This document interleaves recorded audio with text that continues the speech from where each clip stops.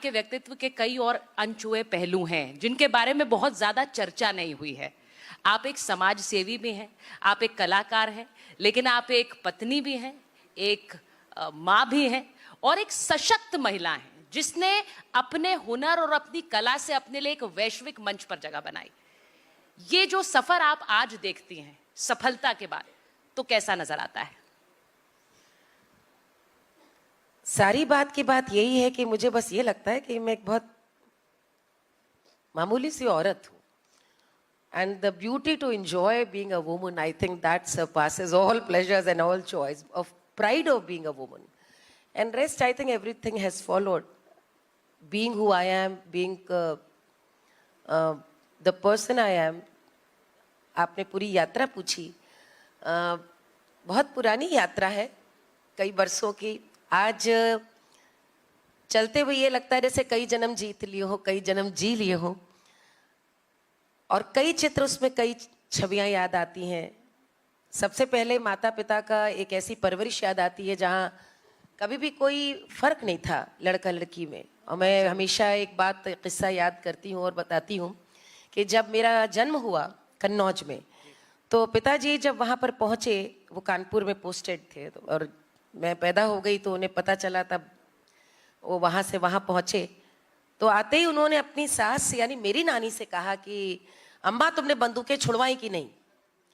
तो वो अब अपने दामाद से क्या कहें सास, तो उन्होंने उस समय बड़े ही संकोच में कहा कि देखो कैसे बौरान है, बिटिया पे बिटिया भाई, और कह रहे कि बंदूकें छुड़वाओ। कौन सी बहुत खुशी की बात है, बिटिया पे बिटिया भाई, कोई बंदूकें छुड़ाने वाली बात है?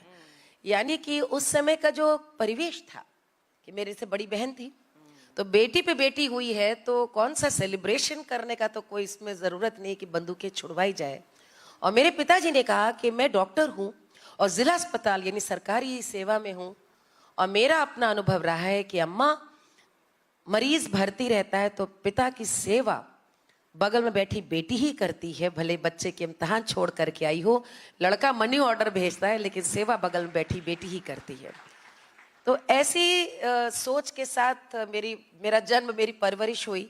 तो ये कह सकते हैं कि जो बायस है जेंडर वाला, वो मैंने कभी महसूस नहीं किया, और पढ़ने में भी नहीं। और शायद जो आपने एक बात अभी कही सुचरिता, कि बहुत कम लोग जानते हैं आपके व्यक्तित्व के और पहलू, तो उसका शायद एक कारण है कि मैं ऑलराउंडर सी थी, पढ़ाई में भी थी, गाने में भी थी, और दोनों में एक तरह की एक शार्पनेस थी, ब्रिलियंस थी। जब तक समझती कि करूं क्या, गाते गाते शादी भी हो गई।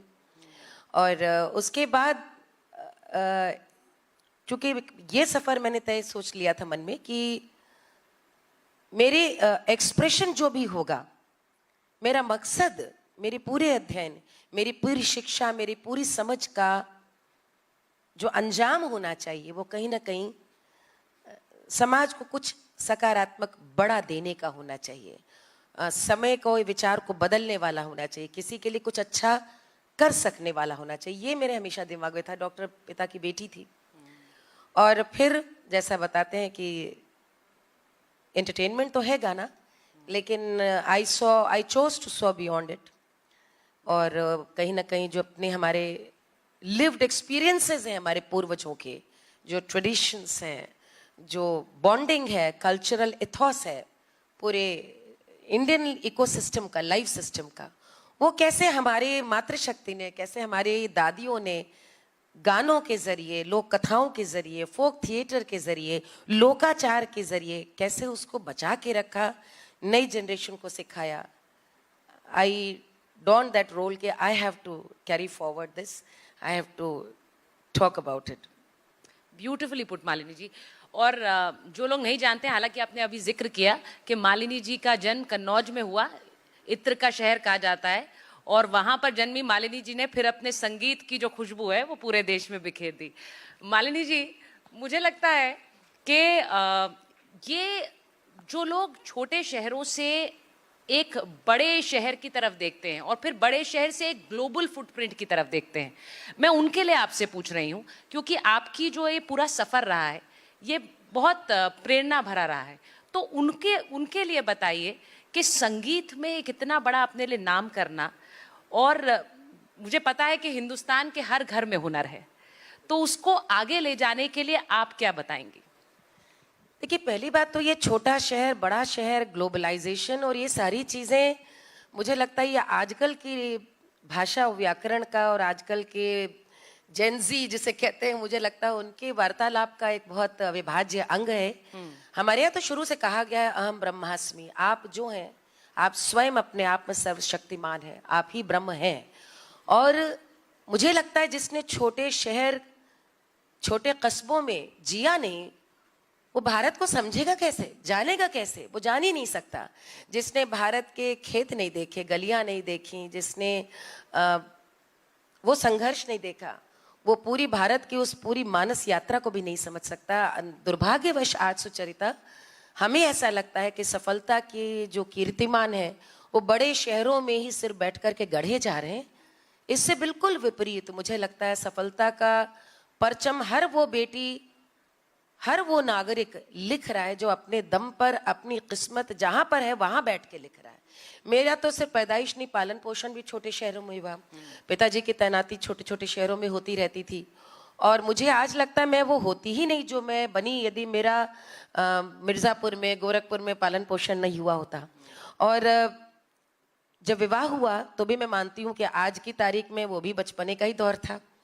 और शादी के बाद फिर जिन छोटे छोटे शहरों में मैं रही और वहाँ पर मैंने जो एक ग्राम जीवन कह लीजिए, ये जो भारतीय जीवन की जो वैविध्य देखा, तो उसको देखने के बाद मुझे लगता है कि मैं जितना, जिसको कहते हैं ना, जितना आप सूक्ष्म देखते जाएंगे आप उतने स्थूल होते जाएंगे, जितना स्थूल देखेंगे आपको होना सूक्ष्म ही पड़ेगा। तो ये जो बातें हैं छोटे शहर बड़े शहर, मुझे सिर्फ इतना समझ में आता है कि भारत को, जिसने भारत का गांव नहीं देखा और भारत के कस्बे नहीं देखे, लोक जीवन नहीं देखा, भारत का इतिहास नहीं देखा, वो भारत को समझ भी नहीं सकता। और मेरा तो सुचरिता चूंकि काम ही लोक संगीत और लोक शास्त्र के अध्ययन का रहा है, वो उसकी महक तो आएगी भी गांव की मिट्टी के पास। तो कई बार ऐसा हुआ, आपको बताऊं मैं, जब बहुत लोगों ने बोला कि मैंने एक रियलिटी शो कर लिया बॉम्बे में, बड़ी मकबूलियत मिल गई, लोग बुलाने लगे, फिल्म के गाने भी मिलने लगे, तो सबने कहा आप यहीं पे घर लीजिए और बस चाहिए। मैंने कहा मैं घर जरूर लूंगी फॉर ईज ऑफ वर्क, लेकिन बसने का मैं सोच नहीं सकती हूँ। 2011 से लिया घर अभी भी वहीं पर है, लेकिन मैं जाती नहीं, बहुत लोग को पता भी नहीं की है, क्योंकि मुझे लगता है मैं जिंदा ही यहीं पर हूँ जितना अपनी मिट्टी के पास। और ये शायद रोज आपसे कहने के लिए, रोज एक गाने के लिए, रोज उस गाने में भारत की वो तस्वीर ढूंढने के लिए मुझे तो वहीं पे रहना पड़ेगा। मालिनी जी, आपने ये जो बात बोली है, मैं आप लोगों को बताऊं कि मालिनी जी से जब आप मिलते हैं तो कभी ऐसा लगता नहीं है कि मालिनी जी वो कलाकार हैं जो जाकर न्यूयॉर्क में बड़े बड़े शोज करती हैं, या फिर मैंने न्यूयॉर्क इसलिए कहा क्योंकि अंतर्राष्ट्रीय मंच पर बड़े बड़े शोज करती हैं, क्योंकि जब आप उनसे मिलते हैं तो उन्होंने जो बात कही कि हिंदुस्तान की जो मिट्टी है उसमें कैसे रची बसी है, वो उनसे मुलाकात करके हमेशा आपको महसूस होता है। मैं मालिनी जी आपसे जरूर पूछूंगी, क्योंकि आपने एक सफर देखा है जो सफलता का सफर रहा। लोग ब्रदरहुड की बात करते हैं, आपको लगता है equally important is sisterhood, the woman community that surrounds you and that harbours your talent. आपको आगे बढ़ाने में, आपके प्रोत्साहन में जो महिलाएं आपके जीवन में हैं, आपकी माँ, आपकी सास, आपके बच्चे, आपकी बेटियां, उनका रोल आपके इस हुनर को आगे करने में कैसा रहा है? देखिए, एक बात तो बहुत साफ गोई से कहूंगी, it is never easy for women to reach wherever they have reached. So first of all, salute and sashtang pranam to each and every woman who has made a mark for herself. Because sitting here in front of me, every woman, if you speak to them, they have a story to share, a struggle. And unfortunately, Sucharita, only very successful people get to share their stories. True. A lot of us, a lot of women, it just remains here, stays so there. Brotherhood, sisterhood, but I was born at a time, Sucharita, when I would say times were changing. I think this is true for everyone, but like I grew up in 60s and I was a teenager in 80s. I got married in 80s. तो जब मेरी शादी हुई है उस समय एक बहुत तयशुदा राय होती थी शादीशुदा औरतों की। बिल्कुल। मेरी शादी को हो गए 35-36 साल. So you know I am talking of an era. और उस दौर में अब शादी हो गई तो माता पिता ये मानते ही थे कि अब सेटल हो गई लड़की. सेटल का मतलब समझ गए ना. अब हाथ धो लिए, छुट्टी हो गई. हाथ धो लिए मतलब इन पॉजिटिव वे, प्रसन्न है भाई, हम संतुष्ट हैं, हमने अपना कर्तव्य कर दिया. अब ये लड़की का अब अपना जीवन वही होगा जो पति चाहेगा, जैसा वो चाहेगा, जैसा वो जीवन जी रहा वही जीवन. अपनी एस्पिरेशंस, अपनी कामनाएं, अपनी इच्छाएं, उनके लिए कोई आकाश होगा या उसकी उड़ान वो औरत अब कैसे भरेगी, वो तय करना, वो सोचना उस विवाहित औरत की खुद की जिम्मेदारी थी. मेरी भी थी. और मैं सुचरिता शुरू से गाती थी. और जब मेरी शादी हुई है तो मेरे पतिदेव को ये मालूम था कि मैं एक प्रोफेशनल आर्टिस्ट हूँ. I was doing stage, so he new. In fact वो मेरा स्टेज शो देखने के लिए आए थे 2. जब हमारी शादी, हमारी कोर्टशिप 2 साल रही, and it was an arrange marriage, not a love marriage. तो लेकिन 2 साल की कोर्टशिप तो आप समझ सकते हैं कि जो मैं कहती हूँ ना, 15 बरस की मैं गौने पे आई, सैया उड़ावे कनकैया, तो वो समझ लीजिए वही दौर है कि आप बचपने से ही मुझे कई बार लगता है कि हम दोनों साथ ग्रो किए. लेकिन शादी होने के बाद आप फिर वापस उसी तरह की एक जमीन पा सकेंगे. माँ नहीं अब इस समय जो आपका हाथ पकड़ करके आपके साथ चले, और अब आप माँ बन चुकी हैं, आपके बच्चे हैं, आपकी जिम्मेदारी उनके प्रति है. वो सारी चीजें कहीं ना कहीं मुझे लगता है सबसे पहले, वो सिस्टरहुड वगैरह तो बाद की बात है, औरत की खुद को अपनी निगाहों में अपनी इतनी कद्र होती है कि I will be the best wife, I will be the best mom, कि वो पैरों पे बेड़ियां डाल देती है. ऐसा मुझे लगता है कि मेरे संग तो यही हुआ कि मुझे लगा कि मेरी अब जवाबदेही, जिम्मेदारी पहले उन भूमिकाओं के प्रति है जो प्रभु ने बड़ी कृपा से मेरे जीवन में उतारी है. So I have to deal that first, rest everything will देखी जाएगी तब की. और उसके लिए मैं एक बात बता दूं, कभी भी कोई तश्तरी पे रख के मौके नहीं लेके आता. हमेशा मौके आपको खुद ढूंढने पड़ते हैं, छीनने पड़ते हैं, मांगने पड़ते हैं. मैंने मांगा. मुझे याद है जब मेरे विवाह को, ये शायद बहुत सारे लोग रिलेट करेंगे, मेरी शादी को करीब 4-5 साल हो गए, दोनों बच्चे हो गए. मेरी सिस्टर एक दिन आई मिलने मुझसे, और मेरी मदर इन लॉ भी थी उस समय साथ में. तो मेरी बहन ने मेरे को देखा कि मैंने हंसना मुस्कुराना भी बंद कर दिया था. जो एक स्ट्रेस होता है, दोनों बच्चे एक साथ बड़े हो रहे हैं, उसका मतलब उसको भी जो भी अनुभव हुआ, बहनें ज़्यादा समझ जाती हैं. और उसने कहा कि आज चलो तुम मुझे कुछ सुनाओ, तानपुरा उठाओ, कुछ सुनाओ. तो मुझे ऐसा लगा कि बड़ी बहन है, उसको तो मैं मना कर ही नहीं सकती. अंदर इतनी खुशी भी हुई, लेकिन हिम्मत नहीं थी कि गा पाऊंगी कि नहीं. और मैंने तानपुरा उठाया, और जैसे ही मैंने स्वर लगाया तो मैं फूट फूट के रोने लगी. अब मुझे लगता है शायद डिप्रेशन रहा होगा, शायद इतने सालों का जो पूरा रुका हुआ था वो पूरा यहाँ से नहीं, यहाँ से बह निकला. और मेरी बहन ने जाकर सीधे मेरे मदर फादर को बताया कि ये तो वो है ही नहीं जो हुआ करती थी. और वो तो रोने लगी बजाय गाने के. आज इन चीज़ों को आप नए नए टर्म, मेंटल हेल्थ और क्या क्या बोलते हैं. हमारे यहाँ तो आधे से अधिक औरतें मुझे लगता है कि बिना जाने इसी से डील करती हुई जीती भी हैं. और हमारे माता पिता ने उसके बाद सीधे जा कर के आकाशवाणी में बात की, दूरदर्शन में, कि भाई आप लोगों ने उसके प्रोग्राम्स वगैरह. बोले नहीं, उसकी तो शादी हो गई, वो भी IAS ऑफिसर से. मुझे लगा कि हमें लगा वो क्या करेंगी गा करके, अब उन्हें प्रोग्राम्स की क्या ज़रूरत. ये जो 2 लाइनें हैं, उन्हें क्या ज़रूरत, वो क्या करेंगी गा करके. जैसे कि हम किसी के लिए गा रहे थे, जैसे कि हम किसी और के लिए जी रहे थे. ये जो एक्सपेक्टेशंस हैं. And my father said no, whenever you plan a concert invite हर.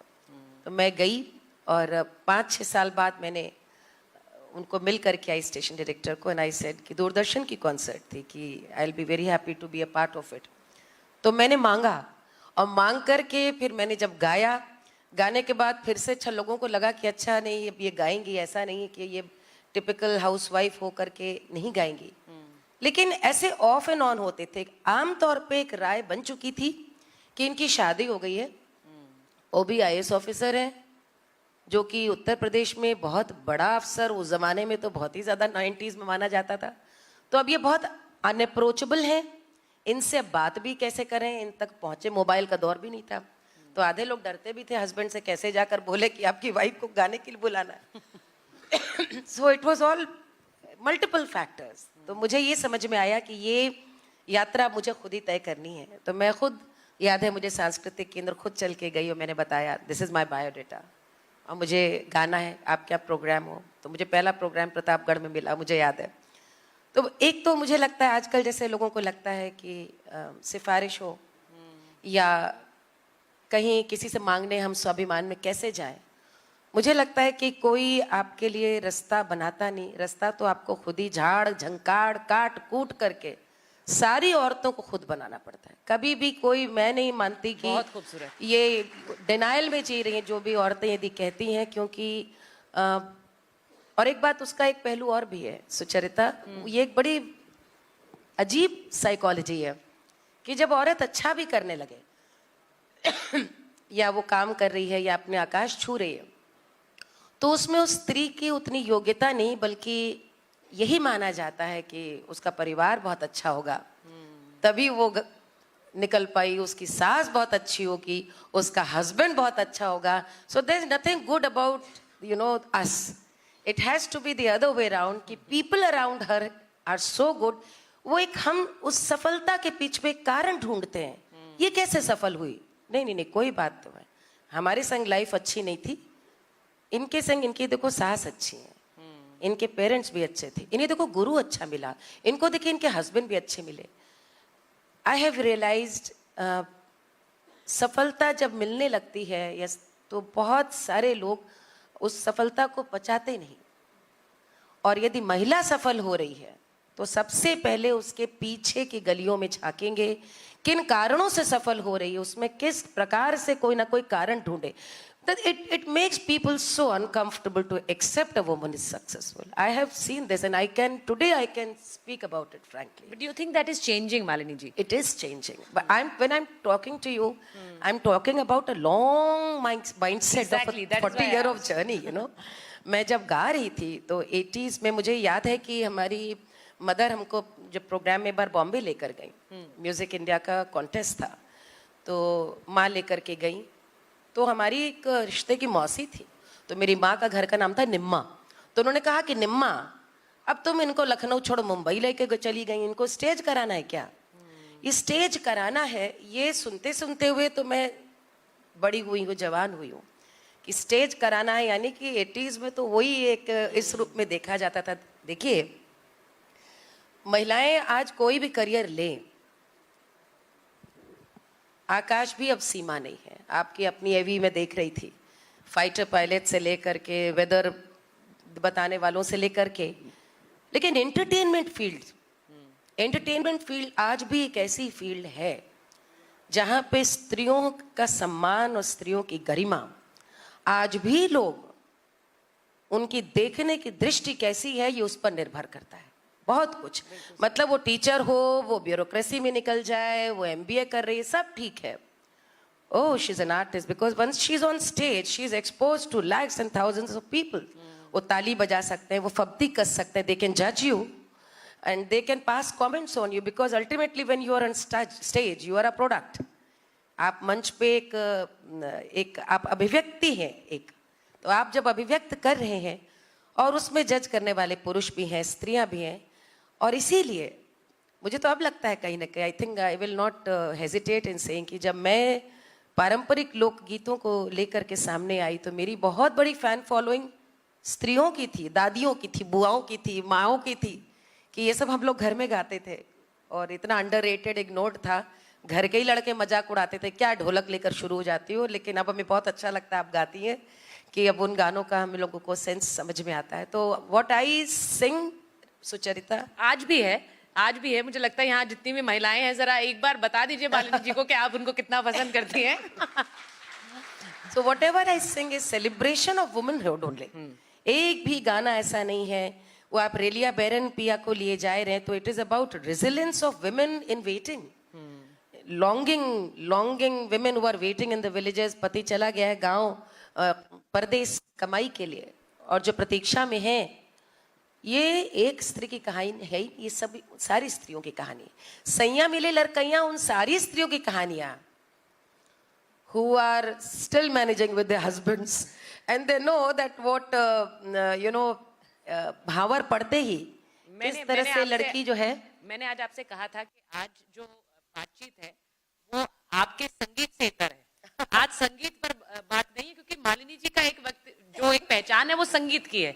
लेकिन तब भी मैं अगर आपसे गुजारिश कर पाऊं, क्योंकि ये मंच ऐसा है जिसमें आज हमें आपको जानना है, लेकिन आपने क्योंकि वो जिक्र किया उस गीत का जो कि एक महिला के बारे में बताता है। अब ये जैसे गाना ही है, सैया मिले लड़कैया मैं का करूं, सैया मिले लड़कैया मैं का करूं। अब ये मुझे तो लगता है बड़ी ही एम्पावर्ड वुमन ही ऐसा कह सकती है कि मैं क्या करूं। It's a public declaration. एक औरत कह रही है मैं क्या करूं, I am married to a man, to a husband who still like a small boy, young boy, he is so careless. आगे वो गाने में आता है कि किस तरह से वो न प्यार समझ रहा है न वो ये समझ रहा है कि मैं उसका साथ चाहती हूँ। और आखिर में 20 बरस की मैं होने को आई, सैया पुकारे मैया मैया मैं का करूं, सैया पुकारे मैया मैया मैं का करूं। Again the same old story कि mama's boy, we are all dealing with mama's boy. तो ये आई थिंक एक भी गीत जो हम लोग गाते हैं सुचरिता, वो पूरी मातृशक्ति के सेलिब्रेशंस के गाने हैं। और मुझे लगता है कि ये उस दौर की और कमाल की बात है सुचरिता कि वे एक ऐसे इकोसिस्टम उन्होंने डेवलप किया था, हमारी आपकी पूर्वजाओं ने, हमारी आपकी ग्रैंड मदर्स ने, जहां उन्हें किसी की जरूरत भी नहीं थी। हस्बैंड है, नहीं आए, 3 महीने बाद आ रहे हैं। They had their own great ecosystem जहां पर बड़ा परिवार है, उस बड़े परिवार में उतने अधिकार के साथ देवर के संग उनकी ठिठोली है, उतने ही अधिकार के संग छेड़खानी करके नंदोई आया हुआ है तो उसके संग भी। तो आई थिंक आज हम इन चीजों को बहुत सारे जिन दायरों में बांधने की कोशिश करते हैं, women in the past, I think our grandmothers were far empowered, much stronger, they were so vocal about what they felt. आज हम मन में रखते हैं, but these songs that I sing, ये रत जगह बुलौआ जो खत्म हो गया है, ये था क्या? किसी के यहाँ पे किसी की गली में कोई लड़का है जो कि सीटियां बजा रहा है, फब्ती कसता है, कैसे टाइट किया जाए, और वो सीधे गाने पे उन पे गाना जड़ दिया, उनको सामने सुना भी दिया, घूंघट कढ़ा हुआ है, बोल दिया, कहने और सुनने वाले को समझ में आ गया। तो ये मुझे लगता है कि जो ये गाने हैं जो मैं गाती हूँ, लोकगीत, ये एक अपने आप में सब कहानियाँ हैं, लोगों की अपनी सुनी हुई जी हुई कहानियाँ। And they don't talk about one person, वो बहुत ही मुझे लगता है they are very plural in their expression. तभी मैं कहती हूँ क्योंकि आप जो भारतीय जो एक पहचान है, और वो पहचान जो कि गांव शहरों भारत के लोक संगीत से जुड़ी हुई है, उस पहचान से आपकी पहचान है, और इसीलिए आप इतनी खूबसूरती से ये बात कह पाती हैं। मैं इस सेशन के अंत में एक चीज़ आपसे ज़रूर पूछना चाहूँगी, जो हम आज अपनी हर महिला मेहमान से पूछेंगे। What was your dare to dream moment, Malini ji? वो एक ऐसा समय जब आपको लगा कि अड़चनें आ सकती हैं, लेकिन मुझे ये फैसला लेना है और इसके बाद मेरा जीवन बदलेगा। ऐसा एक मोमेंट तो औरत की जिंदगी में कभी नहीं आता, कई आते हैं। कई आते हैं। हाँ, सही है ना, कई आते हैं। एक मोमेंट ये बहुत ड्रामेटिक है, एक मोमेंट। इतनी लंबी जिंदगी में न जाने कितने ऐसे लम्हे आते हैं जब औरत को वाकई सोचना पड़ता है कि ये या अब ये। देखिए, गाना तो चूंकि मेरा गाने के साथ ही परवरिश हुई, वैसे ही माहौल में विवाह हुआ, तो सबको मालूम था, there was nothing new about what I was doing. लेकिन एक मौका ऐसा आया, 2 मौके जिनके बारे में बताना चाहूँगी। जब एक मैं नोएडा में आकर के बच्चों के साथ यहाँ पर हमें रहना हुआ, तो मैंने ये तय किया कि अवनीश के ट्रांसफर्स के चक्कर में बच्चों की पढ़ाई बहुत डिस्टर्ब हुई थी, तो मैंने कहा कि मैं अब अकेले यहाँ पर इनके संग रहती हूँ ताकि इनकी पढ़ाई कंसोलिडेट हो, 10th 12th एक स्कूल से तो कम हो। और दूसरा ये कि इसी बहाने मैं अपने आप को यूपी से बाहर निकालना चाहती थी। ये पहली बार किसी मंच से कह रही हूँ। यूपी से बाहर निकालने का मकसद ये था कि लखनऊ में मुझे अपना कंपटीशन मालूम था, लखनऊ में मुझे आकाश मालूम था, वहाँ पे वाह वाह करने वाले मालूम थे, दाद देने वाले मालूम था, मुझे पता था मेरी ऑडियंस कौन थी. I wanted to go to a bigger audience जहाँ पे I will be judged on my own merit, and that was Delhi. यहाँ पर मैं आई और करीब यहाँ पे 4 साल मैं रही. मुझे लगता है वो टर्निंग पॉइंट था मेरे लिए ज़िंदगी में 2004 के बाद से. और दूसरा एक बड़ा मेरे लिए निर्णय था जब मैं एक रियलिटी शो कर रही थी, जुनून रियलिटी शो. उसके पहले मैं कई कर चुकी थी, लेकिन जब जुनून कर रही थी सुचरिता, तो ये वो टाइम था जब मैं गुरु गिरजा देवी जी से सीख रही थी. कई अवार्ड्स मिल चुके थे. I was already A top grade radio artist. एक नाम बन चुका था, शोहरत थी, और मैं उम्र के उस दौर में थी जहाँ पे आप कह सकते हैं कि मैं 40 की दहलीज पार कर रही थी. वहाँ पे रियलिटी शो आया और उसमें मुझे पूछा गया कि फोक फिल्म एंड सूफी, इसमें आप फोक को रिप्रेजेंट करें. मैंने मना कर दिया उनको कि I don't want to do it, क्योंकि रियलिटी शो उस समय तक थोड़े मजाक से बन गए थे. और मैंने कहा कि अभी कोई जज बोल देगा कुछ भी तो उस पर you know that is how you are judged, your whole life is judged. तो मैंने कहा I don't want to do it. और बहुत सोचने के बाद मैंने जब वो निर्णय लिया, तो वो निर्णय लेने के संग संग सुचरिता पहली बार मैंने निर्णय लिया कि then my look will change, the way I perform will have to change. और उस समय मैंने तय किया कि मैं लहंगा दुपट्टा 16 श्रृंगार करके मंच पे जाऊंगी, और लोकगीत जो कहता है, जो लोकगीत में जो यात्रा है, नृत्य की है, अभिनय की है, जो भी है वो मैं करूंगी. वो एक बहुत बड़ा मेरे लिए टर्निंग पॉइंट था, क्योंकि मुझे मालूम था कि पीपल विल जज me for it, because I will B dancing on stage. और बनारस की पूरब अंग की गायकी में अपनी गुरु से ठुमरी की वो लेने के बाद डांसिंग को लोग, या तो आप कोई पारंपरिक नृत्य की शैली ले, या डांसिंग जो अभी भी लोगों के दिमाग में है, it is only entertainment dancing, right. लेकिन मैंने उसका ये निकाला कि folk means theatre, dance, emotion, everything. And that was a turning amount. मुझे याद भी है पहले एपिसोड में जब मैं गई, I was so conscious and I just thought that I am still in school. अभी मैं पढ़ रही हूँ. और जब मैं पहली बार मैंने नाचा, और नाच करके मैंने जो ऐसे ही किया, क्योंकि मेरा this is a very natural gesture I make, तो मैंने देखा कि स्टूडियो में जितने लोग थे जी, वो खड़े होकर के सब ठुमका लगा के नाचने लगे. और मुझे ये लगा कि जो मैं कर रही हूँ ये दरअसल हमारी दादियाँ, हमारी नानियाँ ऐसे ही बस ढोलक पर उठ के खड़ी हो जाती थी उसी ग्रेस के साथ. तो वो एक बहुत बड़ा टर्निंग पॉइंट था when I decided that my performance, that look has to change, the way I perform has to change. It was a very very challenging moment, because you have to be open to be scrutinized and to be subjected to scrutiny. And you do it so beautifully, because the ones who've seen you on stage in a live performance know that there's sheer energy, and I think that comes from the fact that you love your art form. And when That's you're on true, stage, she's sheer energy that I think our viewers also know. Sucharita, you can't do it unless you're convinced about it. मतलब how far can you go about it? Exactly. आप गा सकते हो, लेकिन how far? There has to be madness to the conviction, to the core. Absolutely, and I think that reflects in your performance. Malini ji, Padmashri Malini Awasthi, बहुत बहुत धन्यवाद. और मुझे लगता है एक सीख इस मंच से जो मिल रही है मालिनी जी के साथ, कि एक महिला सफल है तो उसके पीछे उसका परिश्रम और उसकी सफलता के पीछे उसकी मेहनत है. बहुत बहुत धन्यवाद Malini ji. Thank you.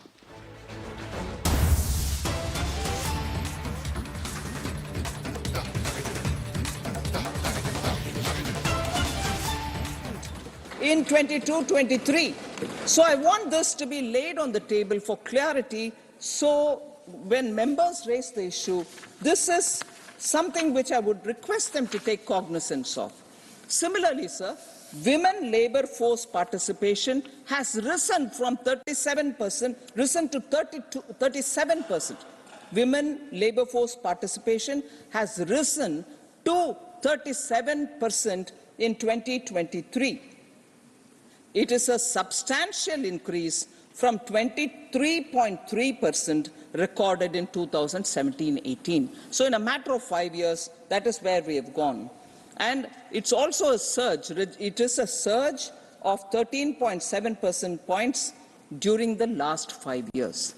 Female enrollment in higher education has also increased by 32% since 2014-15.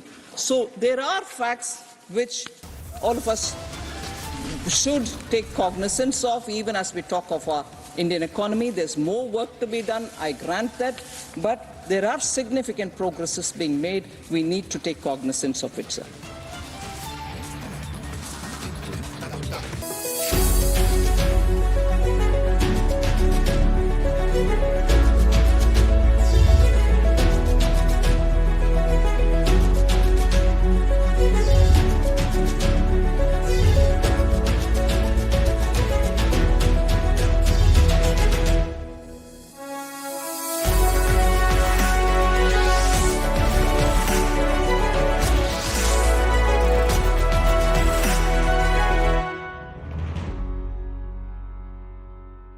I am very, very happy to announce that Niva Bupa Health Insurance has come on board as Republic TV's studio partner. Niva Bupa Health Insurance is the fastest growing company among standalone health insurance players in India.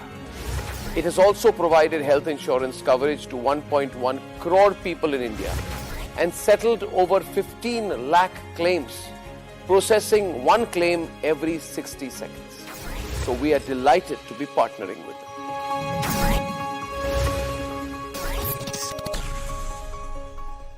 लोगों को गुस्सा होना जरूरी है। आप बहुत प्यारे हैं, हम मेरी तरह। मुझे लोगों ने सब कुछ कहा, आज पहली बार किसने कहा कि मैं प्यारा हूं। मगर ये मैं आपको कह रहा हूं कि गुस्सा नहीं आएगी तो लोग रिएक्ट नहीं करेंगे। गुस्सा आना जरूरी है। जो हमारी जनरेशन है, मैं आपसे 2-3 साल बड़ा हूं, मगर जो हमारी जनरेशन है, मुझे लगता है कि हमारे जनरेशन को बर्बाद कर दिया नेताओं ने। मंडल कमीशन के टाइम पे जिस तरह से तोड़ा गया हमारे समाज को, उसको मैंने अनुभव किया है। मैं भी एक तरह से जमीन से जुड़ा हुआ ये आदमी हूं। मैंने देखा है किस तरह से लोगों को जो कास्ट के बारे में नहीं जानते थे, हर बार आप जाति कास्ट की पॉलिटिक्स कर रहे। तो मुझे लगता है कि अगर हमें आज से 10 साल में चाइना से आगे जाना है और अमेरिका के पास जाना है, तो फिर हमको पहले हमारी यंगर जनरेशन को बताना होगा कि गलतियां क्या हुई है। 1984, 1975, 1990 मंडल कमीशन, तो इट इज इंपॉर्टेंट। और उसमें सिनेमा का एक रोल है। उसमें सिनेमा को आना पड़ेगा। अमेरिका में मूवीज बनती हैं, असैसिनेशंस के बारे में भी बनती है, JFK के बारे में बनी है, क्यों हम क्यों ना बनाए? नहीं सही है, बिल्कुल। हम तो अमेरिकन फिल्में देखते ही नहीं है, मैंने एक भी नहीं देखी है। नहीं देखी है? कुछ मुझे पता नहीं है, हिंदी भी नहीं देखता हूँ। मैं अपना जो करता हूँ वही देखता हूँ। लोग पूछते हैं क्यों नहीं देखते, बोलते हैं हलवाई मिठाई भी बनाए खुद और खाए भी खुद, दूसरे खाए, मैं अपना भी नहीं देखता हूँ। अन्य का तो नहीं ही देखता है, क्योंकि मुझे बैठना पसंद नहीं है 2-3 घंटे टीवी या सिनेमा में। और मुझे लगता है मैं देखूंगा तो किसी की एक्टिंग से प्रभावित होने लगूंगा। तो हालांकि मुझे देखना चाहिए, मैं अभी बहुत कोस रहा हूँ। अगर आप हिस्ट्री के हर एपिसोड पे मूवी बने तो मुझे लगता है ऑडियंस है। हाँ। और उस पे रोमांटिक तरीके से नहीं, मतलब असल में नहीं सर, सिनेमा में एक और थ्रेड है ना कि लोग प्राइमरली फिल्म को एंटरटेन होने के पर्पज से आते हैं। अब उस एंटरटेनमेंट के कोटिंग में हिस्ट्री, फैक्ट या आप कुछ चीज उनको ज्ञान, समझ, विजन बता दो, क्योंकि प्राइमरली भारत में ऑडियंस मनोरंजन के लिए सिनेमा नहीं, मगर ऑडियंस इवॉल्व नहीं हुई है। मुझे इवॉल्व हुई है, लेकिन इवॉल्व ऑडियंस का भी टारगेट मनोरंजन ही होता है। उसको पता है कि मनोरंजन सिर्फ यही नहीं था जो ये लोग दे रहे थे। स्पेनिश वाले अलग देते हैं, वर्ल्ड सिनेमा में अलग मनोरंजन मिल रहा है, लेकिन उसका भी प्राइमरी कंसर्न किसी को ज्ञान पाना, जीवन बदलना और ये वैचारिक चीजें लेना के लिए सिनेमा नहीं देखता है। ये सब चीजें उस मनोरंजन के कोटिंग में हो तो शायद पहुंच जाए। जरूरी नहीं है। यस बिल्कुल, मैं आपसे सहमत हूं। अटल वाले मूवी में तो कोई मनोरंजन नहीं है, इट्स हिस्टोरिकल रियलिटी। बिल्कुल, हाँ, इसमें मनोरंजन नहीं है, लेकिन इसमें भी बहुत लड़ाई हुई है कि हम कैसे उनकी यात्रा बहुत बड़ी है। 2 घंटे के फिल्म में कैसे उस जर्नी को पिरोएं कि वो एक स्टोरी लगे। लाइफ में इंटरवल नहीं होता है। लाइफ में सिंह पे एक मूवी बनी जी, मैंने जो देखी, विक्की वाली, और उसमें करीब 40 मिनट तक जलियांवाला बाग के मैसेकर को दिखाया गया और इतने डिटेल में दिखाया गया। कोई अगर कहे कि इस पूरे मूवी में तो आधे समय उसी मतलब नरसंहार को दिखाया गया, क्यों दिखाया गया? और मैंने इसके बारे में सोचा और मुझे लगा कि अच्छा किया दिखाया, क्योंकि जब तक आप किसी चीज़ को डिटेल में नहीं दिखाएंगे तो ये सबकॉन्शियस में घुसेगी नहीं और तब तक लोग अवेयर नहीं होंगे। तो कभी कभी ये बताना भी जरूरी है कि 1919 में जो हुआ उसकी रेलेवेंस आज भी है, हमें सीख भी होनी चाहिए। ताकि बिल्कुल सीख होनी चाहिए आपको, वी मस्ट नो, आपको पीड़ा पता होनी चाहिए। और यही काम है इतिहास का कि भाई हमें सीख दे, हम वो चीज़ रिपीट ना हो, दोहराव ना हो और उससे सावधान सतर्क हो जाए। मैं आपसे कह रहा हूँ क्योंकि मुझे आशा है कि आप करेंगे, इसलिए मैं इसी Hopefully पॉइंट देखिए। को हाँ, रिपीट वो किए अच्छा, जा रहा हूँ अच्छा। आपको, ताकि आप सिर्फ मनोरंजन ना ठीक दे, है, आप अपने ठीक है। सोशल नहीं, कॉज मैं- को भी हाँ, follow, मैं- क्योंकि आप में वो मतलब प्रतिभा है और एबिलिटी और इन्फ्लुएंस है कि आप कर थैंक यू पाएंगे। Sir, thank you sir. People are uncomfortable. No, too much Hinduism nowadays. Why should we be passive Hindus? We are becoming aggressive Hindus. What is your view of all this, Gurudev?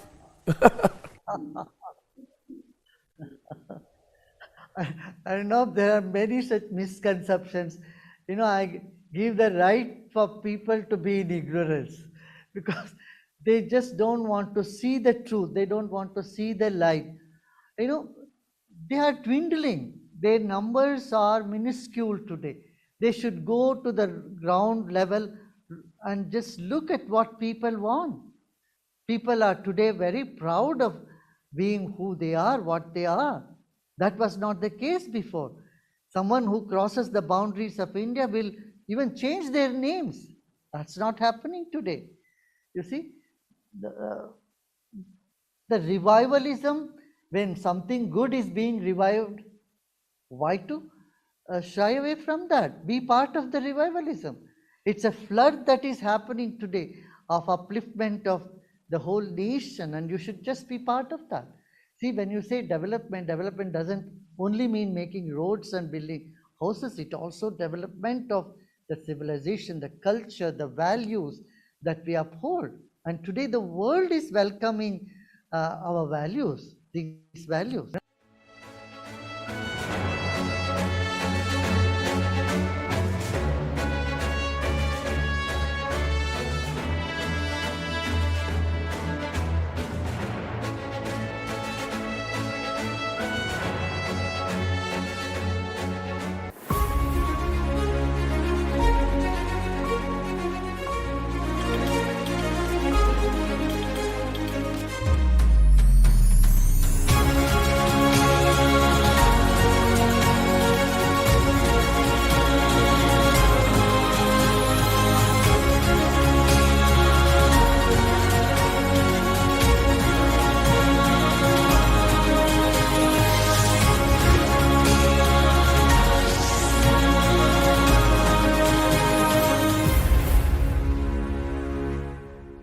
The Hindu community should not feel guilty about 6 December 1992? Not at all. It is the seculars, pseudo-seculars, the prevaricating government, the converging people who denied the Hindus their just lawful claim, which has been settled by the Supreme Court. The first suit was initiated in 1885. The next suit was initiated in 1950. The Supreme Court decided it as late as 4 years ago. And what the Supreme Court settled was always the fact. And it was a unanimous decision. And the Supreme Court found that there was a temple on which the mosque had been built. It only did not say whether the temple was demolished and mosque was built, that there was a religious structure and on that the mosque stands. This was always the claim of the Hindus, who denied it, prevaricated it, made the Hindus lose their thousands of years of tolerance and restraint at the mass level. When the Karsavaks were rushing to demolish the temple, you can see in the video, Ashok Shingal was trying to prevent them. All the leaders were trying to prevent them. They said, we have no patience anymore. We have no patience in you. But we have no patience in the system. so there's a question I have here. There is an anti-Hindu narrative that was built in our country, and today for the first time Hindus are questioning and saying it, we are not the villains. I am asking you whether Hindus should feel guilty about 6 December 1992. You are saying no. The Hindus were patient for a long time. Now there is a question I have. Was the structure which was demolished a mosque at all? Is the question. A controversial question, but it must be asked. Because the Prime Minister Narasimha Rao said in his speech that was telecast on Doordarshan on the night of 6 December 1992 that what was demolished was a mosque. Whereas, on the contrary, the white paper issued by the Government of India, on the very first page of that white paper admits, and I quote, that in effect, from December 1949 till 6 December 1992, that whole structure had never been used as a mosque. So by that logic, that structure was not a mosque. But we keep talking about the demolition of a masjid. And the Congress kept saying that what was demolished was a mosque, whereas their own white paper says it was not used for almost half a century as a mosque. So why was it referred to constantly as a mosque? Why did Congress say what was demolished was a mosque and because of this the RSS has to be banned, etc.? No, it's not just ban on RSS. It's a very incidental aspect of it because RSS was banned only in 1948 and then in 1975 RSS is used to ban.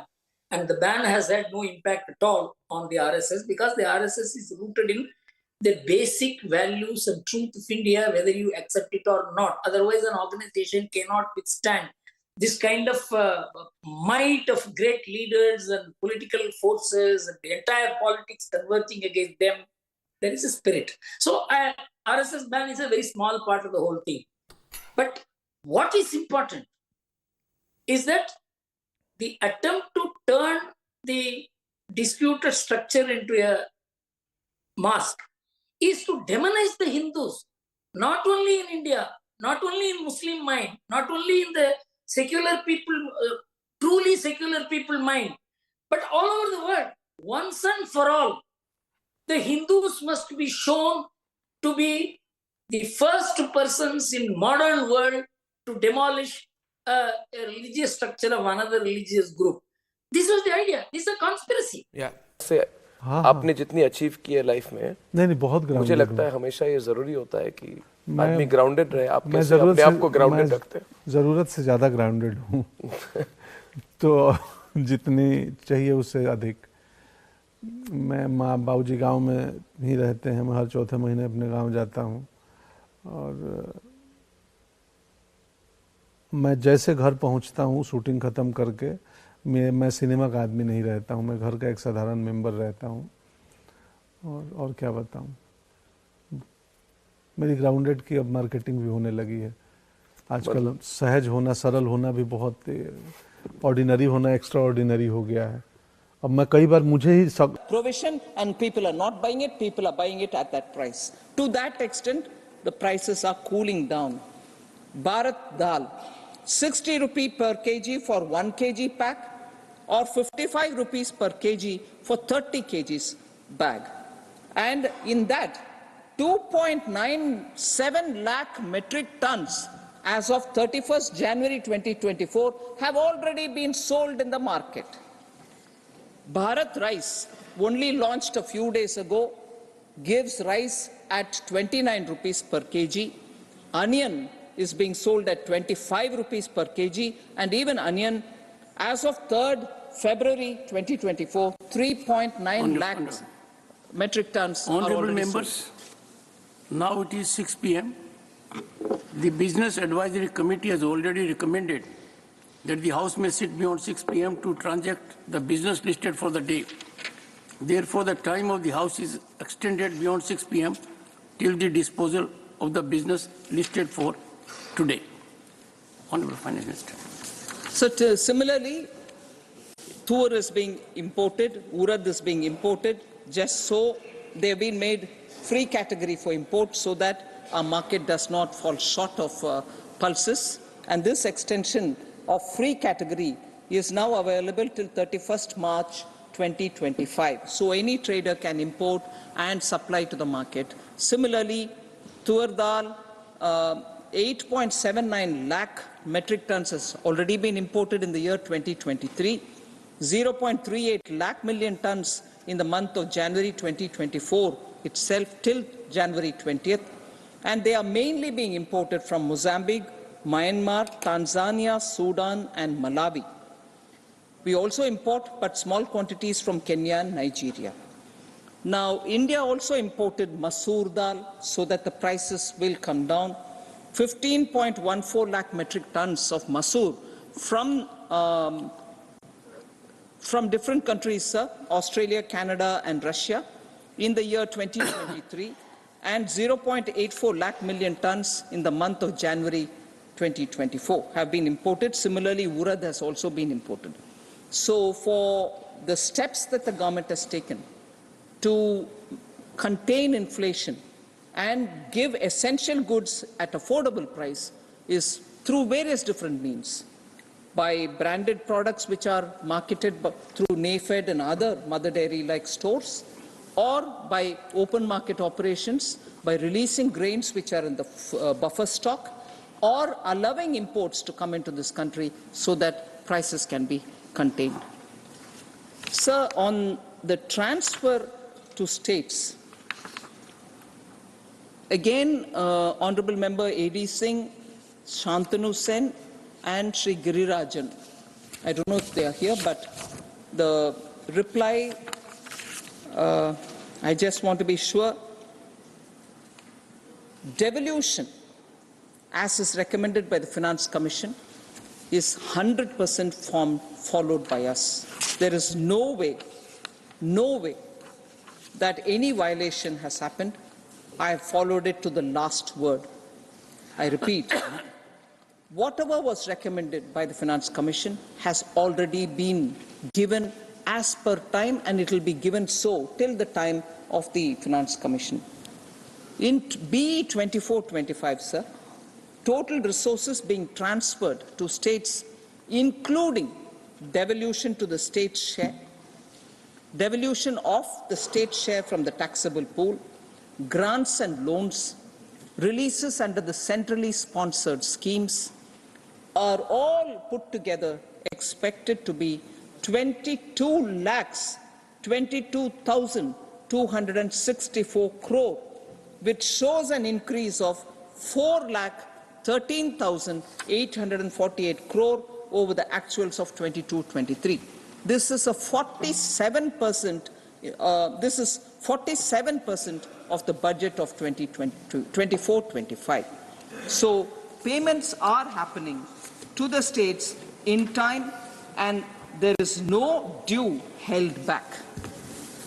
I want to be sure that particular data for Kerala and for Tamil Nadu are mentioned here, sir.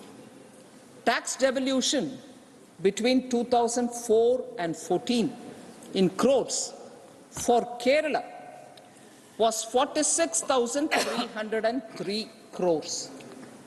4 to 14, 10 years, 46,303. That was the transfer to Kerala. Between 2014 and 24, and I'm here talking about figure ending 22nd December 2023, just 2 months ago. 46,303 for the 10 years between 2004 to 14.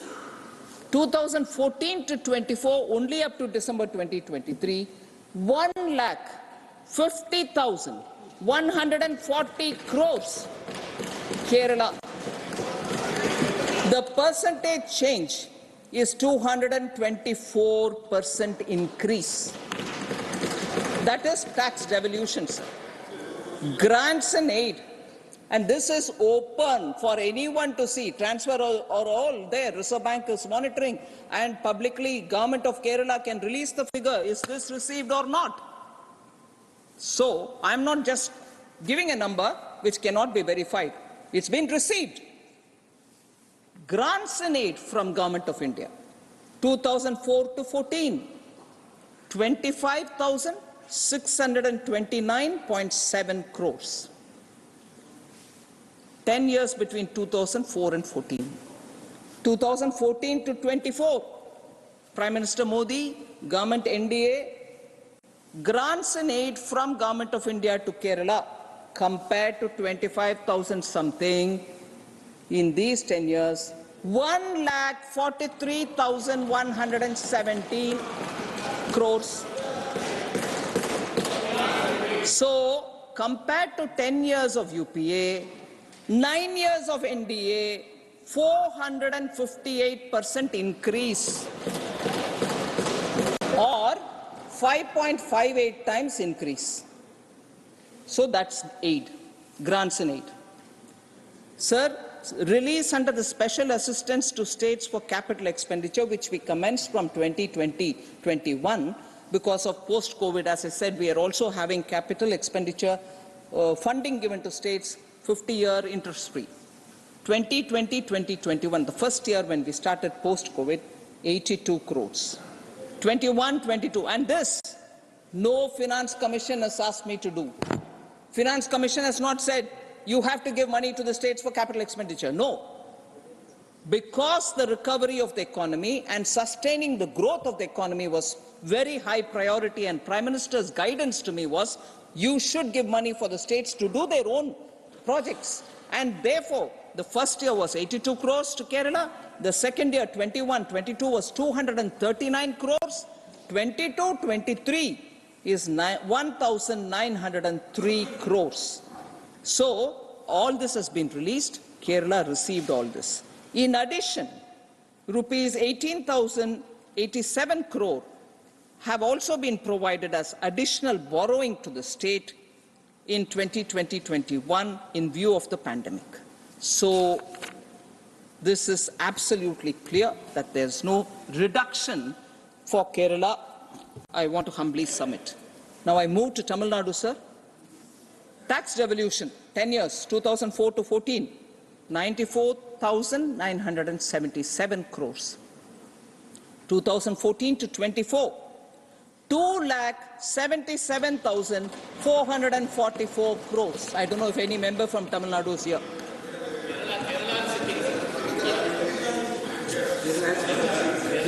Sorry. क्षमा कीजिए. Sorry, I didn't notice. Sorry. Notice. So 94,977 during 2004-14 is now 2,77,444 as of December 22nd, 2023. We still have months to go. That is 192% increase till December 2023. Now again, the 10-year period, grants and aid from Government of India, 57,924.42 crores during 4 to 14, now 2,30,893 crores. 4 times increase, 300% increase, 10 years of UPA, 9 years of NDA. The release of special assistance for Tamil Nadu. In the first year, they didn't take it. The second year, which is 21-22, 505.50 crores have been given for capital expenditure, interest-free, 50 years, don't worry, servicing it. 2022-23, 3,263 crores have been given again for Tamil Nadu as special assistance, 50-year interest-free. 23-24, the current year, as on 11th December, 2,643.65 crores for capital expenditure, interest-free, 50 years. So Tamil Nadu, Kerala, the figures are before you. It's okay. Come on, Mr. Sambit Rai. 1 minute. You are a senior man. Wait a minute. Sir. Please. No, please don't shout and please. Okay. Sir, two things. I want to. Mr. Mullidharan, you are joining them. Sir, I want to first of all, this is the kind of apprehension building. This is. Please. Yeah, please. Mr. Lamaram Karim, Mr. Sir. You are a senior member, sir. Sir. Please. Oh. Please. Sir. Please. Sir, amazing. Sir. Come on. 1 minute. Ma'am, 1 minute. Madam. Sir. There is a problem. You are not on your seat. Even if I want to show indulgence, I can't show. Sir, No the indulgence one on your thing- seat. Sir, Yes. Sir, Honorable Member Elamaram Karim is a very senior member. Very senior member. Yes, I think no dispute on that. Sir, and I have two observations to make before I comment. These are not data which I'm just releasing for the first time in this House. There are parliamentary questions. There are budget documents which are put up. Budget documents have breakdown by states. How much every state got under capital expenditure, 50 years, interest-free, everything is there already. The reason why I'm saying only Kerala is because Kerala, Karnataka, Tamil Nadu have in the course of discussion raised it. If they were interested in it, I don't think it will take much of a time. I'll get it and read it. No, they can have sir. access to it. Sir, now I give you my comment, if you permit me. These are not amounts determined because I like one state, I dislike the other state. These are the percentages given as per Finance Commission for tax devolution. The same amount, same percentage is used when I have a lump sum which I want to give for 50 years for capital expenditure, interest-free to all states. How do I divide that among states? The formula is the same formula which I use for tax devolution, also for dividing this money, which is purely not Finance Commission's recommendation, but Government of India wants to give. But the formula, Elamaram Karim ji, through you, I request, please John Britta should allow him to hear, I'm answering him.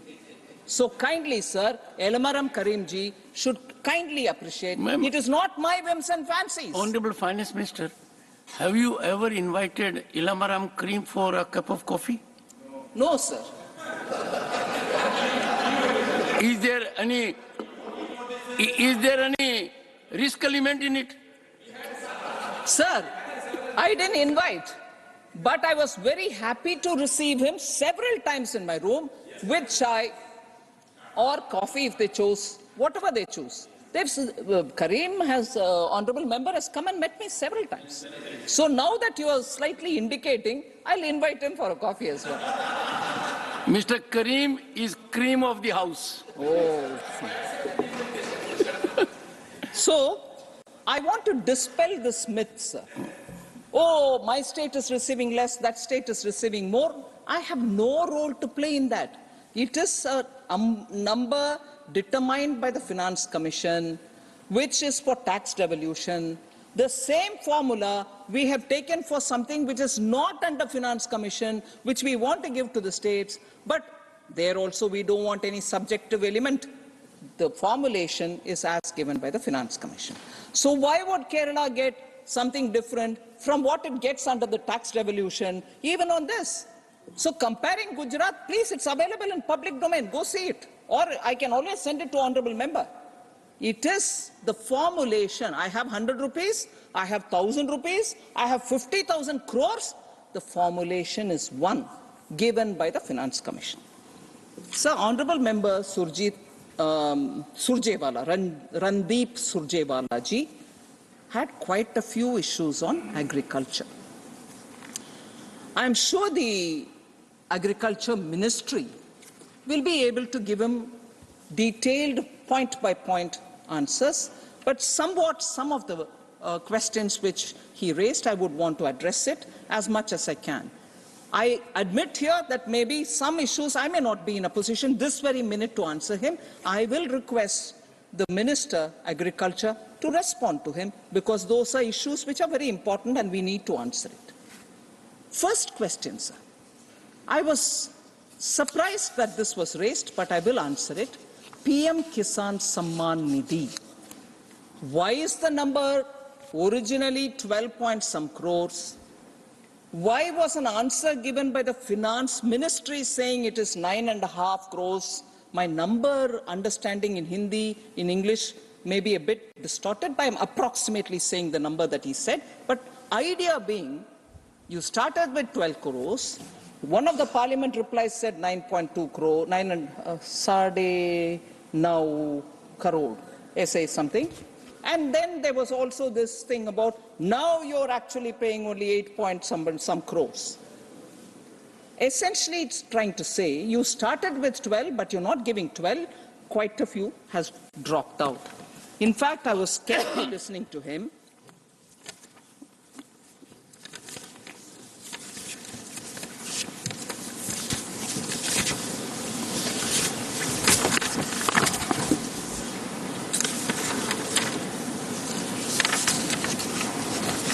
When you started saying it was 14 crores, then when the last payment was made by Honorable Prime Minister in 15th November 2023, it was 8.93 crores. Then Finance Minister's response, Finance Ministry's response was 12.5 crores. और 3.8 crore गायब हो गया है, उड़ा दिया आपने. If I heard him right, I want to humbly submit that when the 12th installment was given, which is what is probably being referred to as November payment 2023, ceding the data on land was a mandatory condition. In other words, what is the little possession of land that you have on which you're doing the farming? And as a result, only 8.55 crore farmers had ceded the details of their land. As a result, the 12th installment was released accordingly. Second, sir, during the 13th installment, Aadhaar-based payment was made mandatory along with land ceding. There were 8.11 crore farmers who had their land details seeded on the PM Kisan portal, and their Aadhaar was also linked with their active DBT-enabled bank accounts. As everyone knows, Ashok Shingal's one-pointed agenda was Ram Temple. And he was traveling far and wide the country. He has come to me several times. And once when there was a talk between with the Shankaracharya and the Muslim personal law board, it all failed. And so he was so disappointed. So he came to me right from Kanchipuram to Bangalore. At the time I told him, you know, I have the intuition, I have this feeling that there, the vision that there's a temple which is dilapidated. There is a Kali temple, Dev Kali temple. Dev Kali is the Kuldevi of Sri Ram. And that temple is completely in dismay. No proper arrangements are there. This is what I feel. Is there such a temple? I asked him. Then we found out, yes, there are two Kali Mandir. One is Choti Kali, another is Dev Kali Mandir, which is just outskirts of Ayodhya. Then he said, no, we have to revive this temple and, you know, reconsecrate that place. So we found a proper muhurt and we went there.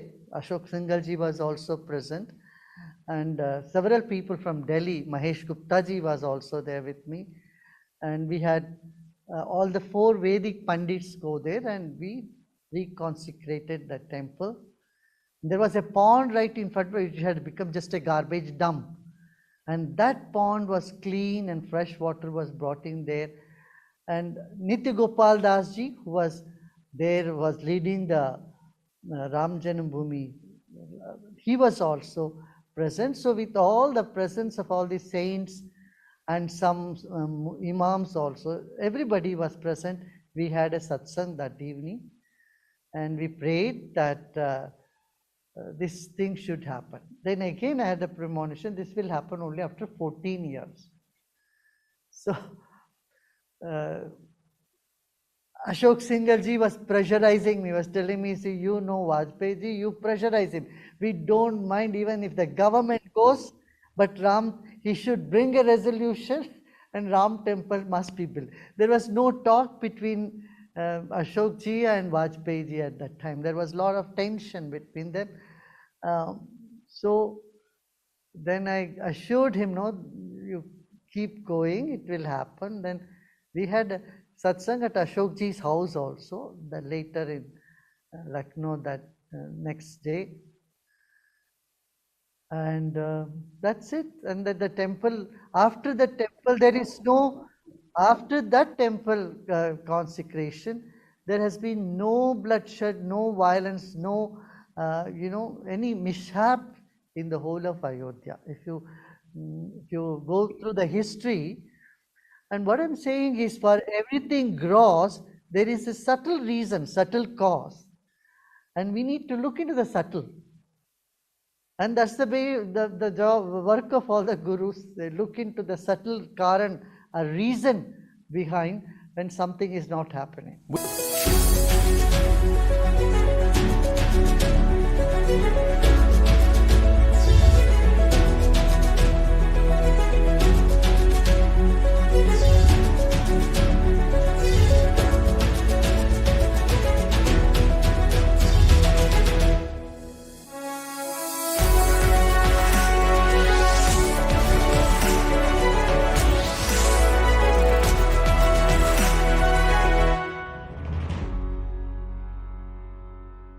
I always felt that there was something which was preventing the Hindus from expressing their true feelings as Hindus and as nationalists and as part of people in public discourse.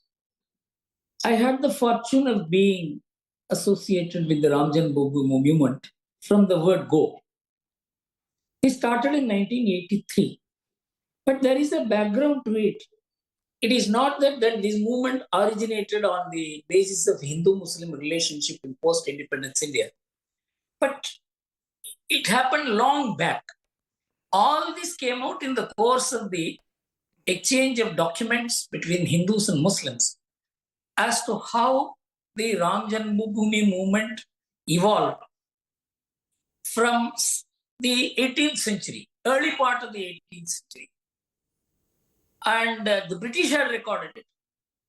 A British judge had recorded in 1886 when a suit was filed to take possession of the Ram Janmabhoomi. He recorded that it is unfortunate that a Hindu temple was demolished and a mosque has been built on its place. But it is very difficult.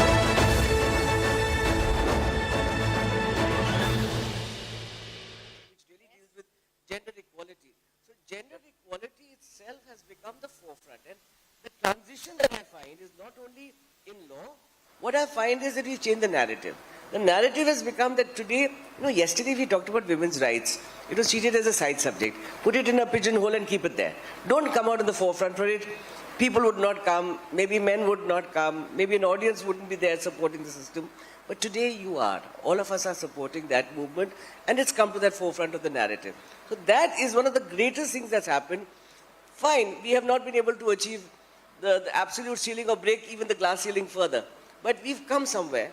We moved forward. It's a slow movement at times, and some of the movements are escalated also, so it depends. But we have made it into the forefront of the narrative of the globe, and definitely India. I think India's sensitivity, in fact, the gender situation in politics has been amazing too. The difference between women and men voters today is almost marginal, and that even more so for the younger generation. So I think phenomenal changes. Lovely. I want to ask you, Ms. Bhatti, you're currently serving as the Additional Solicitor General. I've seen you over the years and genuinely seen the passion with which you work for women causes. However, there are 1,100 judges, the statistics say, of male judges in the Supreme Court and the High Court, and only 80 have been women. In the age of inclusion, how do we look at this disparity? Well, Rhythm, to be a High Court judge, you know this better, but you're asking a question, so I'll answer. To be a woman of the constitutional courts, you need to have a standing of 25 years at the bar, an experience. You can't paratroop women from top. But I want to tell you the statistics of judges in the judiciary across the length and breadth of the country. You know, there is a 30% reservation that is mandated for over a decade now. But you know what is the percentage of women who are joining the judiciary across the entire heartland and not just the southern states where education is higher. The Hindi heartland of the country, the state that I come from, Rajasthan has been seeing women in 70, 60% joining judiciary where the reservation is only 30%. What we need these women growing through the system, gaining the experience, gaining the foresight, gaining the maturity, and then being available for the places that they need to occupy in constitutional places. So women's journeys are really like relay races. We can't have the change overnight. Merit cannot be made a casualty. Women cannot be given a concession, so to speak. Women have to be seen as arsenal boosters. I like that, and fingers crossed that happens soon. Dr. Anand, I want to ask you, like Ms. Bhatti is also telling us, we've seen in 2027 India is going to get its first woman Chief Justice in the Supreme Court. However, like I said earlier, the numbers seem to be skewed. Don't you think, and you tell me, you've been at the forefront of the judiciary, the legal cases, your whole career. How do you think women are welcomed by their male colleagues? Is there welcome, or is there some sort of an insecurity? Both. So, there's a severe sense of insecurity, and the insecurity is not because they are women, or we are women. The insecurity is because you don't want to be displaced. You've had a monopoly of sorts. You've had exclusion of a certain class, so the competition is lesser. So to that extent, there is insecurity. So I remember when I was reading about Plato, and he used to feel and hold that women are not citizens of the state. You're not even citizens. What are you? Outside the state. So if you have somebody feeling like that, and the general feeling pervading, so then obviously you have a situation. I'll tell you an incident, and I don't want to quote the names, but we were arguing a case for some women from Bihar regarding equal rights on land, which they were entitled to. And there was the challenge to an act. And the judges said, oh, so this is happening in Bihar. Will this happen in other states also? To say that means women will ask for equal rights in other states also, as a matter of issue, as a matter of irritation, literally. So, that if you have somebody who's prevailing, ruling the roost, so to say, obviously you will have a sense of insecurity, whether it is women or men. So I'm not justifying, but I'm saying that is there as far as insecurity is concerned. Secondly, it's also a fact of competition. And the competition in the legal field is very high, as in all professions, including rhythm yours. So you have competition. So you obviously in a competition, it's the best man or the best woman prevail. In that run around, and then you have the boys' club, yes, which women don't have as much. Especially in Delhi. It's happening, but at the same time, you need that camaraderie. So you basically have, women will not sit down normally in an evening over a bar, have a drink or two, or have a coffee or tea, yes, or whatever it is.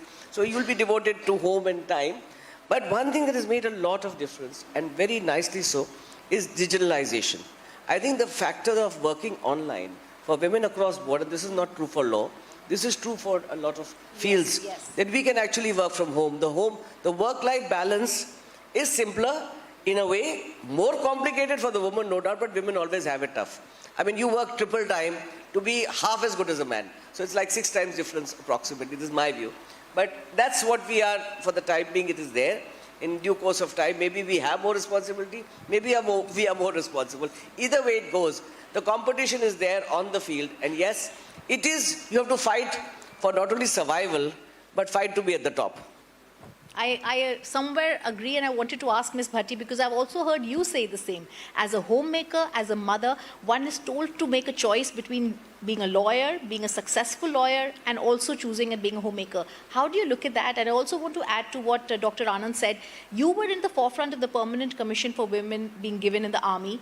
It's a case we've seen you very closely fight. Even in the army, therefore, there is this sort of tug of war where inclusion is not as spontaneous as it could be. It has been a long journey and a really tough one, but I must tell you, the change is inevitable, and change is very, very, it's very palpable also.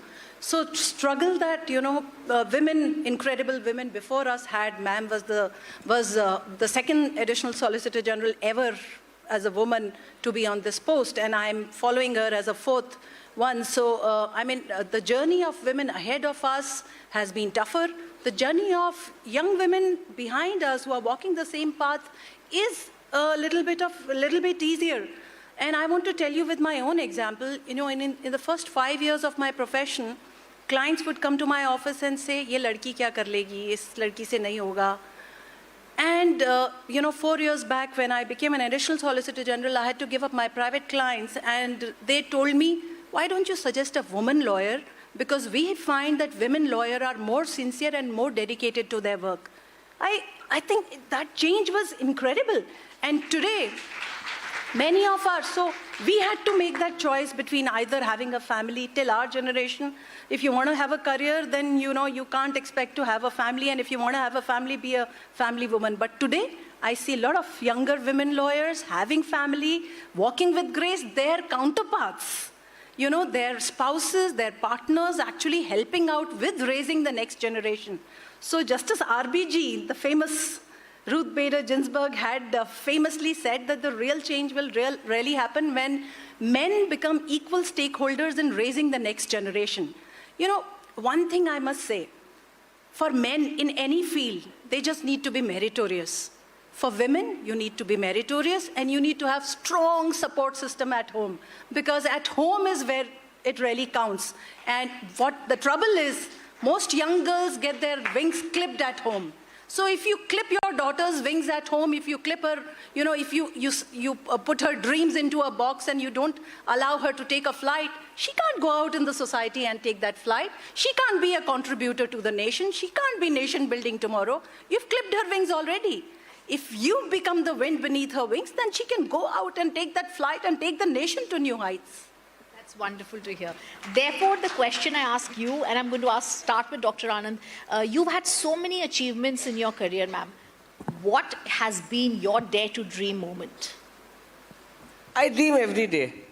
And, you know, I ultimately dream when I'm not sitting either here or otherwise. It's when I'm sometimes on my own. And most of my dreams are basically fulfillment of what I can do. And what I can do towards fulfilling it as appropriately as possible or as ambitiously as possible. So by and large, my dreams are to make something work. My dream is to make something come alive. I have something in my mind, and I do willy-nilly have a very diverse kind of life myself. So I function in various portfolios, which includes law, which includes politics, which includes public life, which includes television programs with you as spokesperson of the party, which I have done, and which includes authoring books. So, I mean, what I think is important is Tora man darpan kehlaye. So whatever it is, I must be able to see myself in a mirror and feel that I have done what I need to do to make society work. Wonderful.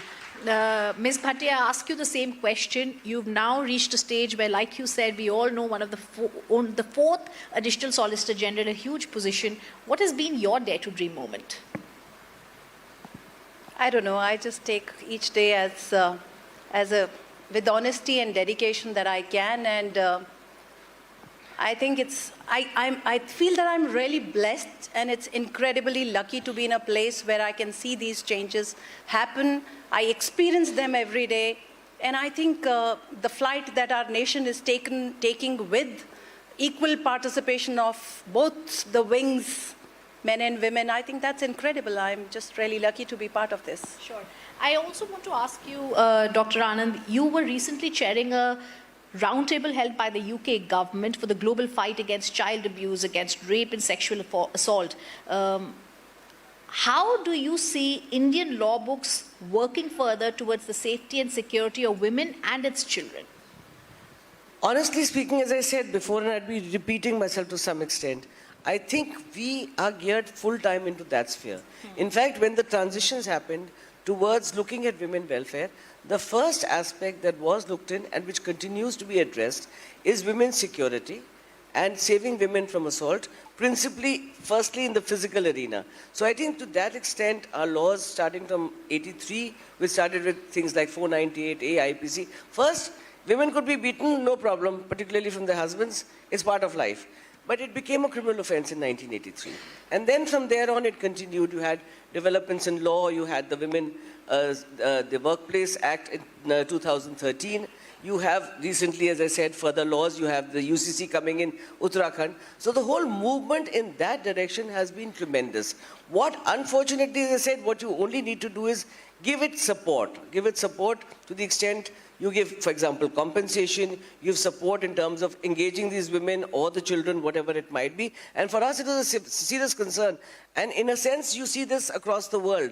So the British High Commission, which was also basically hosting this conference, and I was hosting it for them, the concerns was similar. So India has done tremendously well in ensuring the security and safety of women and of children. In fact, today the men feel a little disadvantaged, saying, "Hamara kya hoga?" So I mean, it's come to that state of mind, and that's good. To what extent we will do, one of the controversies is you provide the system, but what if the people will not go to ask for help?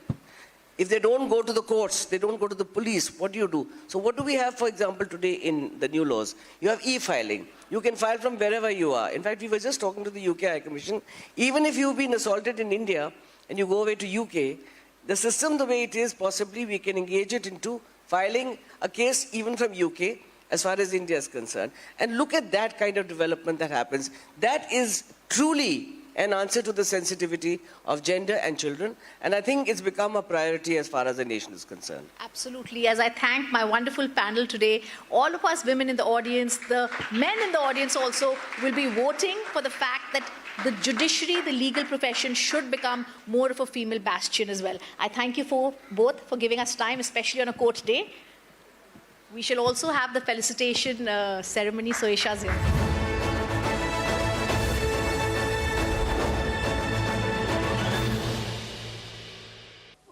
समय बदला, कहानियाँ बदली।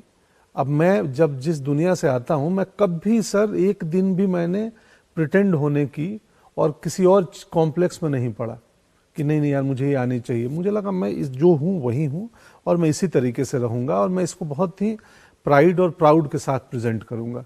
कभी लगा कि change करूँगा तो ज़्यादा सक्सेसफुल बनूँगा? चेंज करूँगा तो बिखर जाऊँगा, सक्सेसफुल नहीं बनूँगा। पता नहीं कौन, इसको एक्सप्लेन कीजिए। किस टीचर ने आके मेरे को ये डाल दिया था कि जो संसार में जितने लोग हैं, करोड़ों लोग हैं, तुम सिर्फ अकेले हो। तुम्हारी जैसी मिलता जुलता होगा पर तुम्हारे जैसा कोई व्यक्ति नहीं है। ये भी पॉसिबल है कि तुम्हारे विचार का कोई दूसरा व्यक्ति ना मिले हूबहू, जो जिसका सॉफ्टवेयर तुम्हारी तरह सोचता हो। तो तुम यूनिक हो, तुम अकेले हो, इसीलिए तुम खास हो। कोई प्रोटोटाइप नहीं है, कुछ नहीं, तरह बनने की तुम खास हो, किसी की तरह बनने की जरूरत नहीं है। हर इंडिविजुअल एक्सेप्शनल है और ब्रिलियंट है और अपने आप में अनोखा है, एक ही पीस है वो। तो मुझे लगा हाँ यार फिर क्या है, ठीक है। मुझे एक्सपीरियंस करने के लिए मैं जिस कंट्री जाता हूँ, जिस शहर जाता हूँ, वहीं का खाना खाता हूँ। मैं भारतीय खाना नहीं खोजता अगर भारत के बाहर हूँ तो मैं ड्रामा स्कूल में पढ़ता था। ड्रामा स्कूल में हमारे 20 लोग थे बैचमेट। आसाम की भी विद्यावती फूकन थी मेरी बैचमेट। मैं आसाम नहीं गया था, पर विद्यावती को देख के, विद्यावती को जान के, विनोद शर्मा था, विनोद मेरा सीनियर एक साल, ज्योतिदा थे, तो उनके थ्रू मैं आसाम को देखा तो पता चला कि कितना डाइवर्स कंट्री है हमारा। 20 लोग, 20 स्टेट के 20 पॉइंट ऑफ व्यू। हमें लगता था अरे यार ये तो इनका तो जीवन शैली और बात और सब अलग है।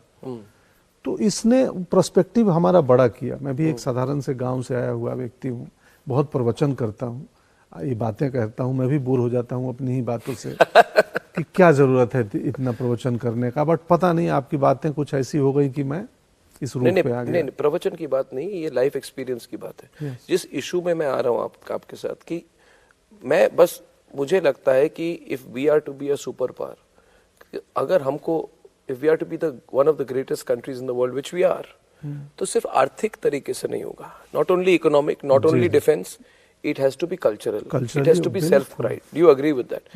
मैं हमेशा कहता हूँ कि you should be proud of what you are. You should be proud of your culture, your religion, your way of life. क्योंकि पूरी दुनिया हमको देख रही है। और मुझे लगता है कहीं ना कहीं जो मैकॉलेज चिल्ड्रन वाला कॉन्सेप्ट है कि जब भारत को दबाया गया तब हमें बोला गया कि अपनी संस्कृति भूल जाओ, संस्कृत भूल जाओ, गड़बड़ है तुम्हारा, तुम्हारा सब कुछ गड़बड़ है। तुम सांप सब आपने सर पता नहीं ओ माई गॉड 2 नहीं देखी होगी। ओ माई गॉड 2 एक फिल्म आई थी हमारी, उस फिल्म के क्लाइमेक्स में यही बात कहता हूँ। जो फिल्म का कंक्लूजन ये है कि जब मैकाले शिक्षा नीति बना रहे थे तो उन्होंने बोला तुम्हारी ये सब बकवास है, हमारी जो बेस्ट चीज़ें थी, हमारे सनातन परंपरा की जो पुस्तकें थी, जो ग्रंथ थी, वो उठा के ले गए और यहाँ बोले कि तुम सांप सपेरों के देश हो, तुम लोग सांप सपेरे करते हो।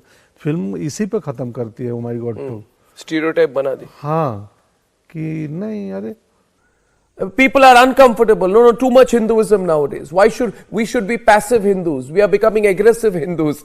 What is your view of all this, Gurudev?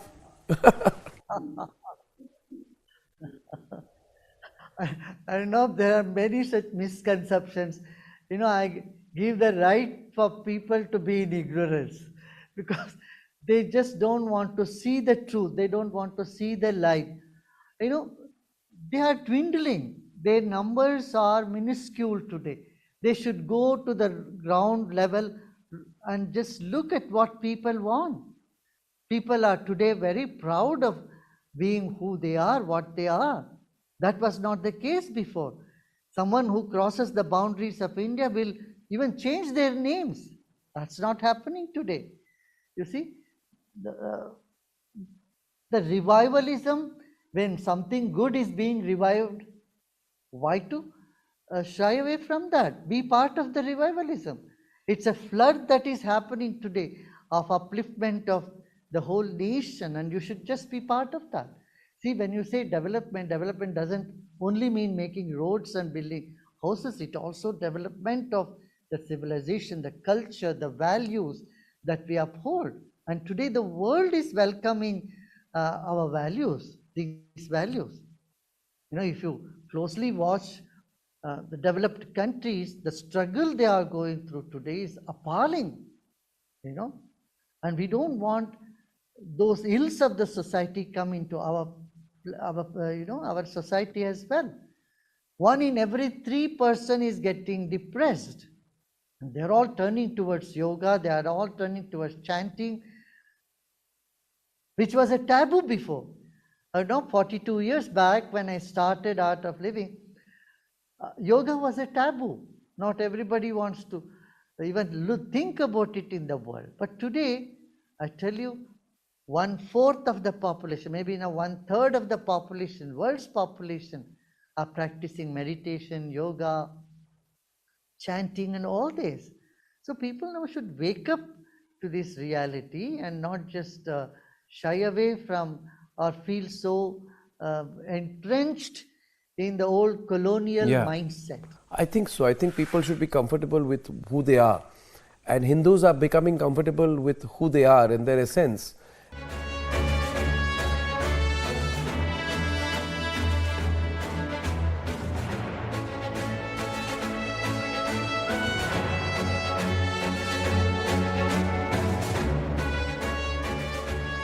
I am very, very happy to announce that Niva Bopa Health Insurance has come on board as Republic TV's studio partner. Niva Bopa Health Insurance is the fastest growing company among standalone health insurance players in India. It has also provided health insurance coverage to 1.1 crore people in India and settled over 15 lakh claims, processing one claim every 60 seconds. So we are delighted to be partnering with them.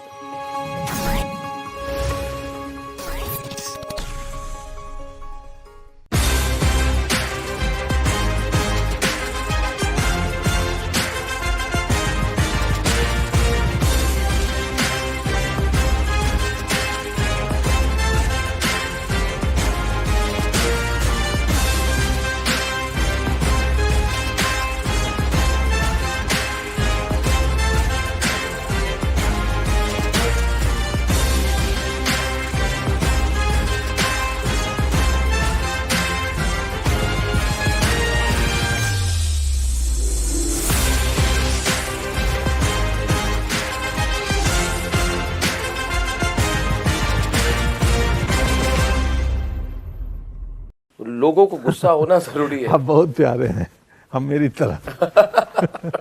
मुझे लोगों ने सब कुछ कहा, आज पहली बार किसने कहा कि मैं प्यारा हूं। मगर ये मैं आपको कह रहा हूं कि गुस्सा नहीं आएगी तो लोग रिएक्ट नहीं करेंगे। गुस्सा आना जरूरी है। जो हमारी जनरेशन है, नहीं, मैं आपसे 2-3 साल बड़ा हूं, मगर जो हमारी जनरेशन है, मुझे लगता है कि हमारे जनरेशन को बर्बाद कर दिया नेताओं ने। मंडल कमीशन के टाइम पे जिस तरह से तोड़ा गया हमारे समाज को, उसको मैंने अनुभव किया है। मैं भी एक तरह से जमीन से जुड़ा हुआ ये आदमी हूं। मैंने देखा है किस तरह से लोगों को जो कास्ट के बारे में नहीं जानते थे, हर बार आप जाति कास्ट की पॉलिटिक्स कर रहे। तो मुझे लगता है कि अगर हमें आज से 10 साल में चाइना से आगे जाना है और अमेरिका के पास जाना है, तो फिर हमको पहले हमारी यंगर जनरेशन को बताना होगा कि गलतियां क्या हुई है। 1984, 1975, 1990 मंडल कमीशन, तो इट इज इंपॉर्टेंट। और उसमें सिनेमा का एक रोल है, उसमें सिनेमा को आना पड़ेगा। अमेरिका में मूवीज बनती हैं, असैसिनेशंस के बारे में भी बनती है, JFK के बारे में बनी है, क्यों हम क्यों ना बनाए? नहीं सही है, बिल्कुल। हम तो अमेरिकन फिल्में देखते ही नहीं है, मैंने एक भी नहीं देखी है। नहीं देखी है? कुछ मुझे पता नहीं है, हिंदी भी नहीं देखता हूँ। मैं अपना जो करता हूँ वही देखता हूँ। लोग पूछते हैं क्यों नहीं देखते, बोलते हैं हलवाई मिठाई भी बनाए खुद और खाए भी खुद, दूसरे खाए, मैं अपना भी नहीं देखता हूँ। अन्य का तो नहीं देखता है, क्योंकि मुझे बैठना पसंद नहीं है 2-3 घंटे टीवी या सिनेमा में। और मुझे लगता है मैं देखूंगा तो किसी की एक्टिंग से प्रभावित होने लगूंगा। तो हालांकि मुझे देखना चाहिए, मैं अभी बहुत कोस रहा हूँ। अगर आप हिस्ट्री के हर एपिसोड पे मूवी बने तो मुझे लगता है ऑडियंस है। हाँ, और उस पे रोमांटिक तरीके से नहीं, मतलब असल में नहीं सर, सिनेमा में एक और थ्रेड है ना कि लोग प्राइमरली फिल्म को एंटरटेन होने के पर्पज से आते हैं। अब उस एंटरटेनमेंट के कोटिंग में हिस्ट्री, फैक्ट या आप कुछ चीज उनको ज्ञान, समझ, विजन बता दो, क्योंकि प्राइमरली भारत में और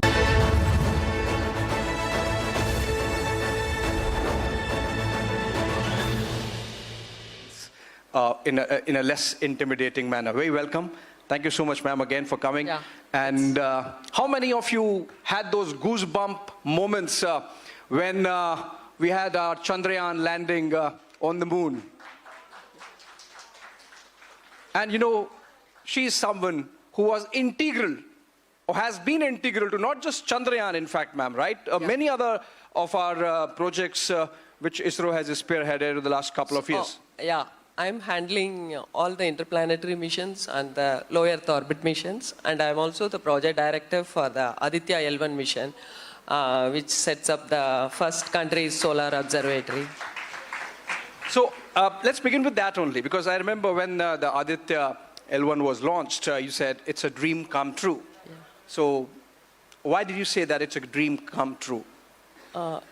In space missions, especially science missions, are very challenging because the instruments what we need to build, it's quite challenging. And it took, for me, 8 years back when I was handed over the project director post, it was really challenging. I was always looking for the day that the spacecraft will be completed and it will be launched. That's why I said it's a dream come true. So the journey of conceptualizing Aditya and then seeing it go there. Because it's a collaborative effort, not only with ISRO, other science institutes also, we had instruments from them.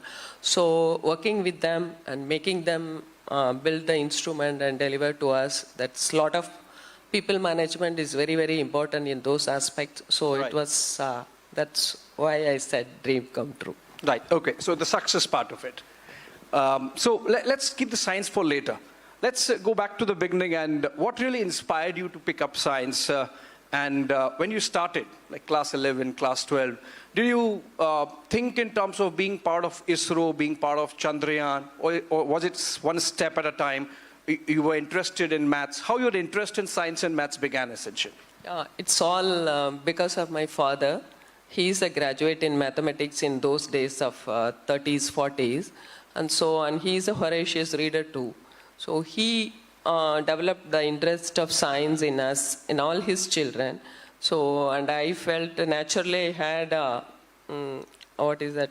I like to do the science, especially maths and physics.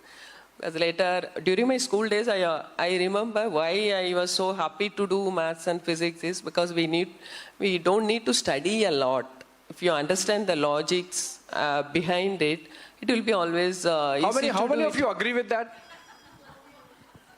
Is it easy? Like she's saying it's so easy? Okay, carry on.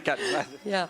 Because what I felt is in biology and chemistry and all, if you see, a lot of things you have to remember, you need to study a lot.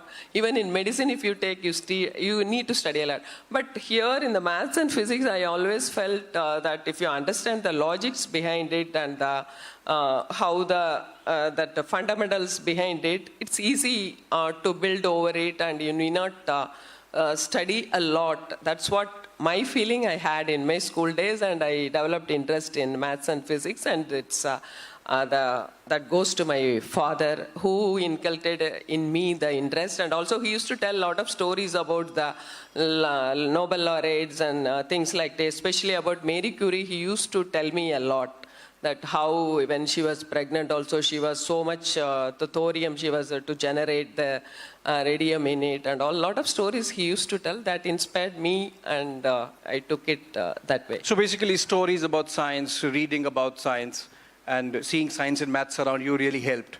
But I have a question to ask on behalf of my niece, So she was inspired, as many of us in these last couple of years, with India's scientific achievements, and particularly in space, to become a rocket scientist. So after class 10, last year, she took up science. Now every week she calls up crying, it's so tough. Maths is very difficult. And she actually says, it's really difficult. So I mean, there is an inspiration, but also there is intimidation. So how do you tackle that? I'm talking about the kids. Yeah, I feel it's more of a stigma which is attached to it. Because you can hear common people saying it's not rocket science. Like, there is a stigma attached to it. Yes. That's what I feel. Actually, if you understand the logics, it's actually very easy to do it. So that is you should have the self-belief and leave aside the stigma attached to it, and you plunge into it, you'll be able to do it. That's what I feel. All right, so that takes me to the next question. But just let me do a snap poll. Do you agree that it's simple, it's logic, and maths is easy? Please raise your hands if you say maths is easy. That's still a good number. I tell you what, I did my engineering, and back in early 2000s, late 90s actually, in my engineering class there would be 2 or 3 girls. So if we had to meet girls, we had to go to the arts faculty, So, because there were no girls in engineering. How's the change like? Do you see more women getting into STEM, as in science, technology, engineering, maths, etc.? And have things changed for women in the field of science from your experience? Yeah, over the years, compared to my years in 60s, now a lot of women are into STEM. And when I did my engineering, there were 100 boys and 20 girls. That is the ratio what we had in our college. But today it is more than 50% girls are doing engineering, and a lot of people are into the pure science also. So in the research, so in our organization too, now almost around 28 to 30% women constitute this, our organization, and a lot of people are coming forward to do it. And also now, because of the digital and the information flow, everybody is able to be, they are also aware of what are all the opportunities lying ahead.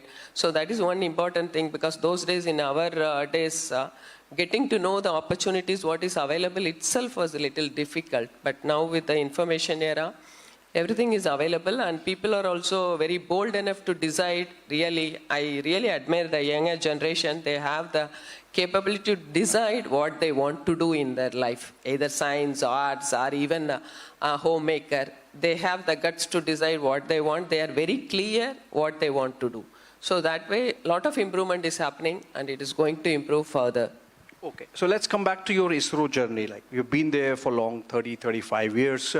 How have things changed there in terms of women getting empowered to do projects? You are a program director actually, not just project director. So she's actually heading multiple projects, and she's the boss of many of those projects, and that's why she's program director. So there might be people who are project directors reporting to her.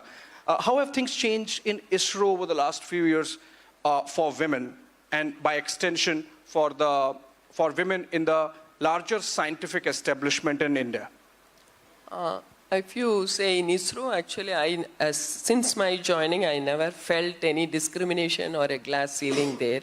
We used to work shoulder to shoulder with men, and everybody used to encourage. And if you have a capability and talent, you will be given an opportunity to do that.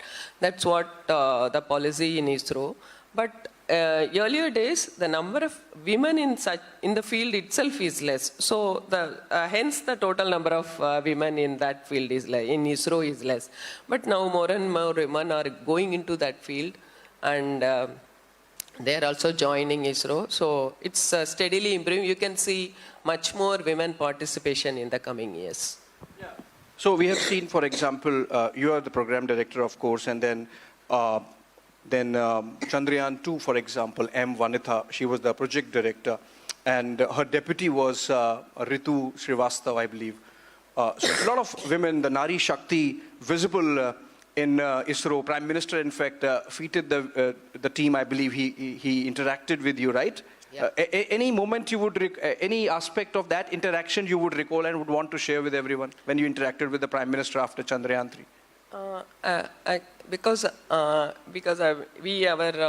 top executives were separately, there was a meeting. I'm not actually part of the all women meet which Prime Minister did, but he was always, because last we got all women of ISRO, about 250 women of ISRO is given a chance to be present in the Republic Day parade physically. We were being given an opportunity. So that was very great on the government side to boost our confidence and further coming up in all the fields. So that way the government and the Prime Minister is very, very encouraging. Even during Chandrayaan 2 failure, they had a belief in us. That's why again Chandrayaan 3 we could do it. That government should give the funding for that. So that's what because they also understand the space business. In space business, it's no time. Even if it is a repeat project also, 100%, we cannot believe that it will be successful 100%. That is the space business. So we have to keep our fingers crossed, even in the small, any project, even if you do enormous testing, everything, but even at the end, we have to keep our fingers crossed whether it will be, if we have 100% success. So government also understood the intricacies and the challenges in the space missions. So they were also very supportive. Okay, so given the fact that much of science happens in the public space, in the sense that the public sector, the government-backed organizations in terms of research, how has been your experience like in terms of how merit gets awarded or rewarded? Is there any bias or no bias, and you have a level playing field? We were discussing a while back about the role of, increasing role of women in legal profession. So in science, you think women are getting empowered? If yes, how and why? And if not, then what needs to be done? No, actually, I don't, okay, there is a bias existing, but more than that, what I feel is women, because of their family, they have to take responsibility of both family as well as career. Because of that, their contribution equal to the men in many fields are not happening. It's because of that, because their support system is not so good for all women. Many women get good support system and they will be able to do better. So actually, I feel it's the question of they have to be full support, and they have to come out and prove themselves. So they have, see, for a man compared to women, she has to put extra effort to reach the same milestone what the other male counterpart is reaching. So that way only, because of that, more of this was happening. That's why women are little behind. And bias also is that the societal stigma has to go, that men and women means they have to take care of family life and they have to be the first preference. Because what the priority you give, it is being taught from our childhood that women means the priority to be given to the family first, then the career. That should change. So you should take... Is it changing? Yeah, it's slowly changing.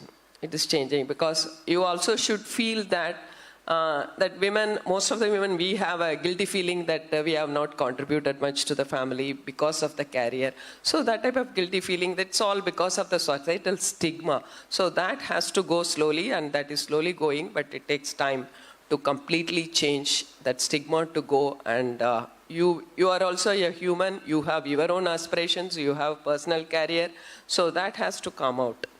Okay, so it's been a long journey with this row, you know. What was your dare to dream moment, in the sense that the moment or a couple of occasions when you thought that, okay, I found my groove, this is what I have to do, this is my destiny? No, in every stage, I have a different dare to dream moments. First, joy, going to engineering college was a dare to dream moment for me. So after that, getting a job to ISRO and doing many projects. And the latest dare to dream is my Aditya L1 launch. Okay, so it's one step at a time. Since you mentioned Aditya L1, as I understand, I don't want to complicate it with science, the spacecraft has reached a spot nearer to the sun where it's going to hang around and study sun from as close as possible, right? So, of course, a lot of maths and science has gone into it. If you can explain for the benefit of our audience, not many might have taken science, some of course would have. How does it benefit us? Actually, we live in Earth because of sun. There are many mysteries of sun is still not understood. So this mission helps to understand better the process of the sun, because you might have heard a lot of flares and ejections. Always solar wind and all, you maybe solar storm, all those things you might have heard. So those, the exact time of starting or the direction of its arrival, whether it is going to hit Earth, and more to Earth, we have lot of spacecrafts moving around the Earth. So whether it will have an impact on the spacecrafts. So all those things to study. For that only this mission is designed. And about L1, I can explain in a simplified way, means because if you take sun and Earth, both have a gravitational pull of Earth. So there is a point at which these two pulls null each other, and there will be a point of null.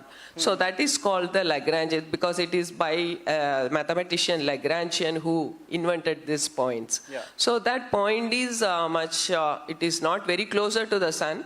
It is than Earth, it is closer to the sun than being on the Earth. So at that point will act as a imaginary planets like, and we can have a But from there you would study sun. Yeah, like Earth around we have satellites. Similarly, around that point also we can have, but it's a little tricky there to keep the spacecraft around that. We have to constantly maintain it, because it's like a ball on the hilltop. So it is like either it can go this side or this side if you don't keep it on that position. It's like that. So that's quite challenging, and to reach it also, first time we have done, that's how this mission is quite challenging. Fair. My last question, and it's an interesting one. You know, we always hear, I don't know from where it has come, men are from Mars, women are from Venus, and everyone is going to Mars. So it seems like a male conspiracy, right? Nobody's going to Venus. Is there possible we can go to Venus? No, it is not so. Actually, first interplanetary mission started with Venus. Many missions have gone to Venus, we are not. And then the male conspiracy went in. Yeah. It's a scientific reason is Mars has a thin atmosphere, and it has some similarity with the Earth. The colonizing may be easy. Venus, it has a surface temperature of 400 degrees centigrade and the pressure of 100 bar. So you cannot go and live there. So because of this, they left Venus, and I guess the interest in Venus starts because it is a twin sister. It formed at the same time as Earth. So there is a school of thought whether Venus was once habitable and now it became like that. So to study that, again they are going. Okay, so you have, I think I have come to an end, but just fine. So you have conceptualized a project to go to Venus. A sanction is awaited, and ISRO. Of course, we have Mangalyaan, which is orbiting already Mars, and we have had a Mars probe. And soon we would be going to Venus also, right? Yes. And you would be leading the project? No, I am the study director for that. So the project gets sanctioned, I will lead. All right. Thank you so much. On that note, for this nice conversation with Thank you. Thank you so much for joining us, and of course to everyone else. Thank you. Thank you so much for this very interesting session and for making us know that we will go to Venus also very soon. I'd also like to invite on stage Mr. Harsh Bhandari, CEO, Broadcast Republic Media Network, to felicitate Ms. Shaji. Let's have a huge round of applause, please.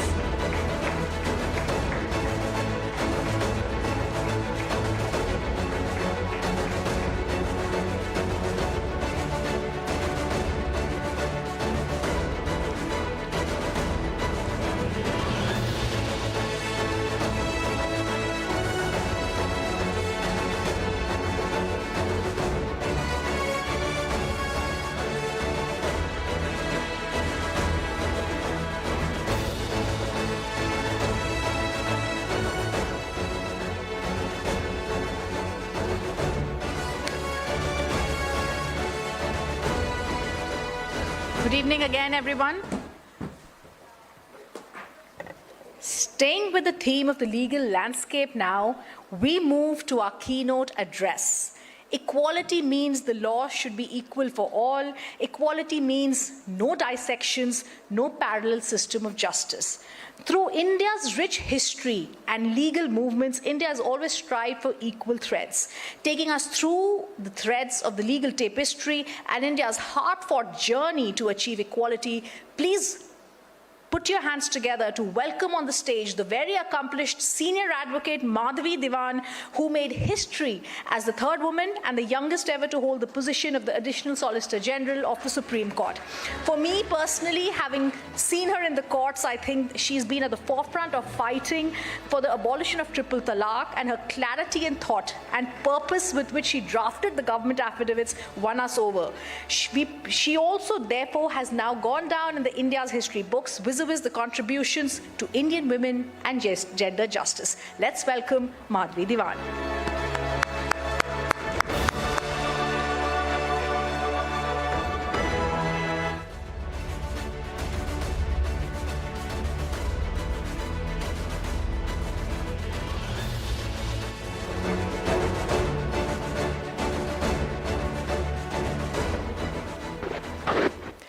Good evening, and it's a real privilege actually for me to be in this room full of so many very impressive female achievers.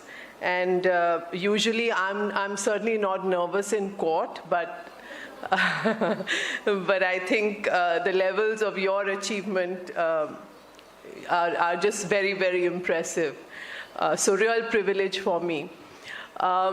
I think I'm going to abandon any written text. You know, being in a room full of women achievers, I can certainly start by saying that, you know, I wear multiple hats myself. And apart from having been a lawyer, a litigator in the courts for the last close to 3 decades, I also happen to have, you know, experienced it as a woman. That apart, I happen to be from a family of 2 daughters. And I remember while growing up, oftentimes, my parents would be asked by others almost pitifully, "You have only 2 daughters?" And, you know, it would be on the tip of my tongue to say, "So how many do you think they should have had?" But today, I'm also the proud mother of 2 adult daughters, so this is a subject very close to my heart. Although I have to say that on a daily basis, I don't practice very much gender law.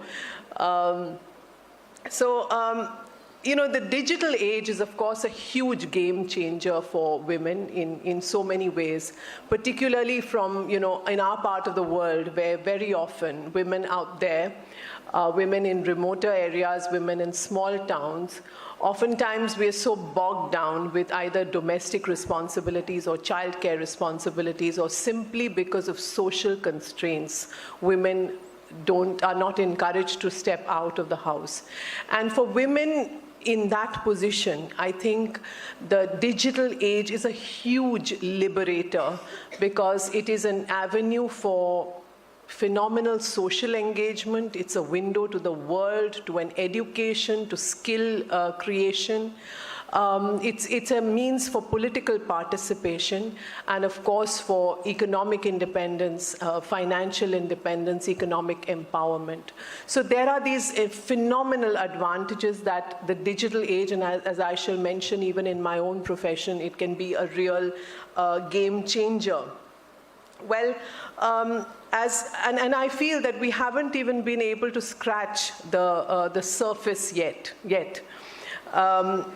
Now, as a lawyer, I will make a mention of the Constitution, of course. We all know that we worked our Constitution now almost 3/4 of a century. We are in the 75th year of the Constitution of India. We all know, of course, about our fundamental rights. We know of the right to equality under Article 14, the right to non-discrimination under Article 15. There is Article 16, which is the equality of opportunity. But here I'm going to try and emphasize as we go along what the right to equality of opportunity means for a woman, because it's not about sameness. It's the right to equal opportunity. It's not sameness. And sometimes we make that mistake and women themselves fall into that trap. So there are these fundamental rights, and then of course there is, under the fundamental rights itself, is the right under Article 19(1)(g), which is the right to follow the profession or occupation of your choice. But as women, we know that that is much easier said than done.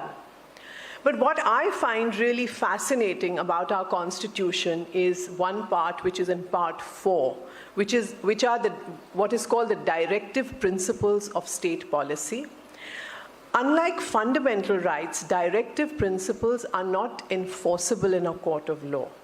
But it's really interesting that our Constitution framers put this out there, because what directive principles are meant to do, they are the aspirational, foundational principles which guide our Constitution. They underlie our Constitution. It's like a moral lodestar out there which tells us the direction that we are meant to move in. And what I really find fascinating is that 3/4 of a century ago, our founding, should I call them founding parents, because they were not just founding fathers, there were a few founding mothers as well at the time. And even at a time where there were not too many women in the workforce, what these Constitution framers envisioned for us is a very substantial contribution for women in the workforce. This is very forward-looking. It is nothing short of visionary. So when we look at our directive principles, what do they talk about? They talk of an adequate source of livelihood for both men and women. They talk of equal pay for men and women. It talks of the health and strength of workers, both men and women. It talks of maternity benefits. It talks of just and humane conditions at work. All this at a time where women were hardly seen in the workforce. And this is what is impressive, because it's a very forward-looking Constitution. Now, we of course, we see women, in now they're flying fighter jets, much more in the armed forces, in the boxing ring, in the badminton court, in banking, head of state is a woman, all of that, but we still have a long, long way to go.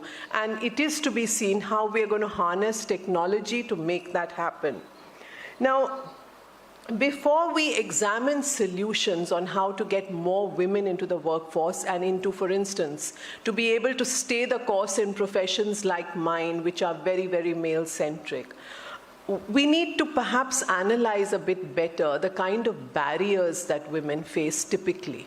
Apart from, the patriarchal mindsets, which are quite ubiquitous, what are those barriers?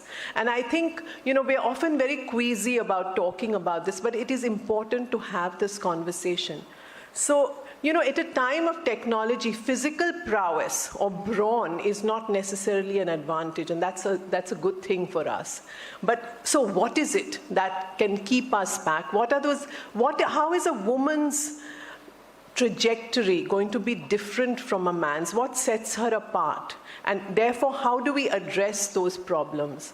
So a woman's biology, first and foremost, we must recognize is different. It is different. We must acknowledge it, accept it, and then work towards a better future for ourselves. So, you know, what are the things about, you know, a woman's biology, her trajectory that set her apart? It may be, you know, menstruation. It may be, you know, the biological clock. It may be, you know, childbearing itself, menopause eventually. But all of these things are not just physical incidents in her life. They're also accompanied by huge emotional upheavals. And so you can't compare her trajectory at all to a man's. Now, the thing about these male-centric professions are that the entire architecture of the work culture has been designed and fashioned by men, because there was no one else to cater to. So it was fashioned, designed, the rules of the game were set by men, for men, by men, of men, because there was just no one else to cater to.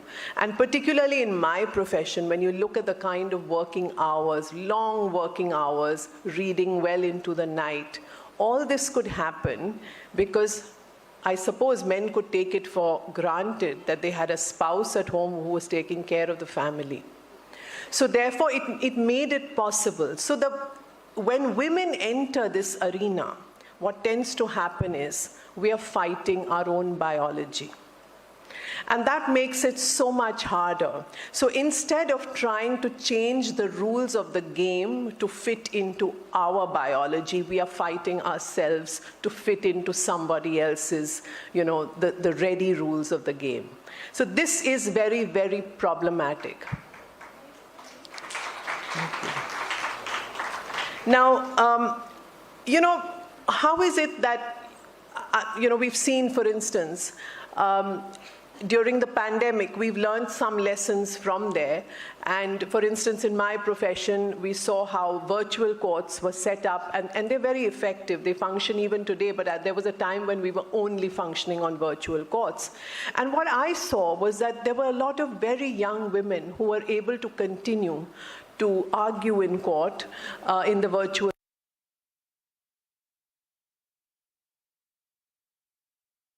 could continue to appear regularly in court. If that had not happened for them, they would have just dropped out at least for several months at a stretch.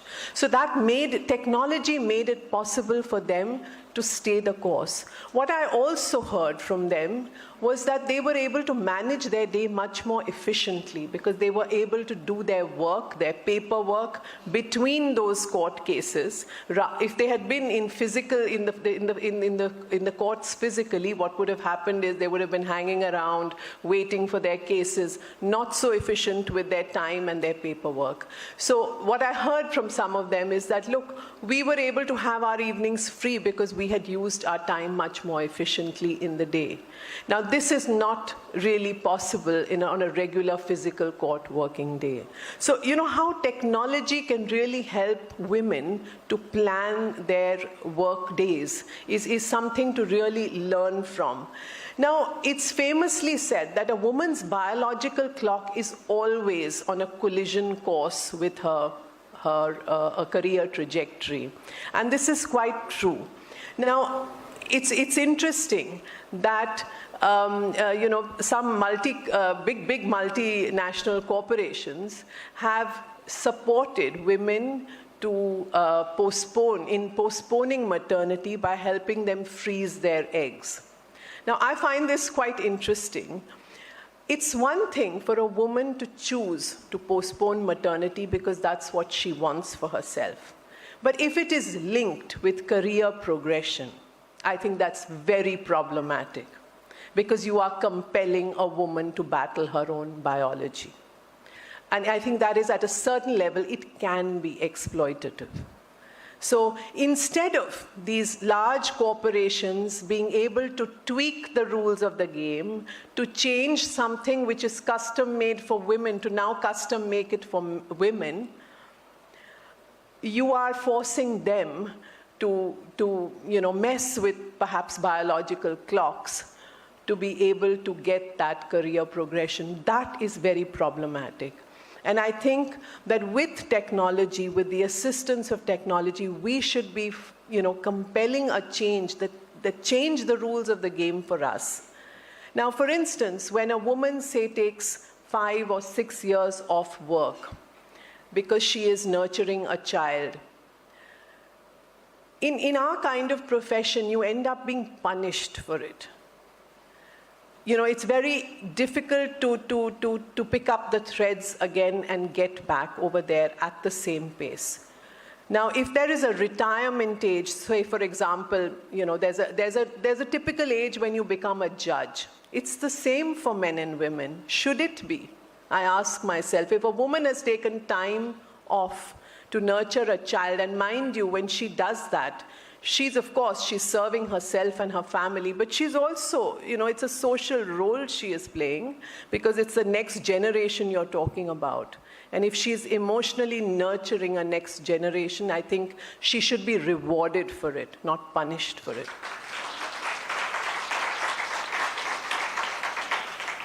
So I think it is time that we talk about changing the rules of the game to suit women. Having said this about technology, of course we know there is a huge digital divide between men and women. The access to even a smartphone, it's much more easily. I think that the statistics show that it's probably double the number of men who have access to phones rather than women. So that's a divide we want to bridge. The other thing is a very interesting study of how, of course, we know that in some very conservative communities, a phone and a smartphone, particularly for a young girl, is regarded as a corrupting influence. But there is a study by a professor from Yale who studied this in India, and she found that the access to a mobile phone can be very good for the emotional health of a young woman who is married into into a different place. She's displaced from her family. She's going into a family of complete strangers, virtual strangers to her. Typically, this happens essentially in our part of the world, where a girl has to uproot herself, go to another home and call it home.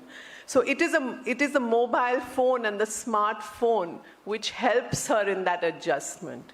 Now, men don't have to really face that kind of uprootment. Women do. So what leeway do we give? What is it that we do to women for them to be able to overcome these challenges? So far, of course, I've spoken about the great advantages of technology, but I think we also need to recognize that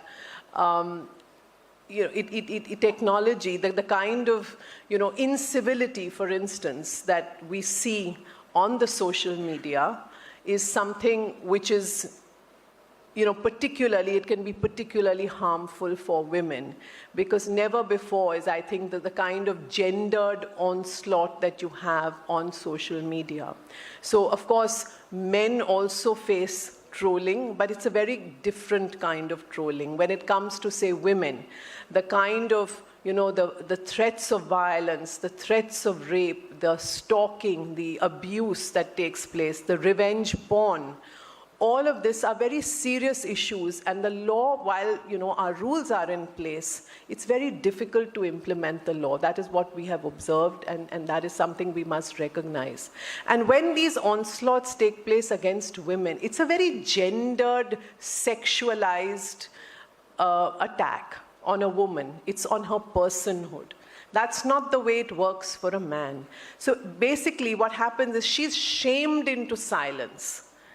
So effectively what happens is, and this is something true the world over, so whether it's a woman politician, it's a woman journalist, very often she is sought to be silenced by using that kind of gendered, sexualized attack. So, you know, it ends up having a chilling effect. So these are weapons of misogyny, and you know, that's the paradox. So this great enabler, this great empowering, this great liberating force, which is the internet and the social media, can turn into the opposite if we are not able to check and to quell this kind of hate speech against women. So I would say that yes, while it's very, very important for us to be able to harness the great advantages of technology, it's also equally important for us to take measures to step in and to clamp down with an iron hand on hate speech against women in particular. And of course, it's also for the tech giants which make it possible for these kind of exchanges to happen on their platforms, to take a more proactive approach in trying to quell hate speech against women. So with that, I think I have exceeded perhaps my time limit, so I'll stop here. And thank you very much. It's been a great pleasure to be here. Thank you. Thank you so much.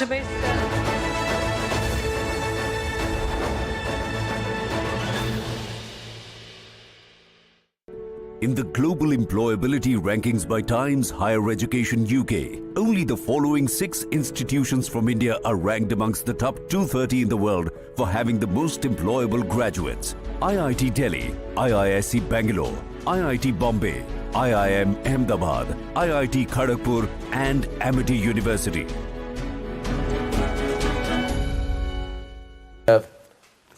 मुझे मतलब बहुत दिनों से एक तरह से आशा थी कि आपसे मिलूंगा और आपको कहूंगा that I am a deep admirer of your films, your art, your personality and your acting style. Thank you so much. मुझे तो लगता है दैट यू आर अ जैसे मैंने कहा फ्यूचर लेजेंड.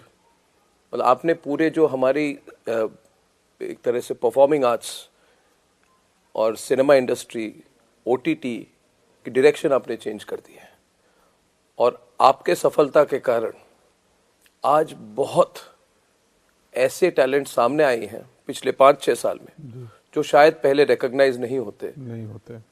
कि सब लोग कहते हैं कि he could be the next Pankaj Tripathi. So people are looking for talent like that. So what do you feel? Do you also feel जब आपने अपने करियर को देखते हैं पिछले 10 साल स्पेशली जी, तो कोई टर्निंग पॉइंट आपको याद आती होगी?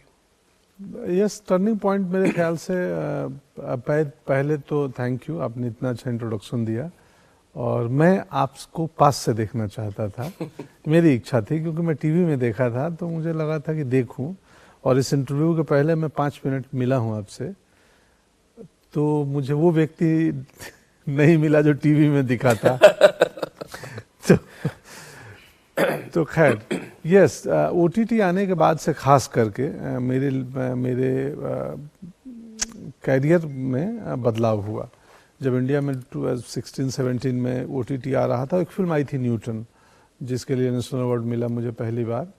तो वो फिल्म हुई थी छोटी रिलीज, बट बॉक्स ऑफिस पे चल गई और बड़ी उसके साथ कुछ बड़ी फिल्म को पछाड़ के ज़्यादा दिन चली गई. फिर ऑस्कर के लिए इंडियन एंट्री भेज दी गई. वो उससे थोड़ा सा चर्चा हुआ था, बट OTT आने के बाद से. किस साल की बात है न्यूटन? 2017. एक स्कूल टीचर नहीं, चुनाव कराने वाले नक्सल इलाके में इलेक्शन कराने जाते हैं एरिया में जो. यस, और CRPF कमांडेंट हूँ मैं. परफेक्ट याद है. तो वो फिल्म चल गई और सराहा गया. और सेम टाइम OTT इंडिया में आ चुके थे मिर्जापुर प्राइम वीडियो पे, और सेक्रेट गेम उधर चल रहा था. तो OTT इंटरनेट के आने से स्क्रीन ज़्यादा डेमोक्रेटिक हो गया. पहले स्क्रीन सिनेमा हॉल था, फिर स्क्रीन घर का टीवी स्क्रीन था जो मेन लिविंग एरिया में रहेगा. अब ये मोबाइल जेब तक पहुंच गया या पर्सनल टैब, लैपटॉप के through.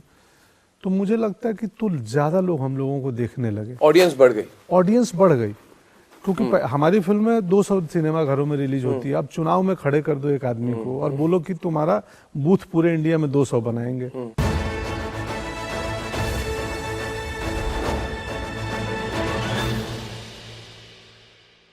about 100 years ago, less than 100 years ago, even mirrors were not usual. Many people did not have mirrors in their home. Most people had never seen their own face. This is less than 100 years ago. Can you imagine that mirrors were it was a very rare thing. Only very, very wealthy people may have a mirror or what you call a looking glass in their homes. So, आप ये सोचिए कि 100 years ago, most people never even looked at their own face. And now look what's happening today. Meaning, how many times do we look at our own face? Every single day. How many times? You know, so it's a huge shift. It's a huge mental shift in the way that we're thinking about ourselves. And this way of thinking is affecting so many parts of our life. And I actually am very concerned about the young people growing up today, because when we grew up, we didn't have cell phones. We didn't have access to the internet. I mean, I got my first phone when I went to college, and itna bada sa, I remember it was itna bada sa Nokia phone. So we never grew up with phones, but today's children who are continuously on screens and are always looking at themselves from the time they're less than 1 year old doing FaceTime. They're all doing FaceTime with their family members, and they mostly love it because they're seeing pictures of themselves. It's a very, very new, it's an entirely new neurological connection in our brain. So it's quite a dangerous place, a dangerous territory that we're really in, that we're treading. That is exactly what I want to touch upon, because needless to say, the selfie culture has induced beauty standards. And beauty and the beauty industry has a whole new face to it as this is kicked in. You have a self-perception, self-image, and sometimes you think that you're falling short of it. You feel inadequate. You think in that sense, we need to very consciously draw a line of what our self-care practice should be and how we can responsibly practice a selfie culture? I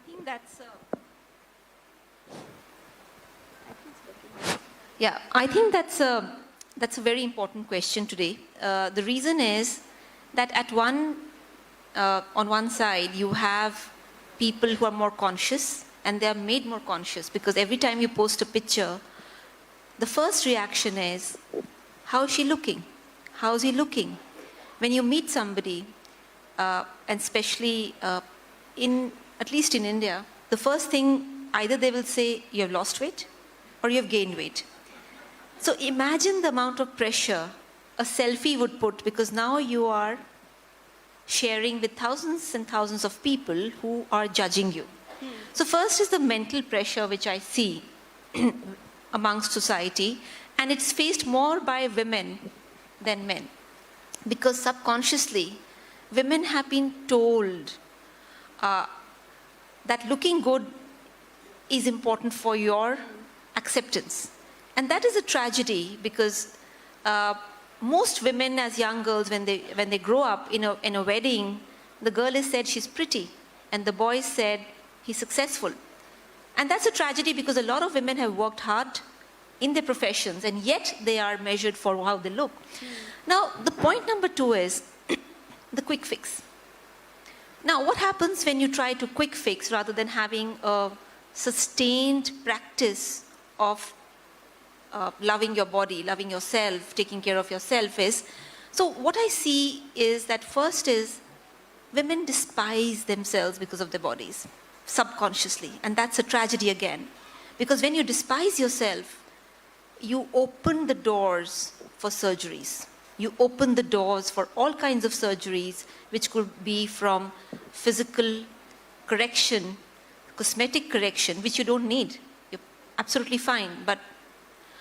And the second could be for liposuction, for everything possible. There are a lot of surgeries being done for virginity. So what I'm trying to say is, it just changes a woman's psyche into looking a certain way. And that's what is the problem today, that they have to fit a box. But Ira, I would want your opinion on that, because would you also say that somewhere wanting to take a selfie becomes a sense of motivation? So you want to look good, be beautiful, project yourself a certain way, or would you think that it is slowly not moving in the right direction mentally, because at the end of it, you're subjecting yourself to the number of likes and the number of views you're getting? Yes, it's a very slippery slope that we're on, that from looking into our mirrors to say, how are we looking today, into your image deciding how you feel today. You know, that's something which is a very slippery slope. And as we were talking about this, I actually fast forwarded to my life like 20 years. I'm almost 40 now. And I rewinded 20 years ago when I was a participant in the Miss India pageant. You know, I was a participant in the Miss India pageant, and I was from a very good college. I had gotten a very good scholarship to study in a college abroad, and I came to do this beauty pageant on a whim.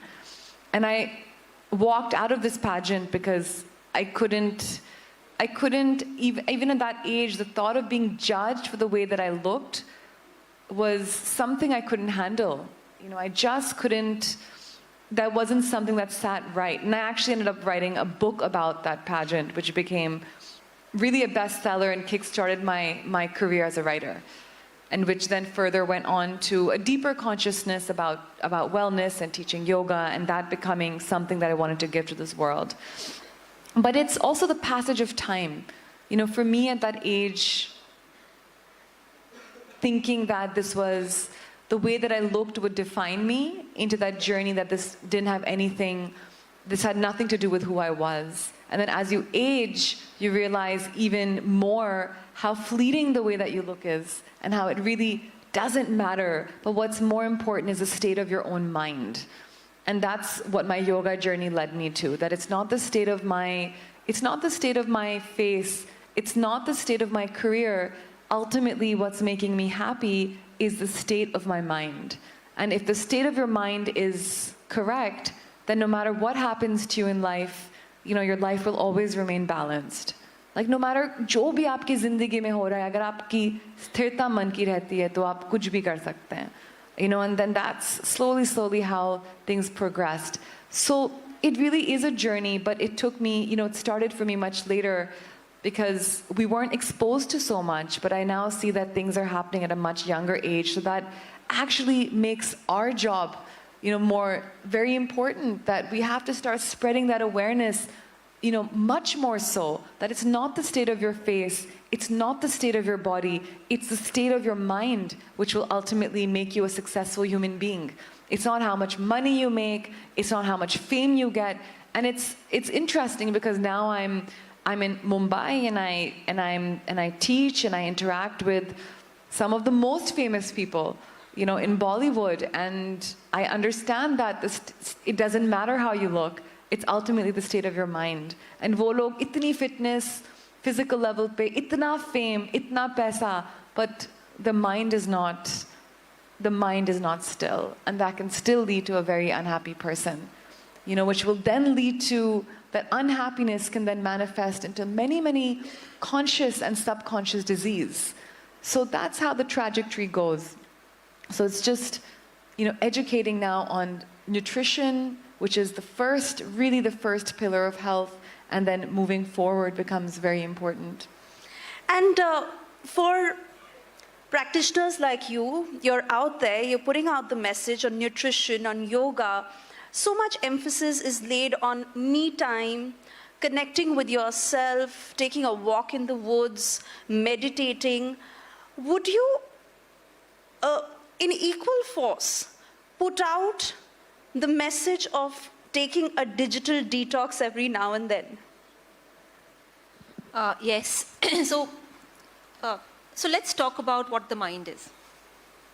The mind is an instrument. It's an instrument by which you understand your external world. Now, this instrument, how it is getting influenced, A, and how it is finding stillness, where you find your happiness, is B. If you are constantly distracted by a WhatsApp message, by a phone, by a Instagram post, by a Facebook, what happens is your mind is constantly bombarding you with negativity. Now, why I say negativity is because the mind does not give you any positive information, and this is not I'm quoting from myself, these are things which I'm quoting from the Vedas. Okay, so first I'll give you a little bit about why I moved into nutrition and Vedas. Is because I trained as a medical doctor. I was working in the ICU in GB Pant Hospital, and two things stunned me. The first thing which stunned me was that we were getting patients at the fag end of their disease. That means they were just coming to die in the hospital. So we as doctors were waiting that please first get so ill, then we even look at you. So the standard thing was kuch nahi hua. Blood test mein nahi aaya, kuch nahi hua. So you're waiting for people to really fall ill and then come. And I said, this is illogical. The second thing was, in GB Pant Hospital, you have a cardiology super specialization unit and you have a neuropsychiatry. Many doctors were addicts because they were taking the drugs themselves. Now it might be different, but they had become addicted. Now, why would a smart super specialist get addicted to a drug? Because to calm the mind. Because the mind is throwing constantly, you are not good, you didn't do this, you didn't do that, this is pathetic, there's a deadline. How will you calm the mind? Now, the reason why we are talking about mental health is thanks to technology. I'm not saying technology is good or bad. Technology is like a knife. You have to know how to use it. You cannot be a slave to technology. You cannot be a slave to your mind. And technology disrupts your mind. Technology, even if you're constantly on the phone, will disrupt your breathing. And if your breathing is disrupted, your complete energy engine is disrupted. So what I'm trying to say is that many people, you send them a message, within seconds they will reply. Why? Why should they reply within seconds? Why? Because they get gratification. Oh, you're so quick. So for that, so the society is telling you, quick responses mean you're good. But what is this whole quick response about? It is about the need of somebody to reach out to you at their demand. So you are on demand, you're playing on demand. So what I'm trying to say is when you talk about convenience foods, the convenience foods has poison inside it. The number of artificial preservatives and chemicals, they're disrupting your biochemical engine. So, but how casually we say, oh, it's junk food, it's going to make you put on weight. You know, it's almost like a poison inside your bodies, and yet we only very casually say, oh, it's junk food, it will make you put on weight. No, it will kill you. It will kill your mind first, and then it will kill your body. So what I'm trying to say is, if this continues, don't be surprised. So again, I'm going to give you an example. The difference between the West and the East is, and I'm sorry if I start taking names, Michael Jackson, suicide. Marilyn Monroe, suicide. King of Pop, suicide. Elvis Presley, suicide. Why so many suicides? Because they damage their mental health completely.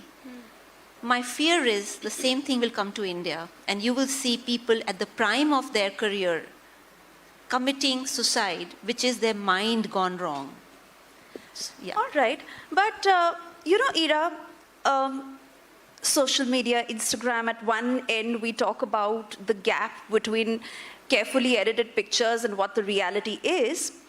On the other end, there are leading celebrities who are putting out pictures of their bare, pigmented skin, showing their freckles off, telling the world that no, we are not picture perfect.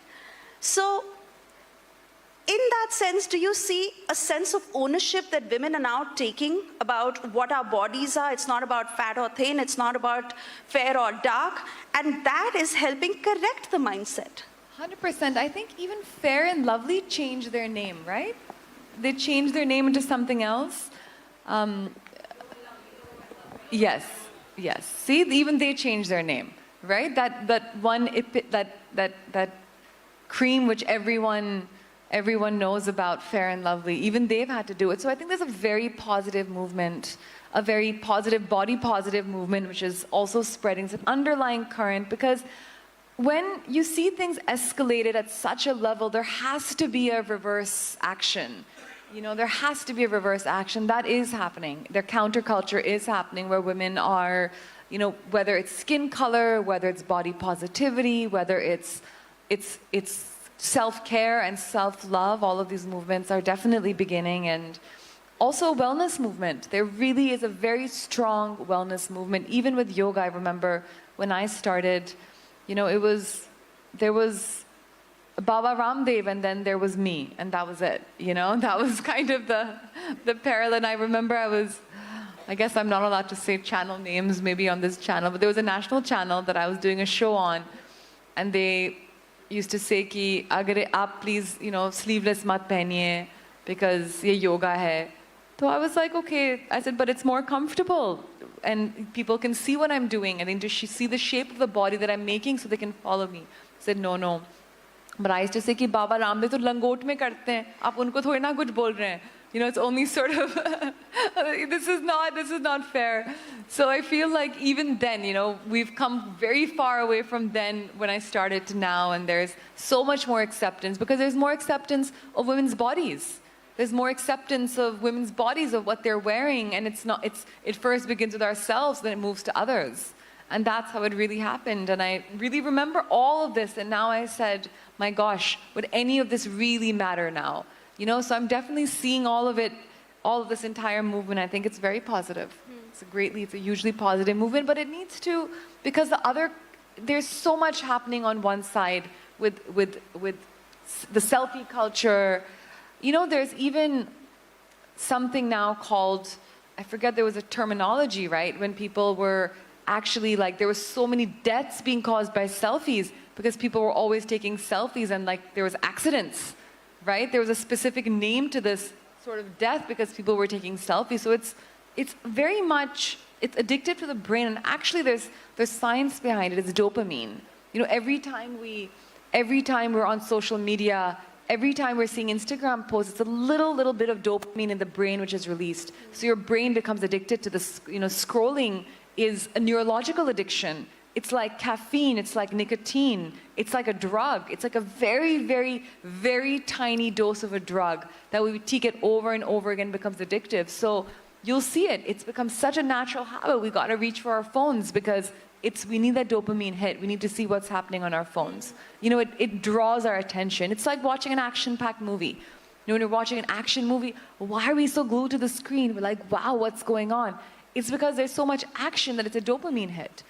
You know, so that's exactly what's happening now. It's becoming, it is truly a small addiction of sorts, maybe a big addiction. When we wake up in the morning first thing, what do? Most people, they're looking at their phones, they're falling asleep to their phones. I feel like even the way that human bodies, like the thumb is going to be longer, you know, as evolution happens, because there's so much phone usage that, you know, human beings now, they're going to genetically evolve to have longer limbs with their phones and things like that. So, but you know, at one end, they say that you should constantly remind yourself that self-care is not always Instagrammable. I can say for a fact that, you know, being a new mother, Instagram hugely helped me with information on how women deal with the blues, on how to handle a baby, on how to, you know, go after self-care. Even as a professional, you don't always have the time to come to you to practice yoga or, you know, take tips on nutrition. But your social media pages give us those little tips and tricks to, you know, that we can inculcate in our daily lives to make those lifestyle changes. So in that sense, you think that the digital age is also helping us put the right focus and strike the right conversations on self-care? Yes. So See, I love technology. I mean, it may not have come across like that so far, but I love technology. Now, why I love technology? Because it's a tool for efficiency. So like, for example, that till before Insta and Facebook came, it was only television which could showcase people's work. Now, the interesting thing about Instagram and social media is that anybody in any part of the world or any part of the country, irrespective of what you can afford, can get access to quality content. At the same time, they can also themselves be business people, entrepreneurs, showcasing their products. So it's a great democratization of communication. So initially, if you see, it was just the national newspapers and some local dailies. And then it was, of course, before that was radio, and then it was television. But that's it. But now there's a lot of democratization of information. So yes, it does help. I would say anything, any powerful thing, whether it's a nuclear energy or whether it is it's technology, it has to be balanced. So when I say balance, it means that yes, today somebody can stand up and say this product is not good because it has so much of XYZ components, and big companies stand up and they have to respond that there is a problem with the product. At the same time, with social media, hate speeches, targeting, trolling, mental bullying is also there. So I feel what is very important is to use this tool like a tool and to teach everybody how to use it like a tool. Whether it's, like I said, a knife or it's a vehicle which can become, a death agent itself. So the tool has to be used in a way which I think we have to train people. Now, why I'm giving you this example is, I don't know how many mothers are there, but if you try to take away a phone from a teenager, there'll be an anger reaction. You don't give the teenager food, no response. I mean, they'll be fine. I won't eat. You try taking away a phone. Now, these are classical addictive symptoms. So what I'm trying to say is that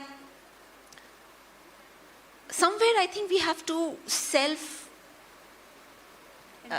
introspect and teach ourselves how to deal with this new challenge, which is a blessing.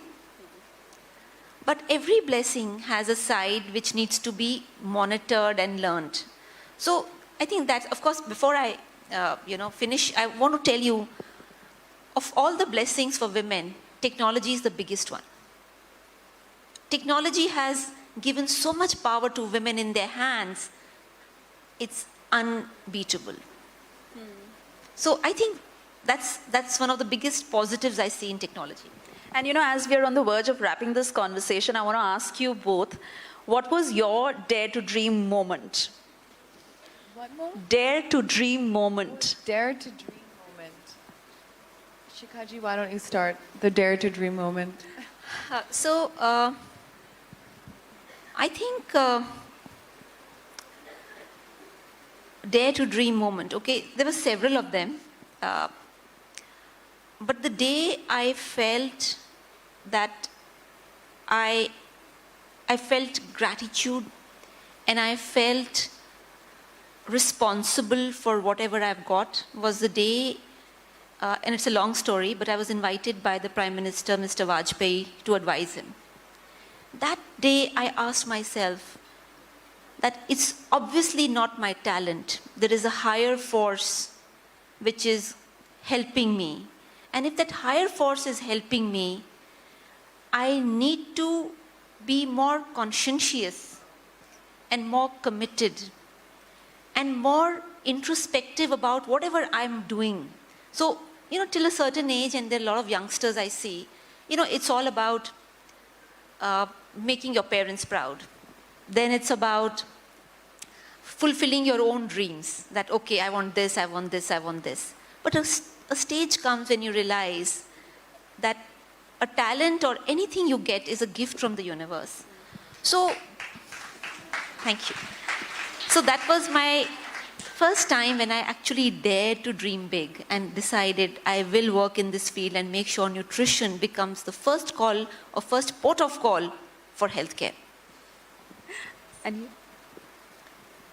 you know, so my journey is a little different because I feel that my journey is such an unplanned journey, you know, really a gift.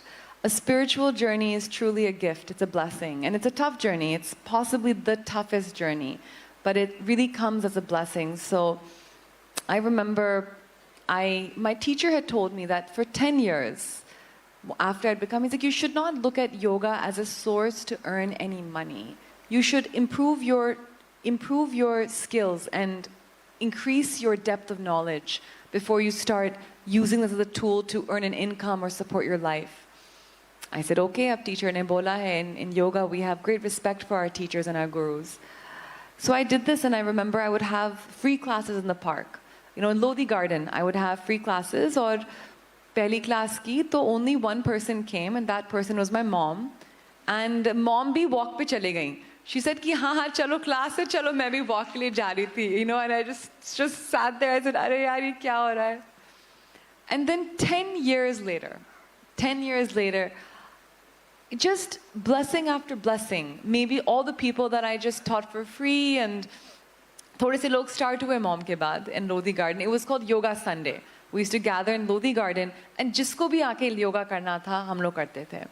Then 10 years later, I see myself almost close to a decade later, jab International Yoga Day hua tha, sabse pehla Rajpath pe, and in front of me, I was teaching that class, and in front of me were so many yoga mats that I couldn't see the last student. You know, so many yoga mats. And I thought to myself on that stage, wow, you know, wow, from being in that class where there was my mom who also left, to teaching a class and that class at the Guinness Book of World Records for the largest class ever conducted in yoga.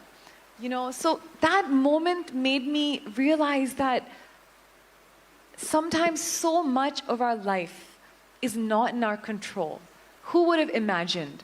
I said ki whatever I would have dreamt, isse to beyond hi ho gaya. You know, I would not have dreamt of this. And I said, when you surrender, so many beautiful things begin to happen. You know, when we really surrender. So I think that art of surrendering, that art of just being able to somehow let go, doesn't mean we stop working hard. You know, I worked very hard. You know, hard to bahut mehnat ki. I hated waking up in the morning. That was number one. Subah utne ka hi man nahi karta tha, especially Delhi ki sardi. We all know how it is, you know. But subah ut ke practice karna, logon se ko sikhana. You know, I remember this was such a small but real struggle, like a real struggle of blood, sweat, and tears, literally. But, you know, it taught me the art of surrendering. And I think that art of surrendering, where we work hard, get life to flow like a river. Jahan pas flow kar rahe ho. You know, and the roadblocks come, but jaise pani na, jaise patthar hota hai, bas nikal jata hai side se, and it ultimately reaches the destination. So I started approaching life like this, and it's really helped me. You know, it's really helped me deal with the circumstances that come into your life as a woman. You know, because even for me, since the age of 18, sabse bada, you know, a huge struggle was marriage. You know, parents would also say, "Aap bas yoga karte rehte ho, isliye shaadi nahi ho rahi." I said, "Hey, like, she's doing all the yoga, doing yoga or writing books, so uski shaadi nahi ho rahi." You know, my parents, who are very educated people, are saying this. And Abhi, such a huge struggle, you know, for women in our country. Really, it's real. So finally, I actually said, "Ki as a rebellion, shaadi karo hi mat," you know, like. But finally, about 6 months ago, I did get married. But this was a partner of my choice, someone who I knew could support my life, you know, and not the reverse, not because society told me to do so. I think that's still a very major struggle that we all face as women. But jab surrender hua, to pati bhi mil gaya, acha wala. So ye bhi hota hai. So really, I think that's my dare to dream or dare to surrender story. I think we are ending this conversation on a beautiful note. I want to thank you both for having this conversation in the first place, because I think Gen Z in particular.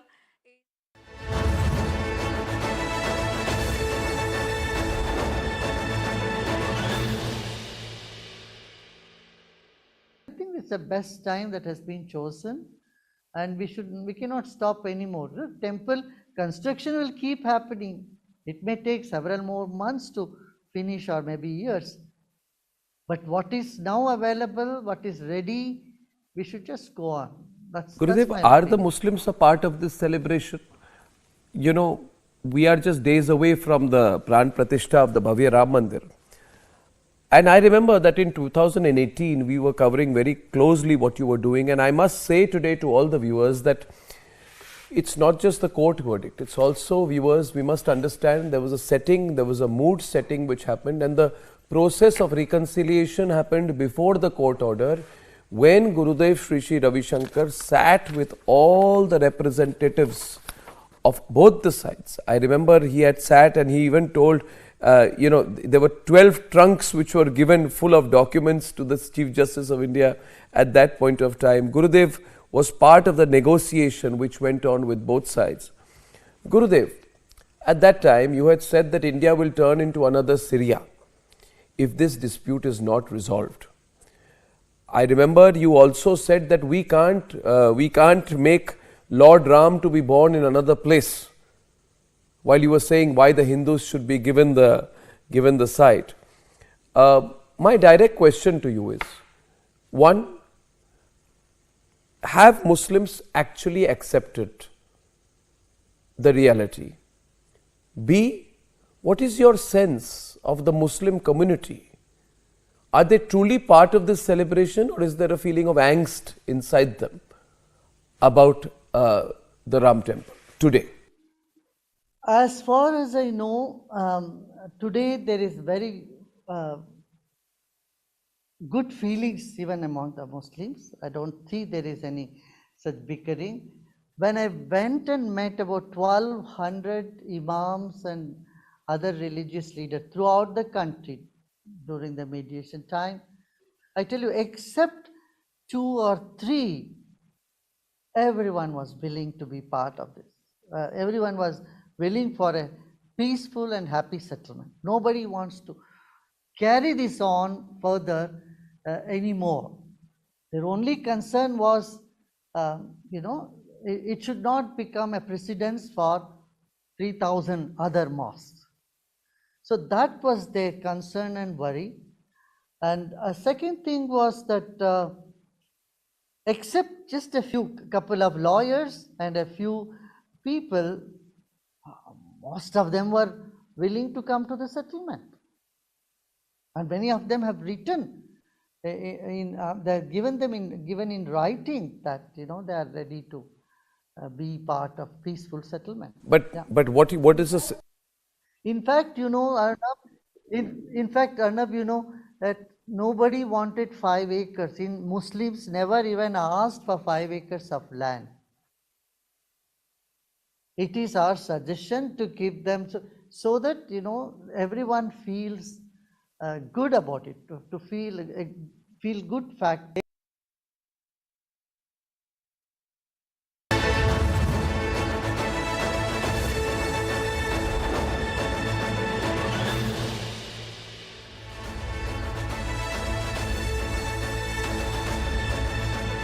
With grace and grit, empowering hearts and minds. A big round of applause, please.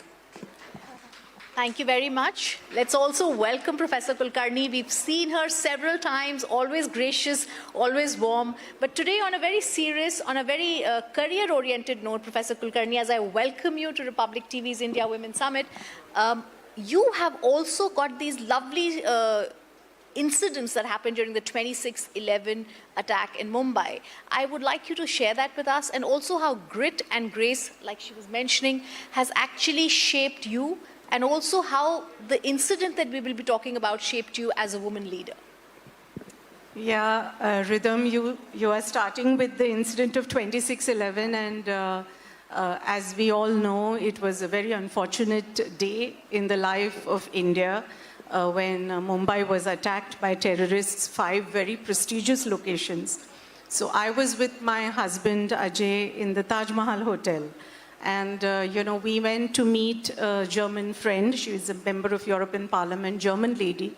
And when you go for a dinner, like we are here in a hotel today, when you go for a dinner or a conference, you don't expect to be met with a terrorist, full-blown terrorist attack. So unfortunately, that's what happened, but I'm very grateful that with God's grace and with everybody's prayers, after 14 hours in captivity and being hostage in different locations in the hotel, we were rescued by the NSG commandos and we were able to come out. And in a moment like this, what else but grit, or what else but faith in the fact that you might just live? What else but that can, help you? Because you are not trained to deal with that opponent, right? I mean, in life, we talk about skilling. I'm in education, we are talking about learning and skilling and upskilling and relearning. All of that is true when it's a context of familiarity for you, or it's a context you want to be a part of. Yes. Here you don't, this is not familiar ground at all. And I think that moment taught me that power of faith. It taught me the power of belief. I remember Rhythm, we were at one time hiding under a table because there was nothing else to hide. And we were lying down under the table because that was about the only protection we could find in a room we were hiding. And I thought suddenly to myself, oh, I need to hand over. Let me write down, hand over notes. Imagine, you're trying to hand over life. And I started typing, and then this thought came to me that no, if I send these emails out, in those days we would have the BlackBerry. So I said, if I start emailing this, that means I believe I may not come out. And I said, no, that's not what I'm going to do. I typed it, but I never sent out those emails. And I think that was my, probably a small gesture of expressing my own grit, that I had the belief I will come out. And yes, here we are today. Absolutely. It's almost believing in the universe at such a time. Yes. I want to shift forward. I want to talk, Professor Kulkarni, about how you today in academics, you were at the peak of your career in banking. You've also been at the forefront of several private and government organizations when you've collaborated with them. You're also a best-selling author. And of course, you're also heading as the president of the Sri Sri University. Lots of very crucial roles. I want to know, how do you see the position of women leaders in the corporate world vis-a-vis the academia? So in this conference itself, Rhythm, we heard a lot about the need for more equality and more equity.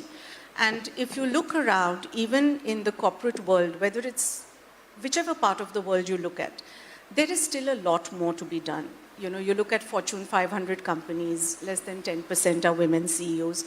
In India, less than 10% of universities have women vice chancellors. So there is a lot to be done. And if you look at it, even now in our university, when I see graduating batches, or you see 10 standard results, 12 standard results, toppers are girls.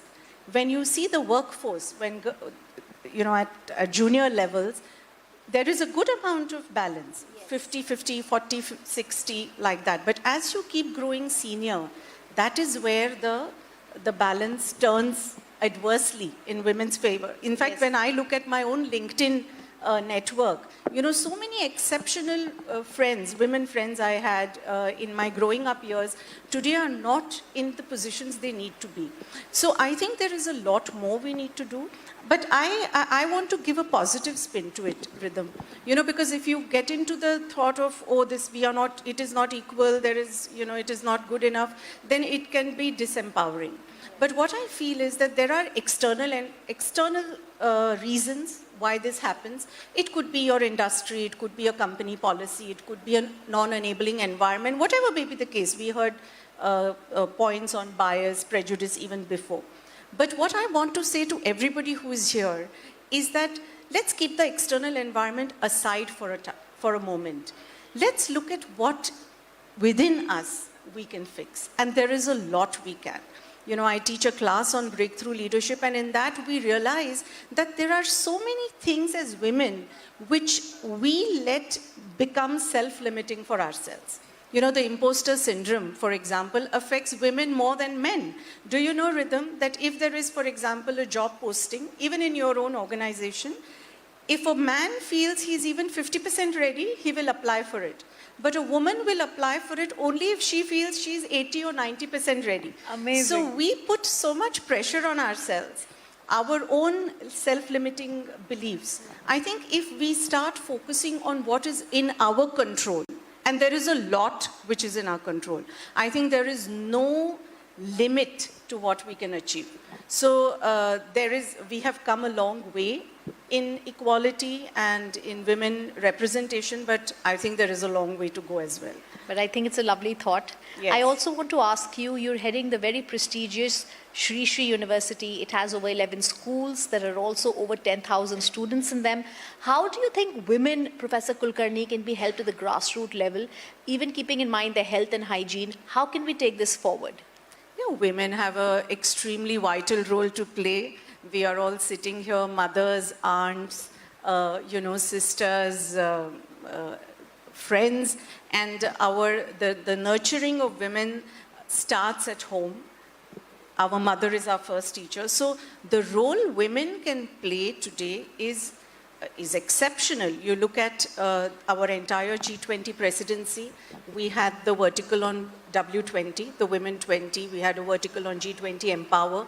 And our Honorable Prime Minister is now complete focus is on women-led development. There are so many new schemes, there are so many policies, and at the grassroots level you can see that women are involved. Like our university, Rhythm is in the state of Odisha, and they have at Sarpanch level 40% reservation for women.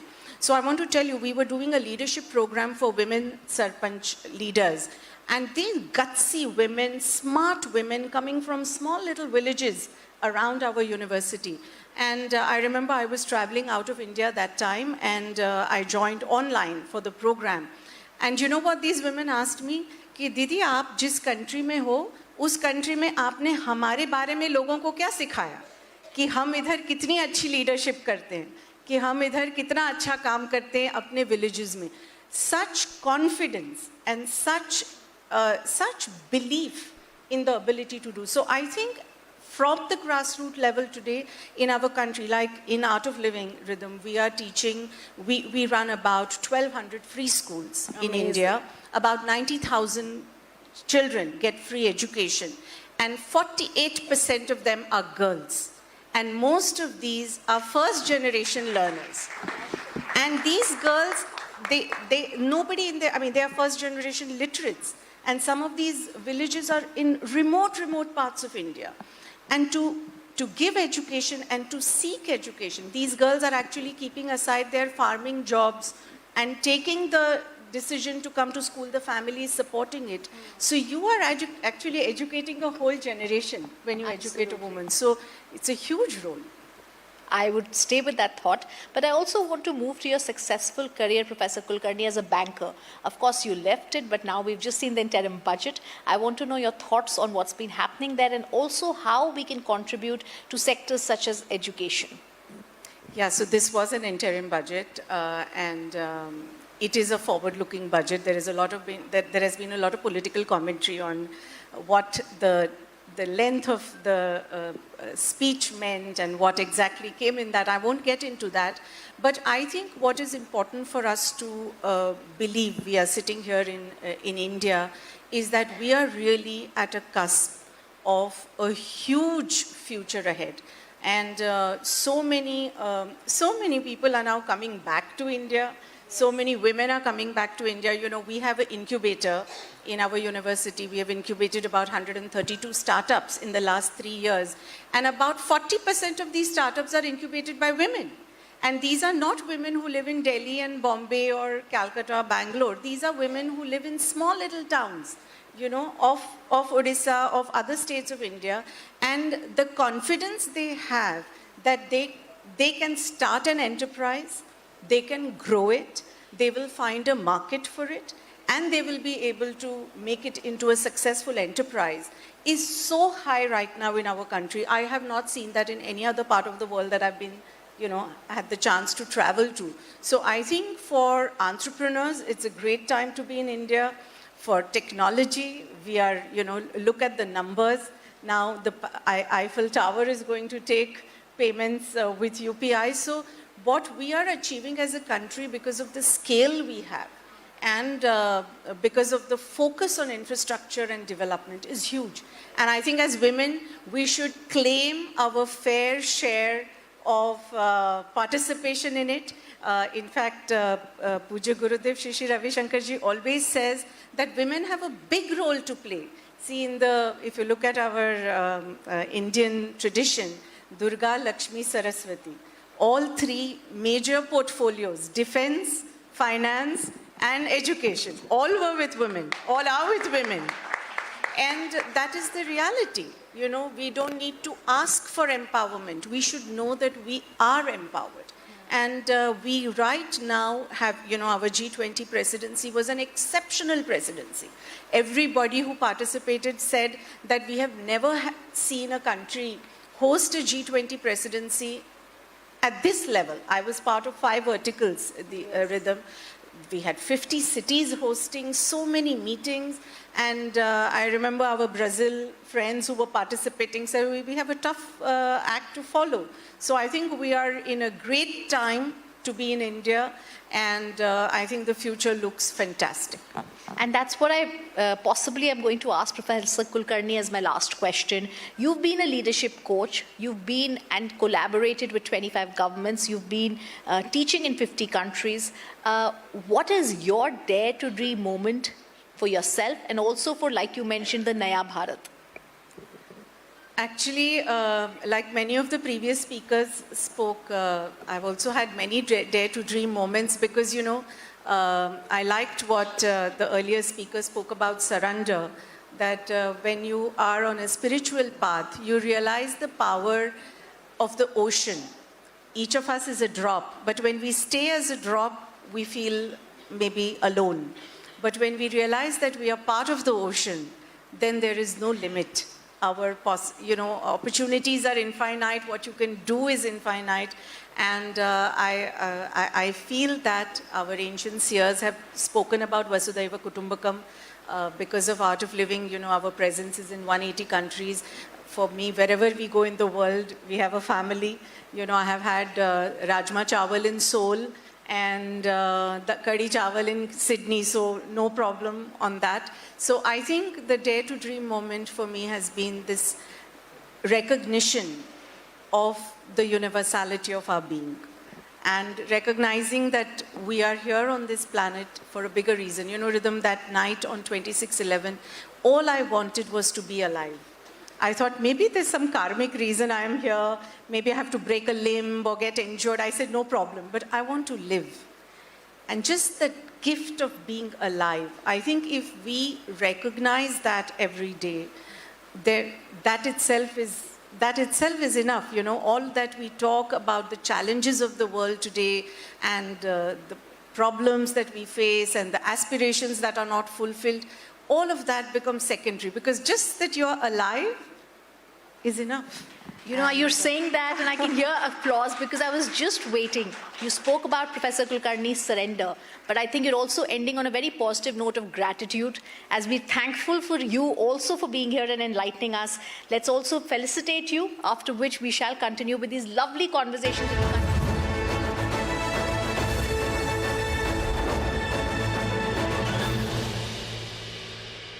In the global employability rankings by Times Higher Education UK, only the following 6 institutions from India are ranked amongst the top 230 in the world for having the most employable graduates. IIT Delhi, IISc Bangalore, IIT Bombay, IIM Ahmedabad, IIT Kharagpur and Amity University. I am very, very happy to announce that Niva Bupa Health Insurance has come on board as Republic TV's studio partner. Niva Bupa Health Insurance is the fastest growing company among standalone health insurance players in India. It has also provided health insurance coverage to 1.1 crore people in India and settled over 15 lakh claims, processing one claim every 60 seconds. So we are delighted to be partnering with them.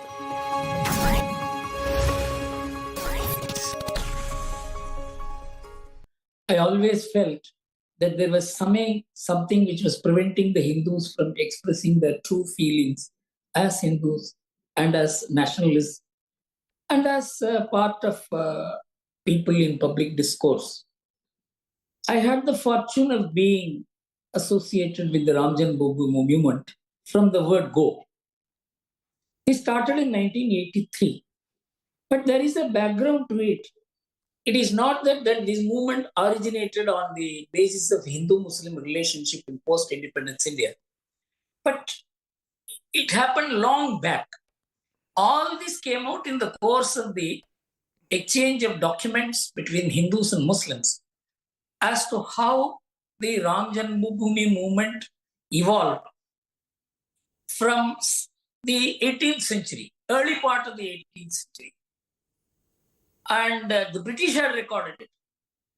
A British judge had recorded in 1886 when a suit was filed to take possession of the Ram Janmabhoomi.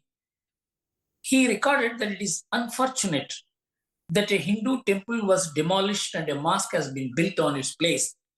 But it is very difficult for me after this length of time to hand over the premises to the Hindus. This was the helplessness of government with the judicial system, which had very limited scope to intervene in these matters. But the historicity of this was established by series of struggles which the Hindus undertook. By way of military expedition, by way of war diplomacy, and it all every time there was some physical clash. The last was in 1934, when several hundreds of Hindus were killed, according to the British records. So the Hindus have been struggling for it on the basis of their continuous belief and the claiming the right to worship. This would have normally happened immediately after the country attained freedom, like it happened in the case of Somnath. It should have happened instantly. But the idea was to deny the Hindus their just and lawful claims to the three masjids. You know, it is not that the government was unaware, the political system was unaware, or the judiciary was unaware. Anyone with basic understanding of historic and civilizational forces, how they can, like a wave, again and again come and manifest, will have to only look at what Arnold Toynbee told the Indians in India in the Abul Kalam Azad Memorial Lecture in 1956. He made 3 points. He said that the three masjids are an ocular provocation because they were not built as religious symbols, but as symbols of conquest and domination of Hindus by Muslims. मुझे मतलब बहुत दिनों से एक तरह से आशा थी कि आपसे मिलूंगा और आपको कहूंगा that I am a deep admirer of your films, your art, your personality and your acting style. Thank you so much. मुझे तो लगता है that you are a जैसे मैंने कहा future legend. मतलब आपने पूरे जो हमारी एक तरह से परफॉर्मिंग आर्ट्स और सिनेमा इंडस्ट्री OTT की डायरेक्शन आपने चेंज कर दी है और आपके सफलता के कारण आज बहुत ऐसे टैलेंट सामने आए हैं पिछले 5-6 साल में जो शायद पहले रिकॉग्नाइज नहीं होते कि सब लोग कहते हैं कि he could be the next Pankaj Tripathi. So people are looking for talent like that. So what do you feel? Do you also feel जब आपने अपने करियर को देखते हैं पिछले 10 साल स्पेशली जी तो कोई टर्निंग पॉइंट आपको याद आती होगी? यस, टर्निंग पॉइंट मेरे ख्याल से पहले तो थैंक यू, आपने इतना अच्छा इंट्रोडक्शन दिया और मैं आपको पास से देखना चाहता था. मेरी इच्छा थी क्योंकि मैं टीवी में देखा था तो मुझे लगा था कि देखूं और इस इंटरव्यू के पहले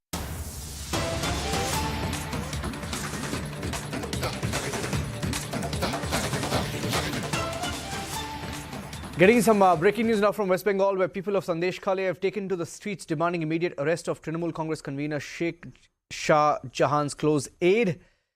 Shibu Hazra and Uttam Sardar. This comes after ED raids were conducted at the Trinamool Congress convener's residence when ED team was attacked by a mob. Following this, the Trinamool Congress convener has been absconding. And these are protests, pictures of the protests that came in earlier. I'm going across to my colleague Bhaskar, who's joining us with more details. Bhaskar, tell us about these protests. How many people protested? What are their demands? Where is Shah Jahan? Absolutely, Niranjan. Where is Shah Jahan? This is the biggest question as of now in Bengal, and also the local people of Sandeshkhali, at least 700 to 900 people, they stage a protest dharna, especially the ladies, stage a protest dharna against police inaction, and also alleging that the Sandeshkhali police, they are working with Trinamool leaders, and the Trinamool leaders and the close aid of Sheikh Shah Jahan, they are doing illegal works all over in Sandeshkhali, and they demand an immediate arrest of those close aides of Sheikh Shah Jahan, and for that reason they stage a protest for at about 6 to 7 hours in front of Sandeshkhali police station. Over to you, Niranjan.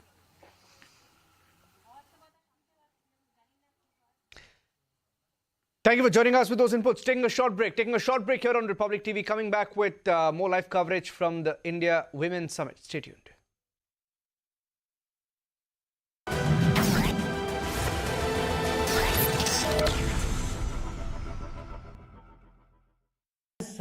As everyone knows, Ashok Shingal's one-pointed agenda was Ram Temple, and he was traveling far and wide the country. He has come to me several times, and once when there was a talk between with the Shankaracharya and the Muslim Personal Law Board, it all failed, and so he was so disappointed, so he came to me. Right? In the global employability rankings by Times Higher Education UK, only the following 6 institutions from India are ranked amongst the top 230 in the world for having the most employable graduates. IIT Delhi, IISc Bangalore, IIT Bombay, IIM Ahmedabad, IIT Kharagpur and Amity University.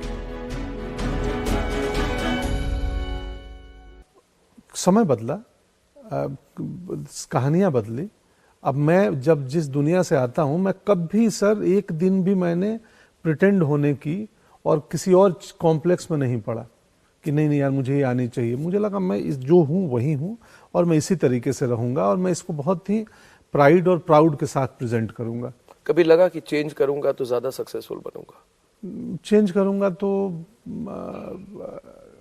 बिखर जाऊंगा, successful नहीं बनूंगा। पता नहीं कौन, इसको explain कीजिए sir. किस टीचर ने आके मेरे को ये डाल दिया था कि जो संसार में जितने लोग हैं, करोड़ों लोग हैं, तुम सिर्फ अकेले हो। तुम्हारी जैसी मिलता जुलता होगा पर तुम्हारे जैसा कोई व्यक्ति नहीं है। ये भी पॉसिबल है कि तुम्हारे विचार का कोई दूसरा व्यक्ति ना मिले हूबहू, जो जिसका सॉफ्टवेयर तुम्हारी तरह सोचता हो।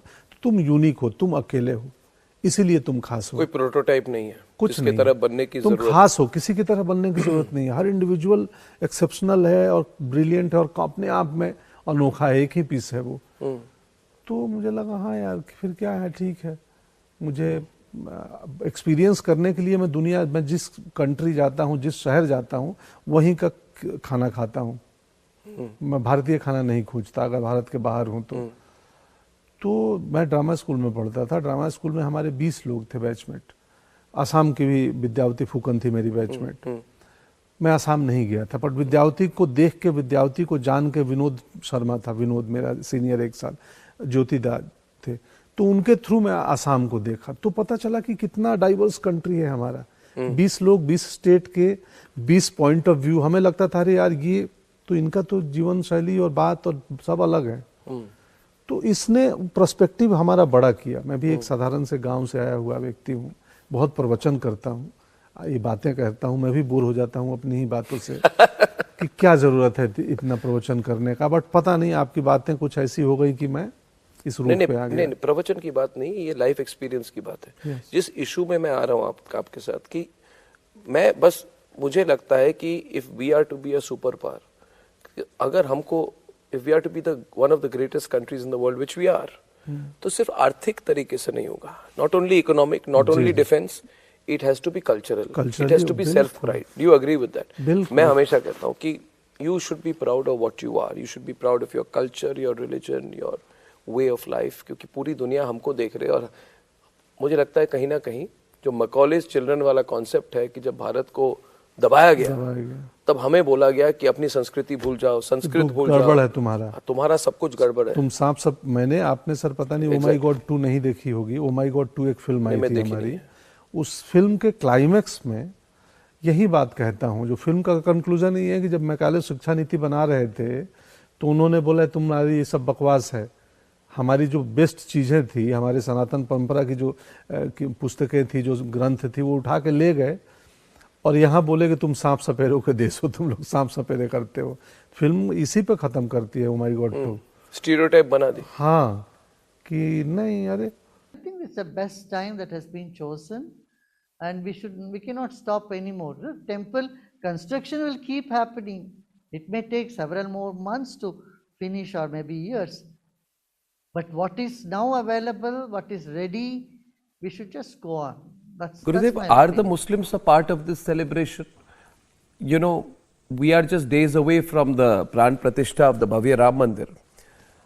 And I remember that in 2018, we were covering very closely what you were doing. And I must say today to all the viewers that it's not just the court verdict. It's also, viewers, we must understand there was a setting, there was a mood setting which happened, and the process of reconciliation happened before the court order when Gurudev Sri Sri Ravi Shankar sat with all the representatives of both the sides. I remember he had sat and he even told, there were 12 trunks which were given full of documents to the Chief Justice of India at that point of time. Gurudev was part of the negotiation which went on with both sides. Gurudev, at that time you had said that India will turn into another Syria if this dispute is not resolved.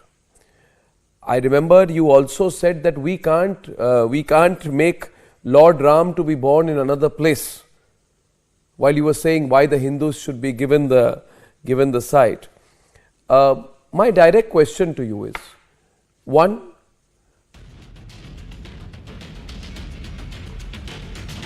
as you know, as a matter of policy, we don't comment on individual entity or actions that we initiate in such cases. But that anyway, since this question is on the uppermost of mind of most of you, I think I would like to say 2-3 things, essentially to set the context.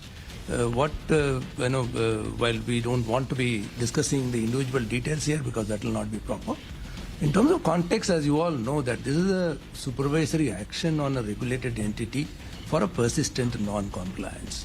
Second, such supervisory actions are invariably preceded by months and at times years of bilateral engagement, where we not only pointing out the deficiencies, but also provide more than adequate time for them to take corrective action. Third, of course, is in terms of, as a regulator, it's incumbent upon us.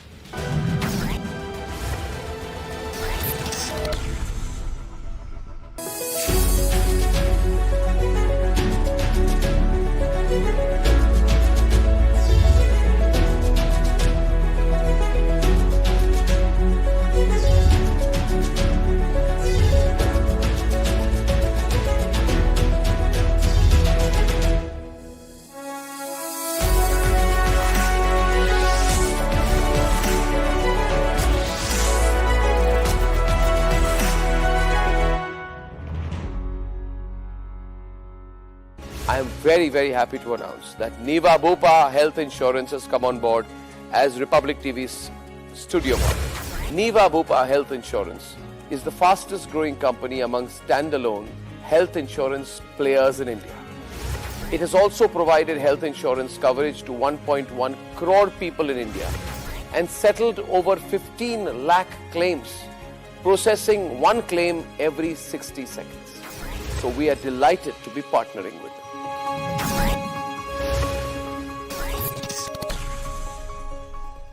लोगों को गुस्सा होना जरूरी है। आप बहुत प्यारे हैं, हम मेरी तरह।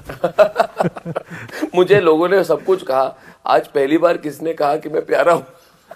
मगर ये मैं आपको कहता हूं कि गुस्सा नहीं आएगी तो लोग रिएक्ट नहीं करेंगे। गुस्सा आना जरूरी है। जो हमारी जनरेशन है, नहीं, मैं आपसे 2-3 साल बड़ा हूं, मगर जो हमारी जनरेशन है, मुझे लगता है कि हमारे जनरेशन को बर्बाद कर दिया नेताओं ने। मंडल कमीशन के टाइम पे जिस तरह से तोड़ा गया हमारे समाज को, उसको मैंने अनुभव किया है। मैं भी एक तरह से जमीन से जुड़ा हुआ ये आदमी हूँ। मैंने देखा है किस तरह से लोगों को जो कास्ट के बारे में नहीं जानते थे, हर बार आप जाति कास्ट की पॉलिटिक्स कर रहे।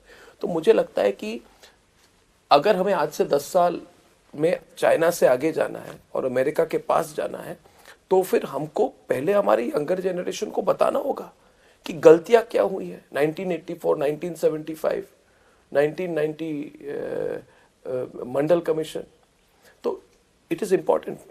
और उसमें सिनेमा का एक रोल है, उसमें सिनेमा को आना पड़ेगा। अमेरिका में मूवीज बनती हैं, असैसिनेशंस के बारे में भी बनती है, JFK के बारे में बनी है, क्यों हम क्यों ना बनाए? नहीं सही है, बिल्कुल। हम तो अमेरिकन फिल्में देखते ही नहीं है, मैंने एक भी नहीं देखी है। नहीं देखी है? कुछ मुझे पता नहीं है, हिंदी भी नहीं देखता हूँ मैं। अपना जो करता हूँ वही देखता हूँ। लोग पूछते हैं क्यों नहीं देखते, बोलते हैं हलवाई मिठाई भी बनाए खुद और खाए भी खुद, दूसरे खाए, मैं अपना भी नहीं देखता हूँ। अन्य का तो नहीं देखता है, क्योंकि मुझे बैठना पसंद नहीं है 2-3 घंटे टीवी या सिनेमा में, और मुझे लगता है मैं देखूंगा तो किसी की एक्टिंग से प्रभावित होने लगूंगा। तो हालांकि मुझे देखना चाहिए, मैं अभी बहुत कोस रहा हूँ। अगर आप हिस्ट्री के हर एपिसोड पे मूवी बने तो मुझे लगता है ऑडियंस है।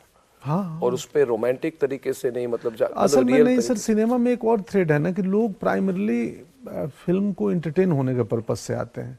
अब उस एंटरटेनमेंट के कोटिंग में हिस्ट्री, फैक्ट या आप कुछ चीज उनको ज्ञान, समझ, विजन बता दो, क्योंकि प्राइमरली भारत में ऑडियंस मनोरंजन के लिए सिनेमा नहीं, मगर ऑडियंस इवॉल्व नहीं हुई है, मुझे लगता है इवॉल्व हुई है, लेकिन इवॉल्व ऑडियंस का भी टारगेट मनोरंजन ही होता है। उसको पता है कि मनोरंजन सिर्फ यही नहीं था जो ये लोग दे रहे थे, स्पेनिश वाले अलग देते हैं, वर्ल्ड सिनेमा में अलग मनोरंजन मिल रहा है, लेकिन उसका भी प्राइमरी कंसर्न किसी को ज्ञान पाना, जीवन बदलना और ये वैचारिक चीजें लेना के लिए सिनेमा नहीं देखता है। ये सब चीजें उस मनोरंजन के कोटिंग में हो तो शायद पहुंच जाए, जरूरी नहीं है। यस बिल्कुल, मैं आपसे सहमत हूं। अटल वाले मूवी में तो कोई मनोरंजन नहीं है, इट्स अ हिस्टोरिकल रियलिटी। बिल्कुल, हाँ, इसमें मनोरंजन नहीं है, लेकिन इसमें भी बहुत लड़ाई हुई है कि हम कैसे उनकी यात्रा बहुत बड़ी है। 2 घंटे के फिल्म में कैसे उस जर्नी को पिरोएं कि वो एक स्टोरी लगे।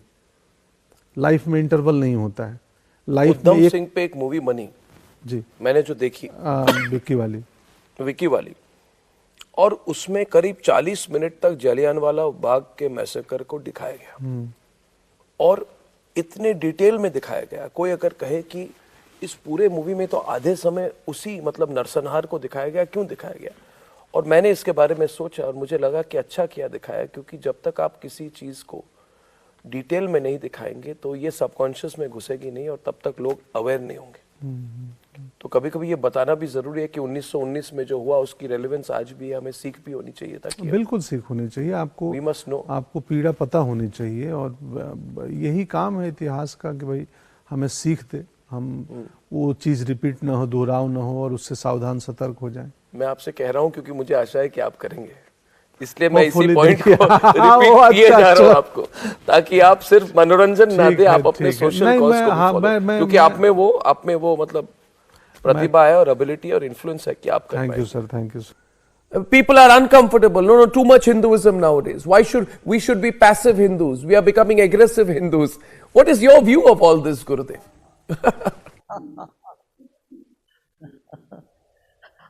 I know there are many such misconceptions. I give the right for people to be in ignorance, because they just don't want to see the truth. They don't want to see the light. They are dwindling. Their numbers are minuscule today. Amid much ruckus and uproar, the budget of the Delhi MCD amounting to rupees 16,000 crore was passed in the House without a vote, This happened amid allegations of corruptions against the Delhi Mayor Shelley Oberoi and also the councillors from the opposition, the BJP and Congress, raising massive slogans and opposing the budget and the provisions into it. The House could hardly function for nearly 5 minutes while the budget was being read out as the leader of the House, Mukesh Goyal, stood and started reading the budget. The budget, which was passed within 5 minutes hardly, was in much resistance, and this happened in the 4th meeting of the House, which was convened by the MCD. The House could not function for even 5 minutes while the budget was passed. While speaking to the media, Delhi Mayor Shelley Oberoi had appreciated the budget.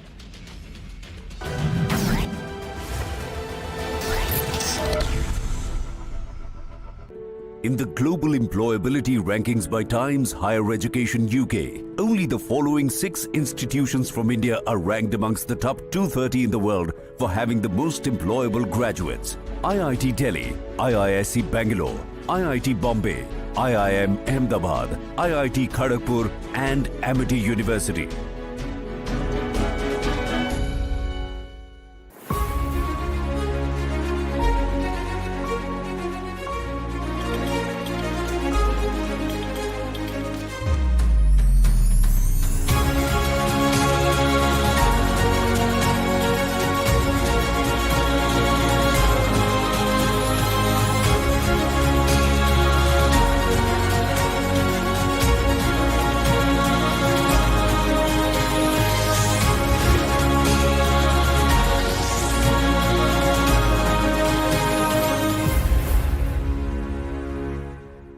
The Hindu community should not feel guilty about 6 December 1992? Not at all. It is the seculars, pseudo-seculars, the prevaricating government, the converging people who denied the Hindus their just lawful claim, which has been settled by the Supreme Court. The first suit was initiated in 1885. The next suit was initiated in 1950. The Supreme Court decided it as late as 4 years ago. And what the Supreme Court settled was always the fact. And it was a unanimous decision. And the Supreme Court found that there was a temple on which the mosque had been built. It only did not say whether the temple was demolished and mosque was built, that there was a religious structure and on that the mosque stands. This was always the claim of the Hindus, who denied it, prevaricated it, made the Hindus lose their thousands of years of tolerance and restraint at the mass level. You know, when the Karsevaks were rushing to demolish the temple, you can see in the video, Ashok Shingal was trying to prevent them. All the leaders were trying to prevent them. They said, we have no patience anymore. We have no patience in you. But we have no patience in the system. So there's a question I have here. There is an anti-Hindu narrative that was built in our country, and today for the first time Hindus are questioning and saying it, we are not the villains. I am asking you whether Hindus should feel guilty about 6 December 1992. You are saying no. The Hindus were patient for a long time. Now there is a question I have. Was the structure which was demolished a mosque at all? Is the question. A controversial question, but it must be asked. Because the Prime Minister Narasimha Rao said in his speech that was telecast on Doordarshan on the night of 6 December 1992 that what was demolished was a mosque. Whereas, on the contrary, the white paper issued by the Government of India, on the very first page of that white paper admits, and I quote, that in effect, from December 1949 till 6 December 1992, that whole structure had never been used as a mosque. So by that logic, that structure was not a mosque. But we keep talking about the demolition of a masjid. And the Congress kept saying that what was demolished was a mosque, whereas their own white paper says it was not used for almost half a century as a mosque. So why was it referred to constantly as a mosque? Why did Congress say what was demolished was a mosque, and because of this the RSS has to be banned, etc.?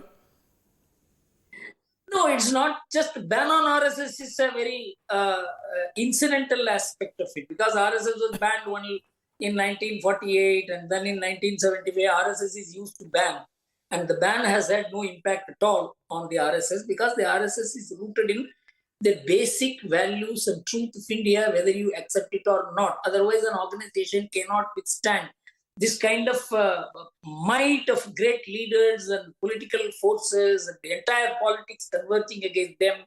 There is a spirit. So RSS ban is a very small part of the whole thing. But what is important is that the attempt to turn the disputed structure into a mosque is to demonize the Hindus, not only in India, not only in Muslim mind, not only in the secular people, truly secular people mind, but all over the world. Once and for all, the Hindus must be shown to be the first persons in modern world to demolish a religious structure of another religious group. This was the idea. This is a conspiracy. Yeah. Say, आपने An unfortunate incident took place today at Gokulpuri metro station around 11 a.m. today morning, in which 5 persons were injured.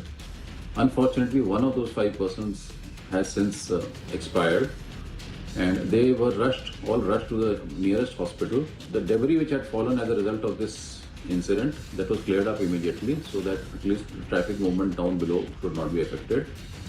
2 DMRC officials from the civil department of manager level and junior engineer, they have been immediately put on suspension and pending inquiry. And details of the incident we have shared with the Commissioner for Metro Railway Safety. And ex gratia payment of 50,000 for those who have been injured will be given, and 2,50,000 for grievous injury. For the deceased person, DMRC will be giving 15 lakhs as compensation.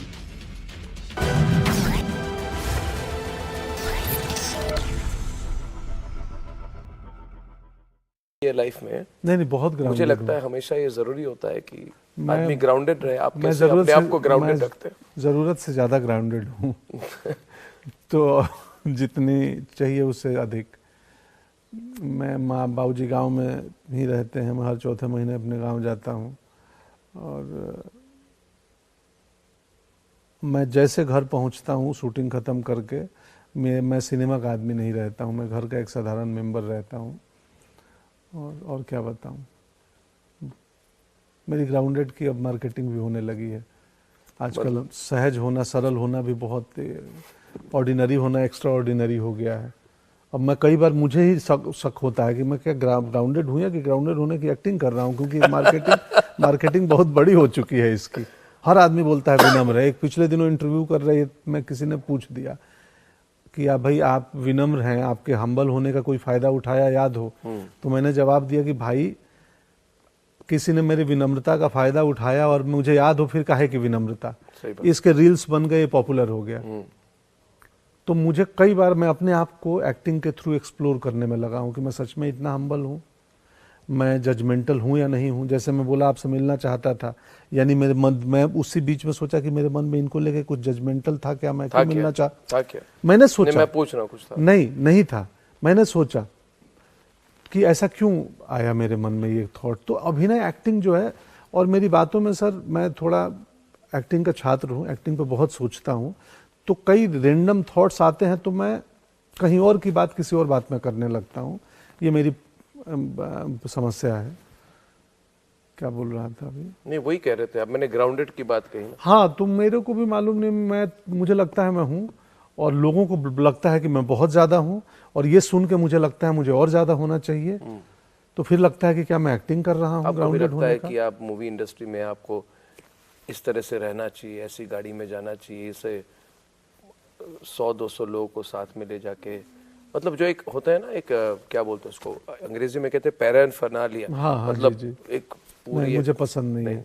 मुझे मैं unknown होकर चलना चाहता हूँ, मैं mask लगाता हूँ और इसलिए नहीं कि मुझे कॉमन लोगों के बीच जाना है, एक्टर हूँ तो एक्सपीरियंस करना है, मैं उसमें सहज पाता हूँ अपने आप को कि मैं चुपके से पब्लिक ट्रांसपोर्ट में बैठ के और बिना कोई ना पहचाने मैं 10 दिन बॉम्बे में अभी मेट्रो से गया शूटिंग करने। मैं जब भी गांव जाता हूँ मेरे डीएमएसपी बोलते हैं जिले के, आप प्लीज़ बता दो, ऐसे मत आया करो, हम स्कॉट लगा देंगे, ये कर देंगे। मुझे पसंद नहीं है मेरे आगे स्कॉट की गाड़ी चले। मैं बस में मास्क और टोपी लगा के लोगों के साथ बैठ के हैप्पीली घर चला जाऊंगा और कोई ना जाने, मैं ऐसे ही घर जाता हूँ और आता हूँ। बहुत बढ़िया। तो मुझे वो पसंद नहीं है। बहुत बढ़िया। और ये भी अच्छा लगा आपने जो कहा घर जाता हूँ तो बिल्कुल मतलब that also keeps you माँ से मिलने गया हूँ मैं, थोड़ी अपनी पॉपुलैरिटी और क्षमता दिखाने आया हूँ कि देख स्कॉट की गाड़ी आई है, गांव वाले मेरे परेशान हो जाएं या मैं बड़ी बड़ी गाड़ी लेके जाऊँ। मैं जो सबसे सस्ती मीटर पे मिलती है टैक्सी, उसी में बैठ के जाता हूँ गोरखपुर से। As everyone knows, Ashok Shingal's one-pointed agenda was Ram Temple. And he was traveling far and wide the country. He has come to me several times. And once when there was a talk between with the Shankaracharya and the Muslim personal law, it all failed. And so he was so disappointed. So he came to me right from Kanchipuram to Bangalore. At the time I told him, I have the intuition, I have this feeling that I had a vision that there's a temple which is dilapidated. There is a Kali temple, Dev Kali temple. Dev Kali is the Kuldevi of Sri Ram. And that temple is completely in dismay, no proper arrangements are there. This is what I feel. Is there such a temple? I asked him. Then we found out, yes, there are two Kali Mandir. One is Choti Kali, another is Dev Kali Mandir, which is just outskirts of Ayodhya. Then he said, no, we have to revive this temple and, reconsecrate that place. So we found a proper muhurt and we went there. Ashok Singhal was also present, and several people from Delhi. Mahesh Gupta ji was also there with me, and we had all the 4 Vedic Pandits go there, and we reconsecrated the temple. There was a pond right in front which had become just a garbage dump, and that pond was clean and fresh water was brought in there. And Nitya Gopal Das ji, who was there, was leading the Ram Janambhoomi. He was also present. So with all the presence of all the saints and some imams also, everybody was present. We had a satsang that evening, and we prayed that this thing should happen. Then again I had a premonition, this will happen only after 14 years. So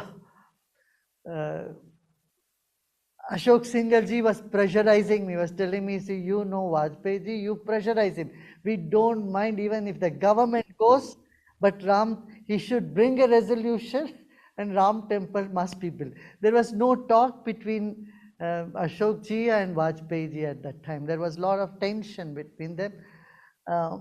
So then I assured him, no, you keep going, it will happen. Then we had satsang at Ashok ji's house also, later in Lucknow that next day. And that's it. And the temple, after the temple, there is no, after that temple consecration, there has been no bloodshed, no violence, no, any mishap in the whole of Ayodhya. If you go through the history, and what I'm saying is, for everything gross, there is a subtle reason, subtle cause. And we need to look into the subtle. And that's the way, the job, work of all the gurus. They look into the subtle karan, a reason behind when something is not happening.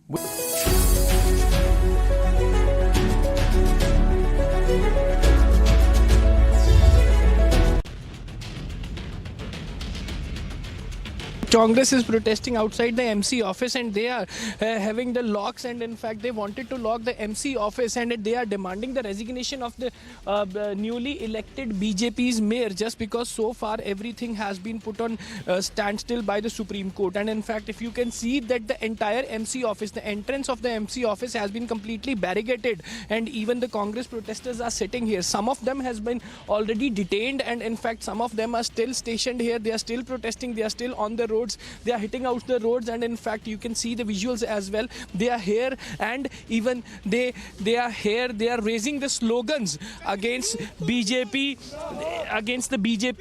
regarding this entire election. Every second day, Nikita, we are witnessing such kind of drama on the road. Someday the Aam Aadmi Party is holding the candle march against the BJP, and now the Congress is protesting. Yesterday the Youth Congress has protested, NSUI has protested. How the Congress is hitting out the roads, and even every day this protest is quite visible on the ground of Chandigarh, and against the BJP, against the mayor polls. They are demanding to re-elect, to reschedule the elections, and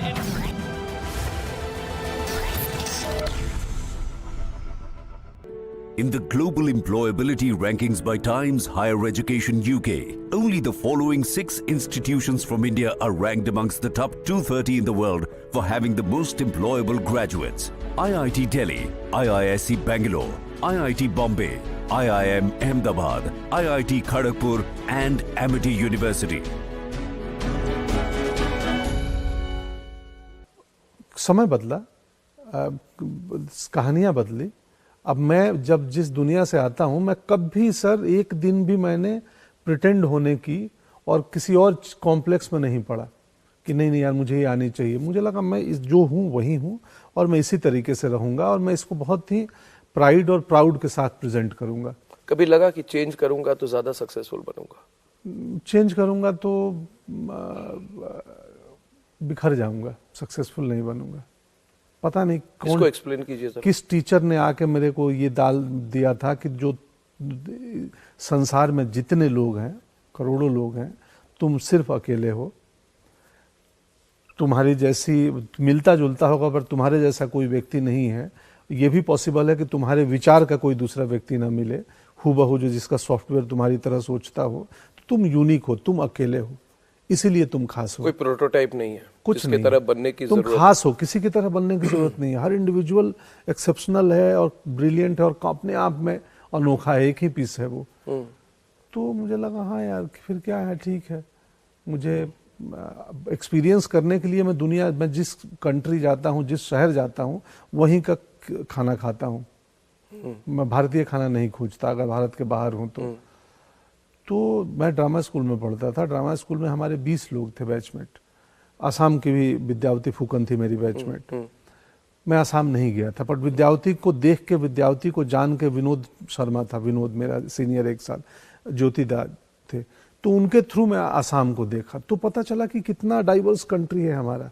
20 लोग, 20 state के 20 point of view. हमें लगता था अरे यार ये तो इनका तो जीवन शैली और बात और सब अलग है। तो इसने पर्सपेक्टिव हमारा बड़ा किया। मैं भी एक साधारण से गांव से आया हुआ व्यक्ति हूँ, बहुत प्रवचन करता हूँ, ये बातें कहता हूँ, मैं भी बोर हो जाता हूँ अपनी ही बातों से कि क्या जरूरत है इतना प्रवचन करने का। बट पता नहीं आपकी बातें कुछ ऐसी हो गई कि मैं इस रूप पे आ गया। नहीं, प्रवचन की बात नहीं, ये लाइफ एक्सपीरियंस की बात है। जिस इशू में मैं आ रहा हूँ आपके साथ कि मैं बस, मुझे लगता है कि if we are to be a super power, अगर हमको if we are to be the one of the greatest countries in the world, which we are, तो सिर्फ आर्थिक तरीके से नहीं होगा। Not only economic, not only defense, it has to be cultural. It has to be self pride. Do you agree with that? मैं हमेशा कहता हूँ कि you should be proud of what you are. You should be proud of your culture, your religion, your way of life. क्योंकि पूरी दुनिया हमको देख रही है। और मुझे लगता है कहीं ना कहीं जो मैकॉलेज चिल्ड्रन वाला कॉन्सेप्ट है कि जब भारत को दबाया गया तब हमें बोला गया कि अपनी संस्कृति भूल जाओ, संस्कृत भूल जाओ, गड़बड़ है तुम्हारा सब कुछ गड़बड़ है। तुम सब आपने सर पता नहीं ओ माय गॉड 2 नहीं देखी होगी। ओ माय गॉड 2 एक फिल्म आई थी हमारी।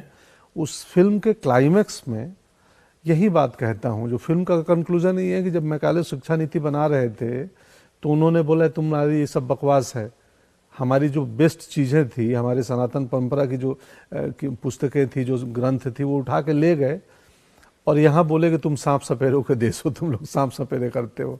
फिल्म इसी पे ख़त्म करती है, ओ माय गॉड। तो स्टीरियोटाइप बना दी। हाँ कि नहीं, अरे people are uncomfortable. No, too much Hinduism nowadays. Why should we be passive Hindus? We are becoming aggressive Hindus. What is your view of all this, Gurudev?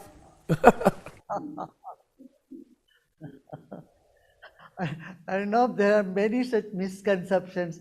I give the right for people to be in ignorance because they just don't want to see the truth. They don't want to see the light. They are dwindling. Their numbers are minuscule today. They should go to the ground level and just look at what people want.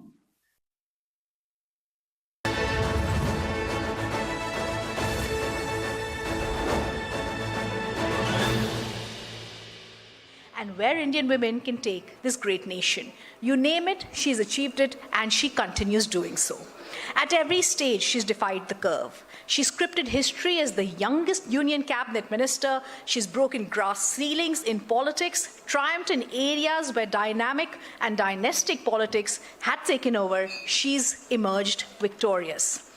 Ms. Smriti Irani has inspired millions of Indians across the world. Her triumphant journey from screen to the halls of power, her unmatched connect with the people of India from the TV sets to ground zero, where she connects with the reality of each Indian, her dedication to serving the nation through an empowerment-driven, reform-centered policy for women has been seen. She's a living and serving example of one who's dedicated herself to craft a new script for change in Naya Bharat, one that is powered by equality, that's powered by resilience, and powered what India's women claim is their rightful place in the world.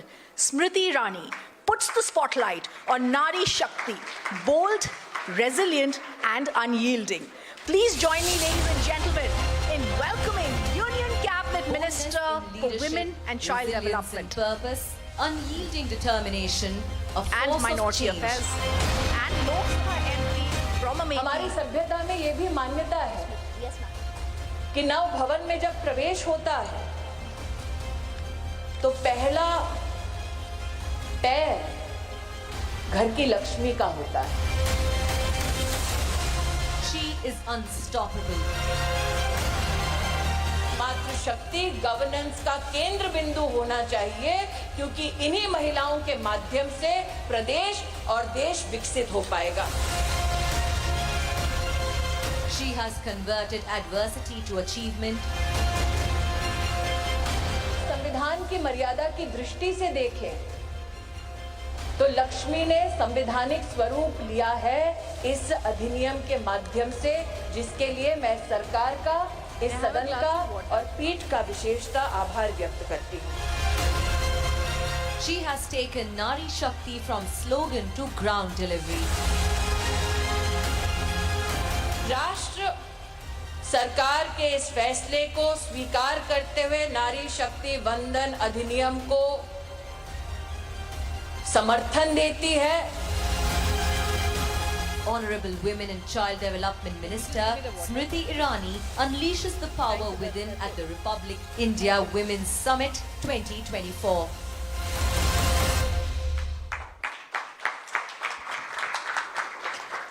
A very good evening to the Republic from the podium of the Republic TV.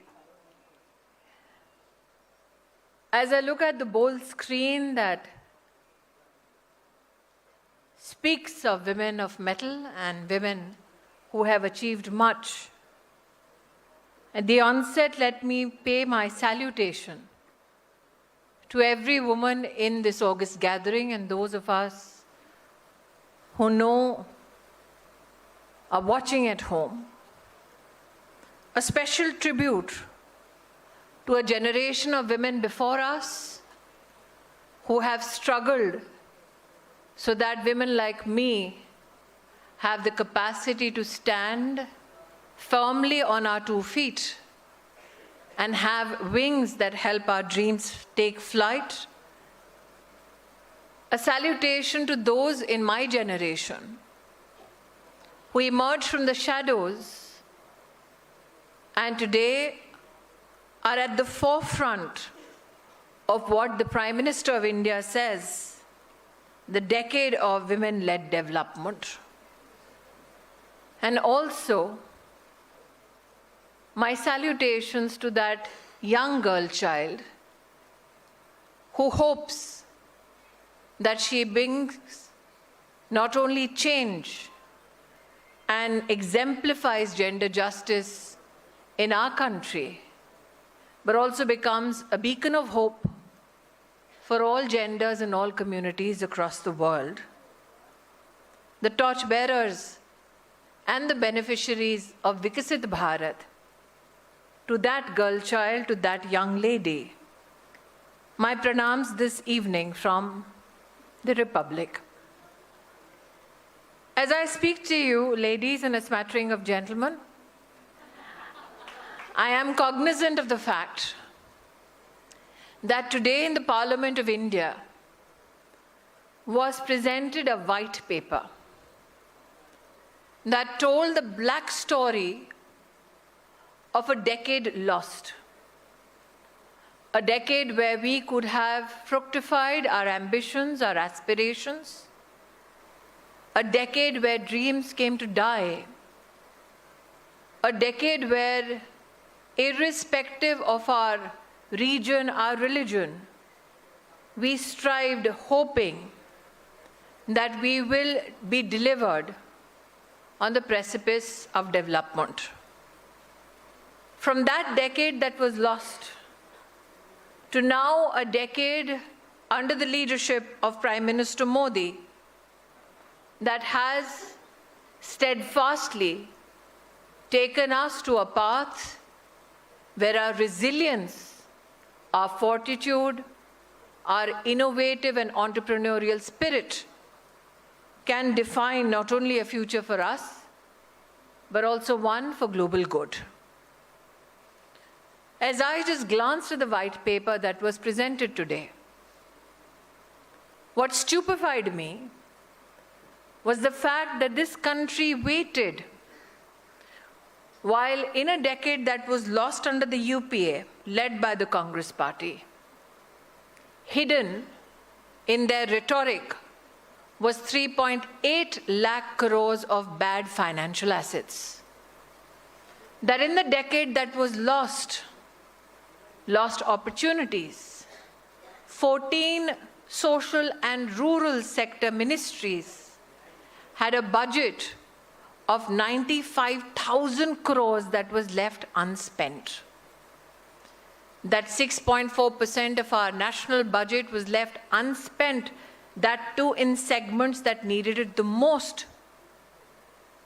Helps us understand why I articulate the UPA era as the lost decade. That in that decade, the out-of-pocket expenditure for health nationally stood at 64.2%. That the lost decade, led by the Congress party, and I still remember that evening where a TV studio was lit in July 2012, but 62 crore Indians were left behind in pitch darkness, the largest ever power outage. That is the decade that we've emerged from towards the light of development. That many amongst you have heard the Prime Minister articulate how we emerged from the fragile 5 to now the 5th largest economy in the world. But if I gave this emergence a gender lens, what would that lens help us see? Ladies, for your consumption, I say this. This white paper may not possibly outline, however, it is in black and white written, that when the Congress-led UPA took office, across Government of India on the schemes for welfare for women, a measly 10,845 crore rupees was spent. That by the time the Congress left office and Modi became Pradhan Sevak, this year's budget, if you look at it from a gender perspective, has estimated a spend of 3.1 lakh crores. That is the jump, not only in numbers, but ambition. So when I look back at the decade that was lost, I remember in the year 2013, came a report which said that 6% of our GDP was negatively impacted because of lack of sanitation coverage.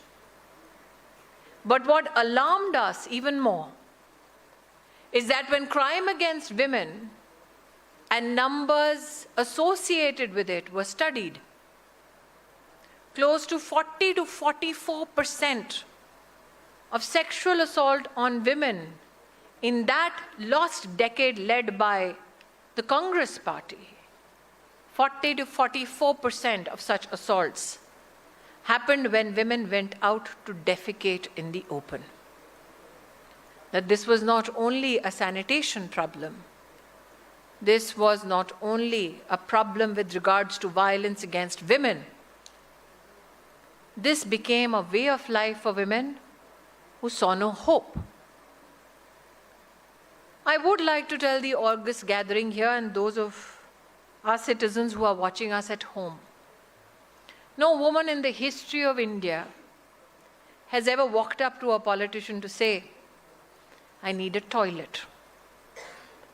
It was never a part of public discourse, or for that matter, even conversations in newsrooms, in summits like this. That from the ramparts of the Red Fort, when Modi became Pradhan Sevak, he said, we all speak about development and empowerment of women, but do most women in our country begin their day with dignity? And that is why in the history of our country, for the first time, we had a head of government imploring to the entire nation and state governments included, if we talk about ensuring dignity of women, can we begin by building a simple toilet? Something which had no political glamour attached to it, something that never assured a vote bank, something that was not a part of popular or social discourse, became the clarion call for a country of 1 billion plus. Who knew that one day as a nation we will rejoice the fact that we have built 110 million toilets?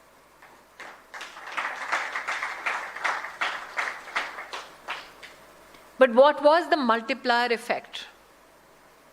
The Prime Minister in that very speech said, do we not know that young girls drop out of schools because they don't have a separate toilet access?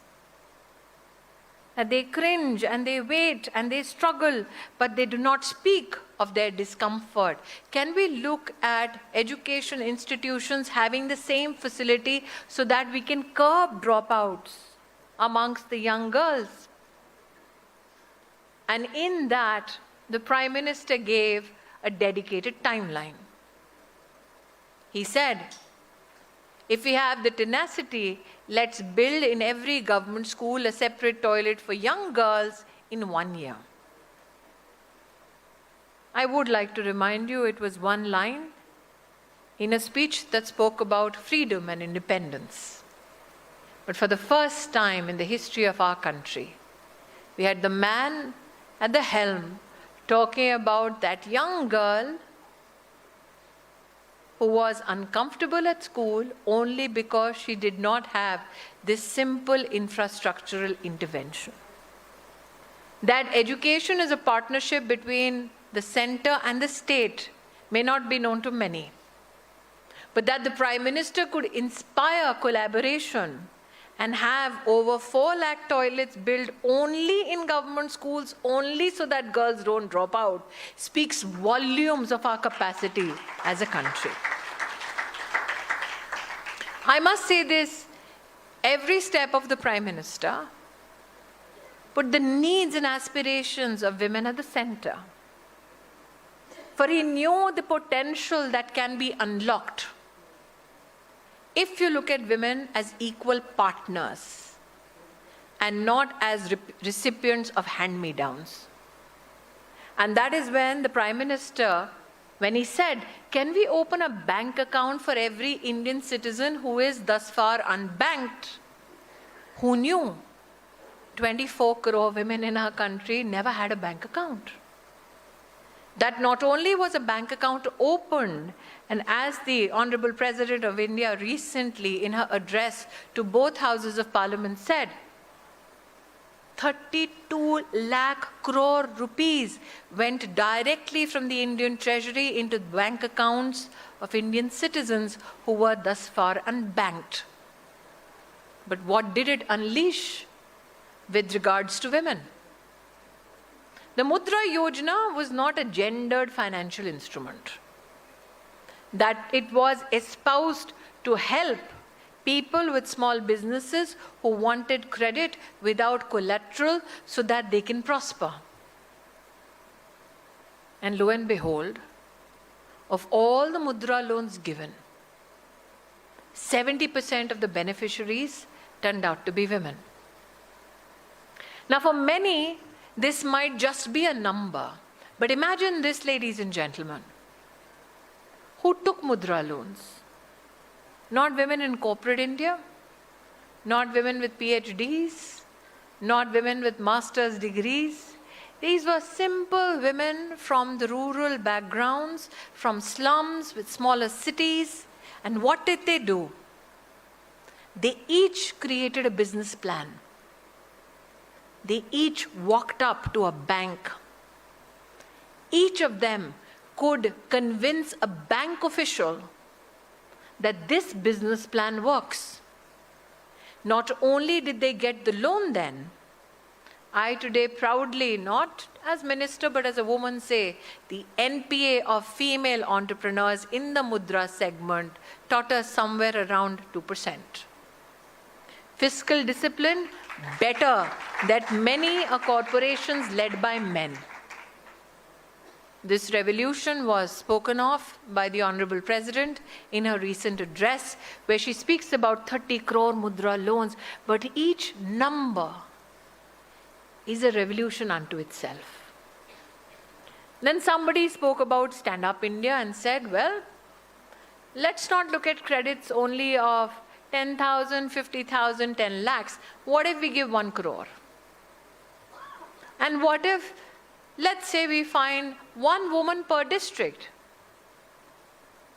The Prime Minister said, why only 1 woman? Any woman who wants it, who has the capacity to service a 1 crore loan, give it. And I proudly say today that of the 40,000 crore rupees that went as credit, again under Stand Up India, 80% of the beneficiaries turned out to be women.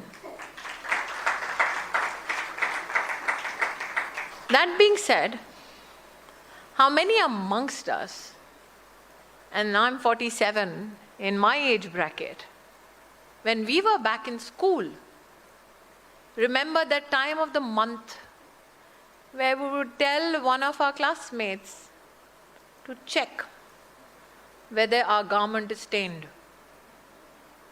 I can see the smiles of ladies here. The younger generation may not have faced it, but women my generation, possibly in the 30s, I don't know about the 20-somethings, have gone through it. Why? Because you would not want to walk about and have somebody point a finger at you and say, is it that time of the month? Now, can you imagine in a nation where we hid our garments, which possibly may be stained because of our menstrual cycle? Here we have a Prime Minister stand in the ramparts of the Red Fort during Independence Day and say, ₹1 sanitary pads are available across all Jan Aushadhi Kendras. That there is no shame attached. If a woman wants what is her determined right, access to affordable menstrual hygiene products. Again, an issue not spoken of often, but here we have somebody at the head of our government normalizing that conversation to say, this is in no way a challenge to a woman's narrative or her progress. I do see that men in this room are bringing their eyebrows together and wondering, what's the big deal about it? Well, you have to be born a woman to understand what I'm talking about. Ladies, world over we know that reproductive rights of women make for political landmines. Not spoken of, agitated against, but I consider myself a very, very proud Indian when the Prime Minister says that if a lady wants medical termination of pregnancy in 24 weeks, let her be protected by law, and in both houses of Parliament, that bill passes without a murmur from any man in this country.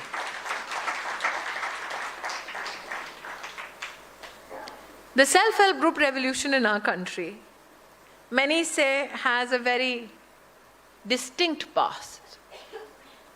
But how do you galvanize a grassroots social instrument and make it brim with economic pride? That today we have 10 crore women who now encompass close to 90 lakh self-help groups in the country is a given. That they have from Prime Minister Modi received 8 lakh crore rupees in the past 9 years of his government. But what is for us a matter of great pride and celebration is that every year this collective of women manage an annual fiscal strength of $37 billion. So when the Prime Minister stands in Parliament and says, now self-help group women will not only be limited to doing grassroots economic activity, but also fly drones, that is a tectonic shift. Additionally, I think what is a matter of great joy is that the Prime Minister, during the Independence Day speech, spoke about 2 crore self-help group women in our country becoming Lakpati Didis. And only now, in his address, as gratitude for the President's address, the Prime Minister informs the country 1 crore women have already become Lakpati Didis. Now we are aiming at 3 crore women. The ambition, the partnership between women of this country and their Prime Minister is historic. Speaking of drones and women that fly, while we had the Supreme Commander of the Armed Forces take salutations and salutes from women in all roles, ranks and services this Republic Day, I'm also cognizant of the fact that the President of India has very humble origins, that she is the first girl in her village in Odisha who studied beyond Standard 5. That in her life's journey, she became an MLA, a minister, lost a Lok Sabha election, became the first ever female governor of Jharkhand, is the 3rd president ever in our country who has done a sortie in a fighter jet, her recent adventures with the Sukhoi. But imagine, her entire life's journey was about finding political space, Imagine her satisfaction, her pride, when the government of India, under the aegis of the Parliament, could present to her the Nari Shakti Vandan Adhiniyam, 33% reservation for women in this country. Imagine her pride.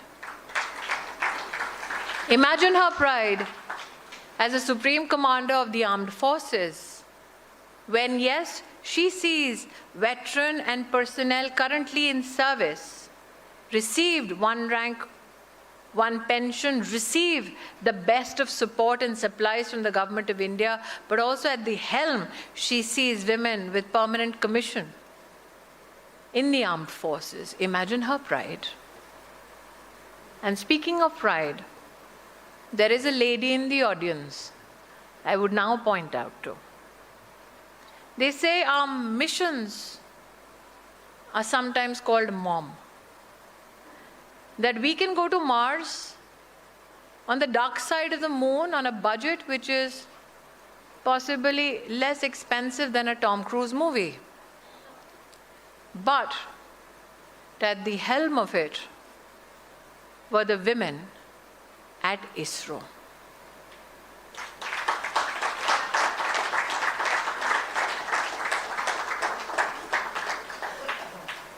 The lady who, not from the lens of gender, but from the lens of science, looked at the sun, and sitting here bright amongst us, Nigar Shahji, a big round of applause for her.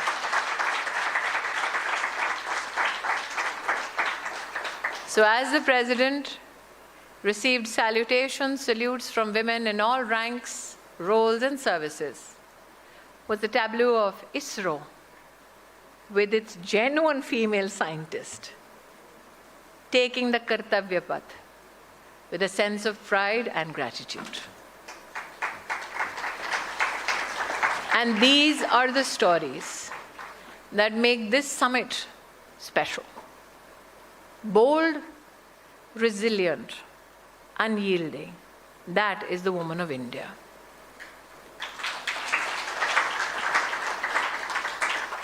Prime Minister Modi says that our resilience, our achievements, our aspirations may not be the fruits of success that we keep only to ourselves. Let us take our lessons and let's share it with the world. And that is exactly what India did when we had the presidency of the G20. Never before in the history of G20 was the agenda of women mainstreamed. Left to the sidelines of some of the biggest financial powers and governments of the world, only civil society discussed women's issues. And Prime Minister Modi made it his personal agenda that if G20 walks away, in its mainstayed agenda will be women-led development for all nations, all economies. That is the contribution of the People's Prime Minister. That is the contribution of Indian women to the G20 discourse. So as you sit here for the summit, bold, resilient, unyielding, I know that this summit also hopes that your dreams take a digital flight. And that, ladies and a smattering of gentlemen, is where the next chapter of the India story will be told. Who knew that women who are street vendors would use the UPI with the LAN?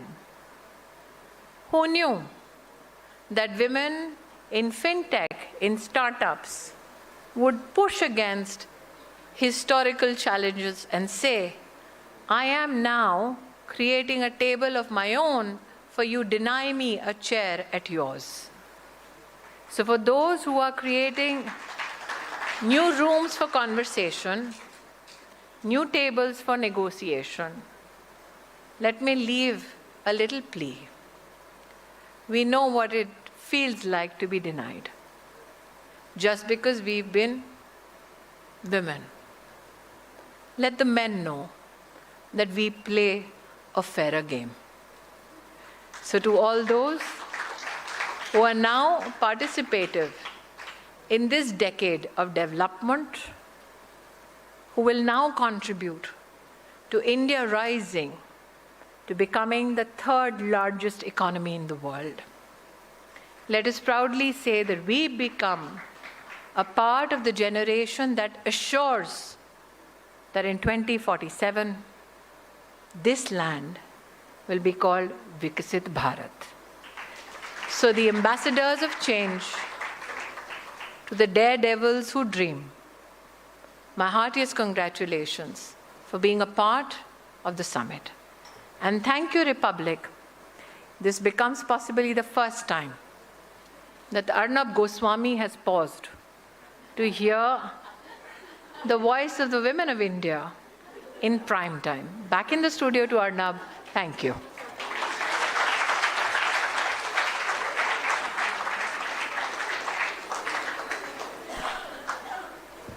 Ladies and a smattering of gentlemen, we put our...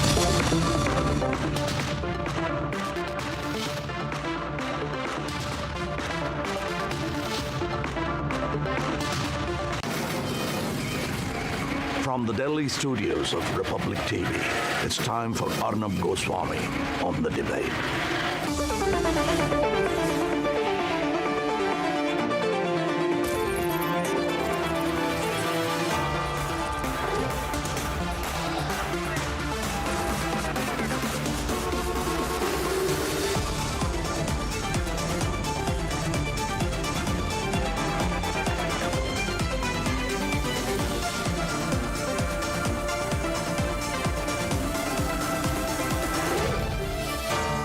The Debate at 9, presented by Amity University, powered by RP Sanjeev Goenka, Century Club Prime, Policy Bazaar, and AMNS India.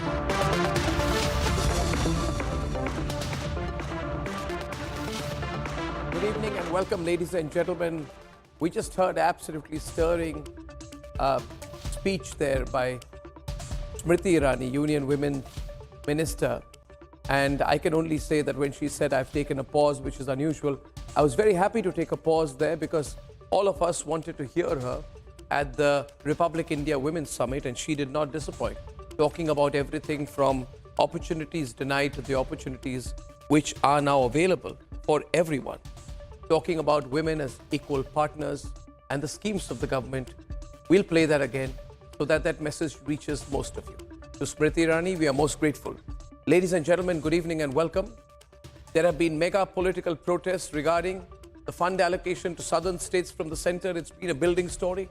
The allegation is major that the center is pro-North and anti-South Indian states.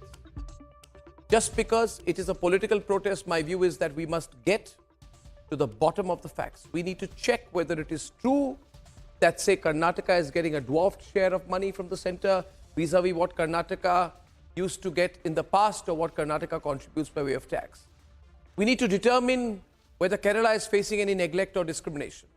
We need to get specific as to whether the rationale that just because one part of the country contributes to the majority of the taxes paid by a state, or one city contributes more to the majority of the taxes paid by the state, whether there is merit in the rest of the state getting a higher share of funds. You see, viewers, this is a very complex issue. Politicians are using it, and politicians are using it to divide the country, to create a divisive narrative. First, before I debate this tonight, let us get to the bottom of what happened today. Then we'll debate.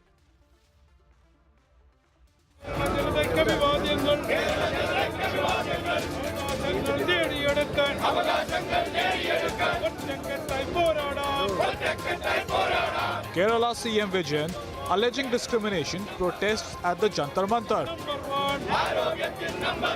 This protest in Delhi is politically motivated.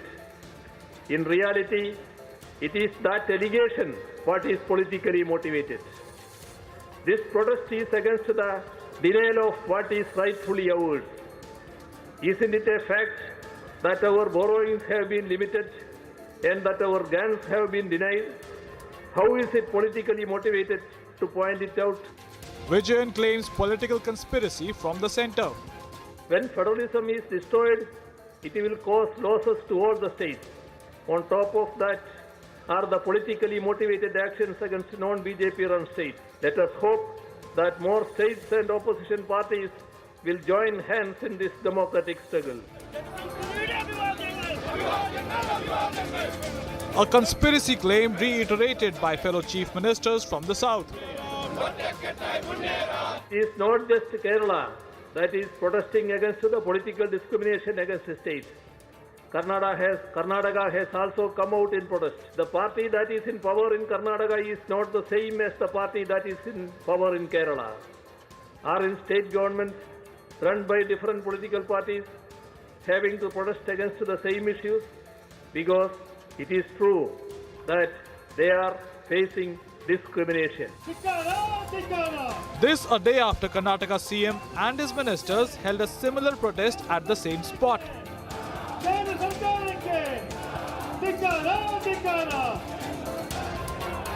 Maharashtra number 1. Maharashtra state is number 1. Karnataka number 2. See, as a matter of fact, this year, Karnataka state is contributing more than 4,30,000 taxes. With Tamil Nadu CM Stalin giving his support. இதை எல்லாரும் ஒன்று சேர்ந்து எதிர்த்தாக்கணும். India கூட்டணி கட்சிகள் நம்மோட ஒற்றுமையின் மூலமாக இந்திய அரசை கைப்பற்றி பாசிச பாஜகவிற்கு முற்றுப்புள்ளி வைப்போம். அனைத்து மாநிலங்களையும் மதிக்கும் சமமாக நடத்தும் கூட்டாட்சி இந்தியாவை உருவாக்குவோம். Delhi and Punjab chief ministers too joined the stir, with the Delhi chief minister slamming the centre over funds. तीन तरह से केंद्र सरकार विपक्ष की सरकारों को तंग कर रही है. सबसे पहला, केंद्र सरकार जायज फंड जो हक है राज्यों का वो फंड नहीं दे रही है. दूसरा तरीका, गवर्नर के और लेफ्टिनेंट गवर्नर के जरिए रोज काम में टांग अड़ाती है, हर काम में टांग अड़ाती है. और तीसरा तरीका, एजेंसीज को छोड़ के जिसको मर्जी पकड़ के जेल में डाले जा रहे हैं, जिसको मर्जी पकड़ के जेल में डाले जा रहे हैं. All of this after Finance Minister Nirmala Sitharaman schooled opposition with facts. Government of Karnataka, using taxpayers' money, has given full-page national newspaper advertisements. Leave all that. 6 claims, I've answered each one for you. But 2 are outrageously false claims. Outrageously, in parliamentary language, not the truth. Other senior BJP leaders have also hit back at the opposition. एक के बाद दूसरा हमला भारत पर और भारत के टुकड़े करने पर ये संयोग है या प्रयोग, देश को जवाब चाहिए. The real protest should be the protest about the corruption in Karnataka, the farmer suicide in Karnataka, the fact that there is no development in Karnataka, and the fact that the budget and the economy of Karnataka is going for a toss. This should be the budget. States led by Karnataka, it started with Karnataka saying that the tax monies due to the state is not coming back, saying that if they spent 100 or if they were giving 100 rupees, only 13 rupees was coming back to the state. Soon Tamil Nadu followed and Kerala also protesting. So there lies the irony, even as Finance Minister Nirmala Sitharaman says, it's all going as per the 15th Finance Commission and there is nothing that has been held back by the centre. A budget allocation protest, is it bias or all fiction? Let's debate.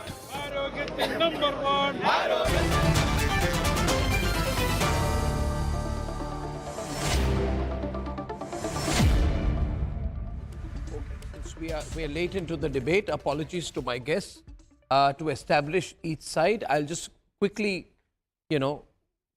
put my thought across. I believe that, for example, Centre allocated Karnataka more funds than what the Finance Commission had allocated. I mean, if you see the amount of money that was given to Kerala in terms of tax devolution, it is much more today, much more today, from 46,000 crores in 2004 to 14. It is 1,57,414 crores during this particular period. So in numbers are not adding up. You can make an argument. So I want to understand where the numbers come from. Deepak Reddy Gunapati, TDP national spokesperson, would you like to start, please? I mean, where do the numbers show that there is any bias? I don't see the numbers. No, let me start off with Andhra Pradesh. If you take 2014 to 19, there was roughly 1,10,000 crores which was given by the center. But in the last 4 years, center has given about 1,53,000 crores. So definitely you see an upward trajectory. What's saddening here is the MP from Karnataka asked for a separate southern state. If you see the population of Karnataka and the total Telugu population is probably about half. What right does he have to ask for a separate state on all our behalf? So such people being MPs and making such irresponsible comments is slightly painful because we haven't given him permission from other states to talk on our behalf. Yes, there is a problem. The problem is with the devolution formula. If you look at the devolution formula, you would understand that the issue is there. See, 15% is taken as population in the weighted average calculation.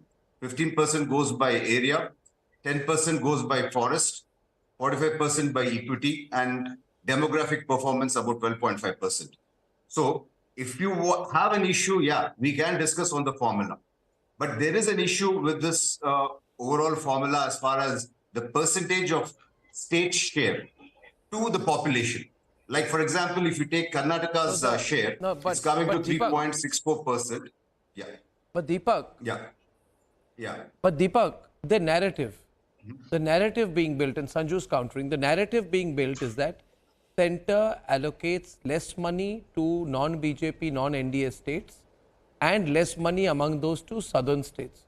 This is a very political argument, very divisive argument, and I'm going to ask again, show me the numbers. Because from what I see, for example, you mentioned Karnataka. Center has provided 6,200 crores as an interest-free loan for 50 years, beyond what the Finance Commission has recommended. In fact, the truth is exactly the opposite. Sanju. Thank you. Arnab, I've done a couple of debates on this issue and glad to see you back.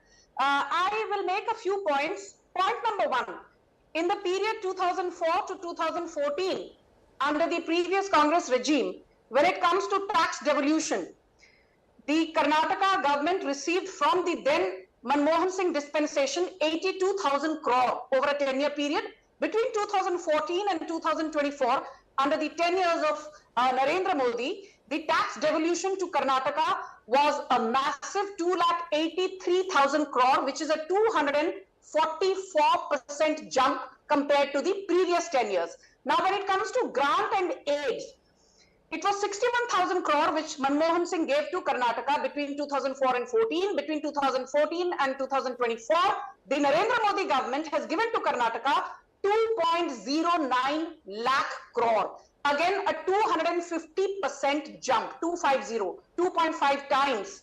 So to say that southern states or Karnataka or Tamil Nadu are being given a stepmotherly or stepfatherly treatment is absolute hogwash. That is my point number one. And since Arnab, you started the debate by saying, let's look at the bigger picture. While I always say the devil is in the detail, the bigger picture also tells you a story which is completely in contrast to the falsehood that is being peddled by these people protesting at the Jantar Mantar. Under the 13th Finance Commission, when Sonia Gandhi's kitchen cabinet was in power, the Finance Commission said that 2% of the divisible pool of the central government will go to states as their share. And from 32%, the share of states went up to 42% in the 14th Finance Commission. Yes, it did come down to 41% in the 15th Finance Commission. But don't forget, 41 or 42% under Narendra Modi vis-a-vis 32% under Sonia Gandhi's kitchen cabinet is a robust increase of anywhere between 28 to 31%. So in effect, in layman's language, the share of states has gone up by at least 28% and as much as 31% in the last 10 years. So again, people who raise this false bogey that Arey Bhai Sahab, cooperative federalism has taken a flying leap out of the window, I tell you, don't engage in rhetoric and balderdash. And my last and most important point, I'm from Mumbai, Maharashtra. You or not have spent, the longest time in Mumbai. Very quickly in 10 seconds.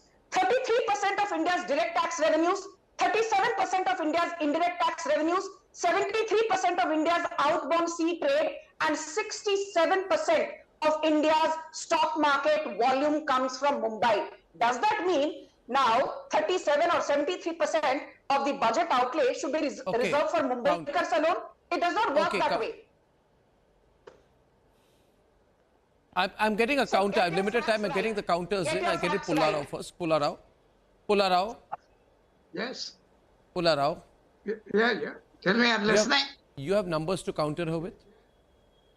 I don't go do you have into any numbers to counter her with, or is it a purely political argument? Why has without this numbers you issue, can't establish anything? I have numbers. Why has this issue come up? Why? What is happening here? We had a planning commission from 1950 to 2014.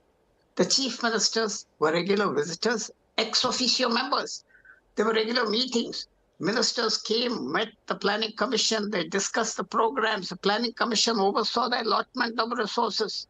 They could discuss, they could debate, they could get their point of view. And if they could not get their point of view, they left satisfied that somebody heard them. I'm not against reforms. You brought Niti Aayog in 2014, fine. But planning commission did a very good function. If you go beyond that 8th plan, 10th plan, 12th plan, forget that. There was a place to meet, discuss, and take care of resources. Pullarao, 1 minute. What you're trying to say, Pullarao, what you're trying to say, what you're trying to say is that we should go back to the Raghuram Rajan approach, right? We should go back to the approach of earlier. That's what you're trying to say. Raghuram Rajan is external. And we should have, we should go. I didn't say what that. What are you trying to say? I said you have what to have you're trying to say is that there should be a committee. There should be a committee. They should decide the share. Yes. It should be a proper impartial committee headed by an impartial person, which should decide the amount of share that each state gets. That's what you're saying. Am I right? Am I right? What I'm saying. Am I right? At least what I'm saying. Let me say what I said. I said where is the body now to discuss all these things? You say Finance Commission has done this, that's fair enough. Finance Commission also was there at that time. We did something, such a disparate country, such a large country with various political, segments, different segments. There has to be communication. So you can't have it both ways. Pullarao, 1 minute. Pullarao. On the 2nd of September 2013, Narendra Modi was not Prime Minister. Nirmala Sitharaman was not Finance Minister. There was a report for the committee for evolving a composite development index of states. Everyone on. It was chaired by your favorite Raghuram Rajan. And that said, for example, in the state of Karnataka, Raghuram Rajan said, you have to reduce the share of Karnataka. He said, bring the share of Karnataka down from 4.13% to 3.7%. That's what the Finance Commission did. At that time, you didn't make a hullabaloo about it. Sohail is responding right now. You can't have it both ways. One more point. With the greatest respect to Mr. Pullarao, I think he's actually talking on behalf of and for another debate altogether. This debate is not about the efficacy of the Planning Commission. This is a debate about the allocation of funds and whether such an allocation is being politicized. Did I interrupt you? I didn't interrupt you. No, I didn't interrupt you. Okay, fair enough. Yes. Fair enough. Sorry. Thank you. Thank you for your indulgence. So, this is a debate about allocation and its rampant politicization. The jokers who came from Karnataka, and I'm not only referring to the politicians, they must have spent a fortune coming, protest, exactly violating the sanctity of what Pullarao has just said. This requires dialoguing, not protesting at Jantar Mantar. You'll get diddly jack. A. B. Vijayan was seen walking with Sitaram Yechury. Sitaram Yechury is today so lonely that even if he stood under a tree and the leaves were willing to fall, they wouldn't fall on him. He's that much of a loner and that much irrelevant. But let that pass. I have 3 quick points to make. N.K. Singh was the chairman of the Finance Commission, and I know for a fact that he and the commission went state by state every year, had confabulations, discussed with chief ministers the development plan, and then it was frozen. Nirmala Sitharaman has attested to that. a new finance commission has been incorporated now. As far as the planning commission was concerned, the planning commission was a bit like Alice in Wonderland. Lessons lesson from lesson to lesson. They did no work. It was basically a sinecure for retired bureaucrats and so-called failed economists who had nothing better to do but sit in Yojana Bhavan. Now let's come to the politics. I think Arnab Goswami made the most critical flagging off point. This country is constantly being divided either on the grounds of religion or caste. Now it is being sought to be divided on the grounds of the economy. We don't need that. Development is all around. Narendra Modi travels to every corner of India to launch projects. Look at the behavior of Naveen Patnaik and compare that to the behavior of Siddaramaiah or Paniyari Vijayan. Do you really want to fight with the central government? Is federalism a benchmark of protestation of the kind that they've had? The gentleman from the TDP, now obviously he's been more benign because Chandrababu Naidu might now come into the BJP, so he's very right. And he's mentioned the right figures as well, that there was an increase in the allocation. No, I'm all for Chandrababu Naidu. By the way, Chandrababu Naidu was actually Narendra Modi's philosophical mentor in terms of attracting investment. So let's give him his fair share. Now come to the most critical point. India today is developing all round. Can Stalin say that Tamil Nadu is not developing? All of them have investor summits. At the end of investor summits, all of them release data that X lakhs of crores have been invested. Where are they being invested? Are they being invested in their personal farmhouses or in the state? Obviously in the state. So why are we continuing to allow this nonsense to, foster and fester? I'm a great believer. India is doing well. The states are major contributors. Look, I was there at the Bengal Global Business Summit when Mamta was there. Mukesh Ambani was there. There were a whole host of corporate leaders. They were all there to support Mamta Banerjee. No one said that, oh, we don't want to support Mamta Banerjee because she's in the opposition and the central government will frown upon us. Not at all. But even a guy like Maan can get people during his non-happy hours. So people are attracting investment. Now, why would you want to make it a north versus south divide? Hemanta Biswa Sarma is attracting investment. When Gehlot was running Rajasthan, Gehlot never said that the center is against Rajasthan. This is it's about spending beyond your means. It's about spending beyond your means. Correct. It's about spending beyond your means. It's about irrational election promises. The chief economic advisor in Karnataka said on 9th January, he said the 5 guarantees have become a huge financial burden for our government. 58,000 crores has been earmarked for this. And D.K. Shivkumar said we have had to set aside 40,000 crores extra for the guarantees. We can't provide development. Now you tell me, why should the center take responsibility for that? Abhishek, do you have a counter to this argument? Don't come with your prepared argument. I'm saying the financial burden is because of your mismanagement. Yeah. Should we give Partho Chatterjee 73 crores from the central government budget so that he can look after his girlfriend and her dogs? What kind of nonsense is going on? Sorry, Abhishek, I'm so sorry. I'll speak after Suhail Seth is done. Okay. Thank you. Look,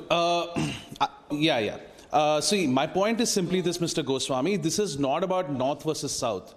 The central government in New Delhi has always given a stepmotherly treatment or always followed a stepmotherly approach when it comes to the South, be it the Congress or the BJP, right? The southern states have been the drivers of India's growth story. Cities like Bangalore, cities like Hyderabad. The factories of Tamil Nadu have been the drivers of India's growth story, right? The law and order situation in the southern states has always been comparatively better than states like Uttar Pradesh and Bihar. It is improved in Uttar Pradesh today, but that's not always been the case. Completely wrong and prejudiced argument by you. No, let me make... No. You don't let me... No, you don't let me make my point. Okay, you just keep interrupting. Make your you allow point. Suhail say 5 minutes. Okay. You interrupt me Relax. after 10 seconds. Okay, go on. What's the point, I'll come.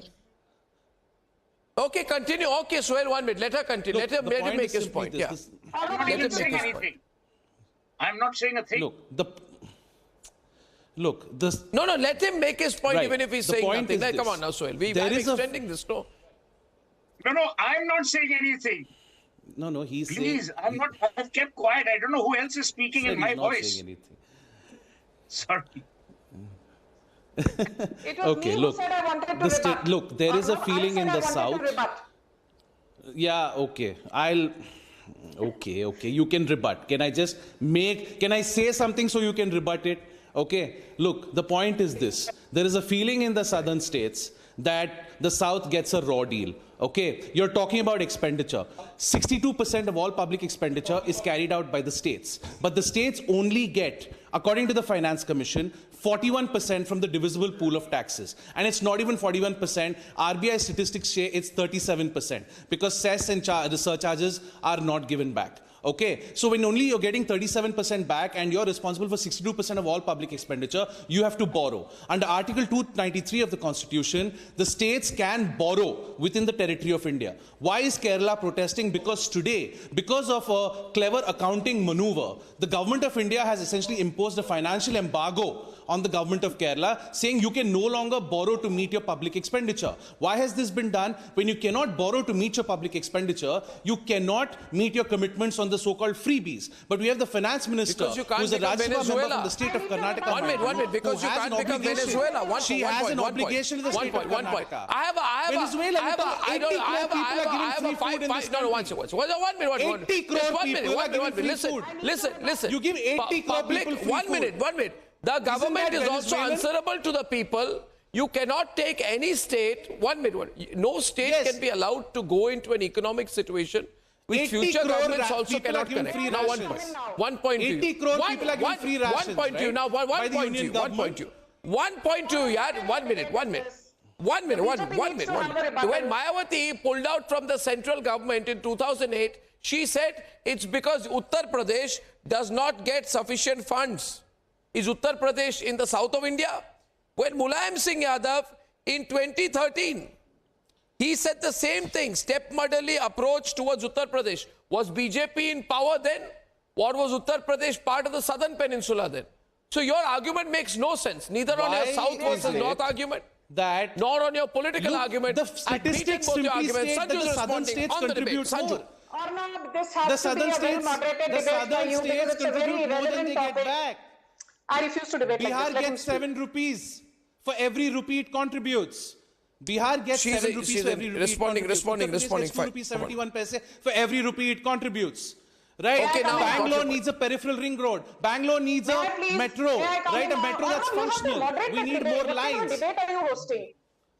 This guy is going on. Karnataka needs flood relief. The Upper Bhadra project. You're not releasing funds. Okay, Abhishek, I made 2 points. You made 10. I made a lot of sense. You still are not making sense. Sanju. Thank you. You know, Arnab, I have one very important point to make. Be my guest. I have one very important point to make. I think Sohail put it very succinctly. And taking off from that, look at the people who are protesting today. Pinarayi Vijayan, his daughter Veena Vijayan is being probed by the Enforcement Directorate. She has a company called Exalogic Solutions, which gets 1.72 crore every month from a state-owned company called Cochin Minerals. And she has not provided any service to Cochin Minerals. Then look at DK Suresh, who said that, Karnataka's financial autonomy is being undermined, so he called for a separate nation. DK Suresh is the brother of DK Shiv Kumar, who's actually being probed by the Enforcement Directorate in a disproportionate assets case to the tune of 700 crore. Then look at the Congress party. You have the likes of whoever that man is, some Mr. Sahu. This man, Mr. Sahu is Ajit Pawar, I think is the name you're looking for. I did not heckle you. Please Ajit hold your Pawar, horses. I did that's not the name. heckle you. Yeah, so shut up now. I did not heckle you. Please look at Ajit Pawar you can also. After I speak. I will speak about Ajit Pawar. Please look at Ajit Pawar too.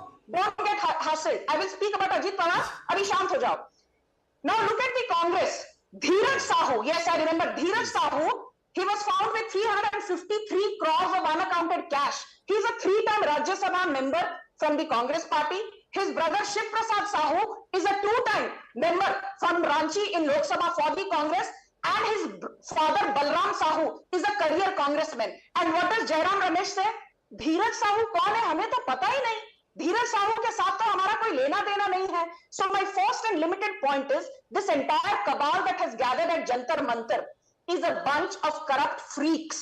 That is what I will use for them. I'm not going to be polite. My second point, we all know, hypothetically speaking, if you have 5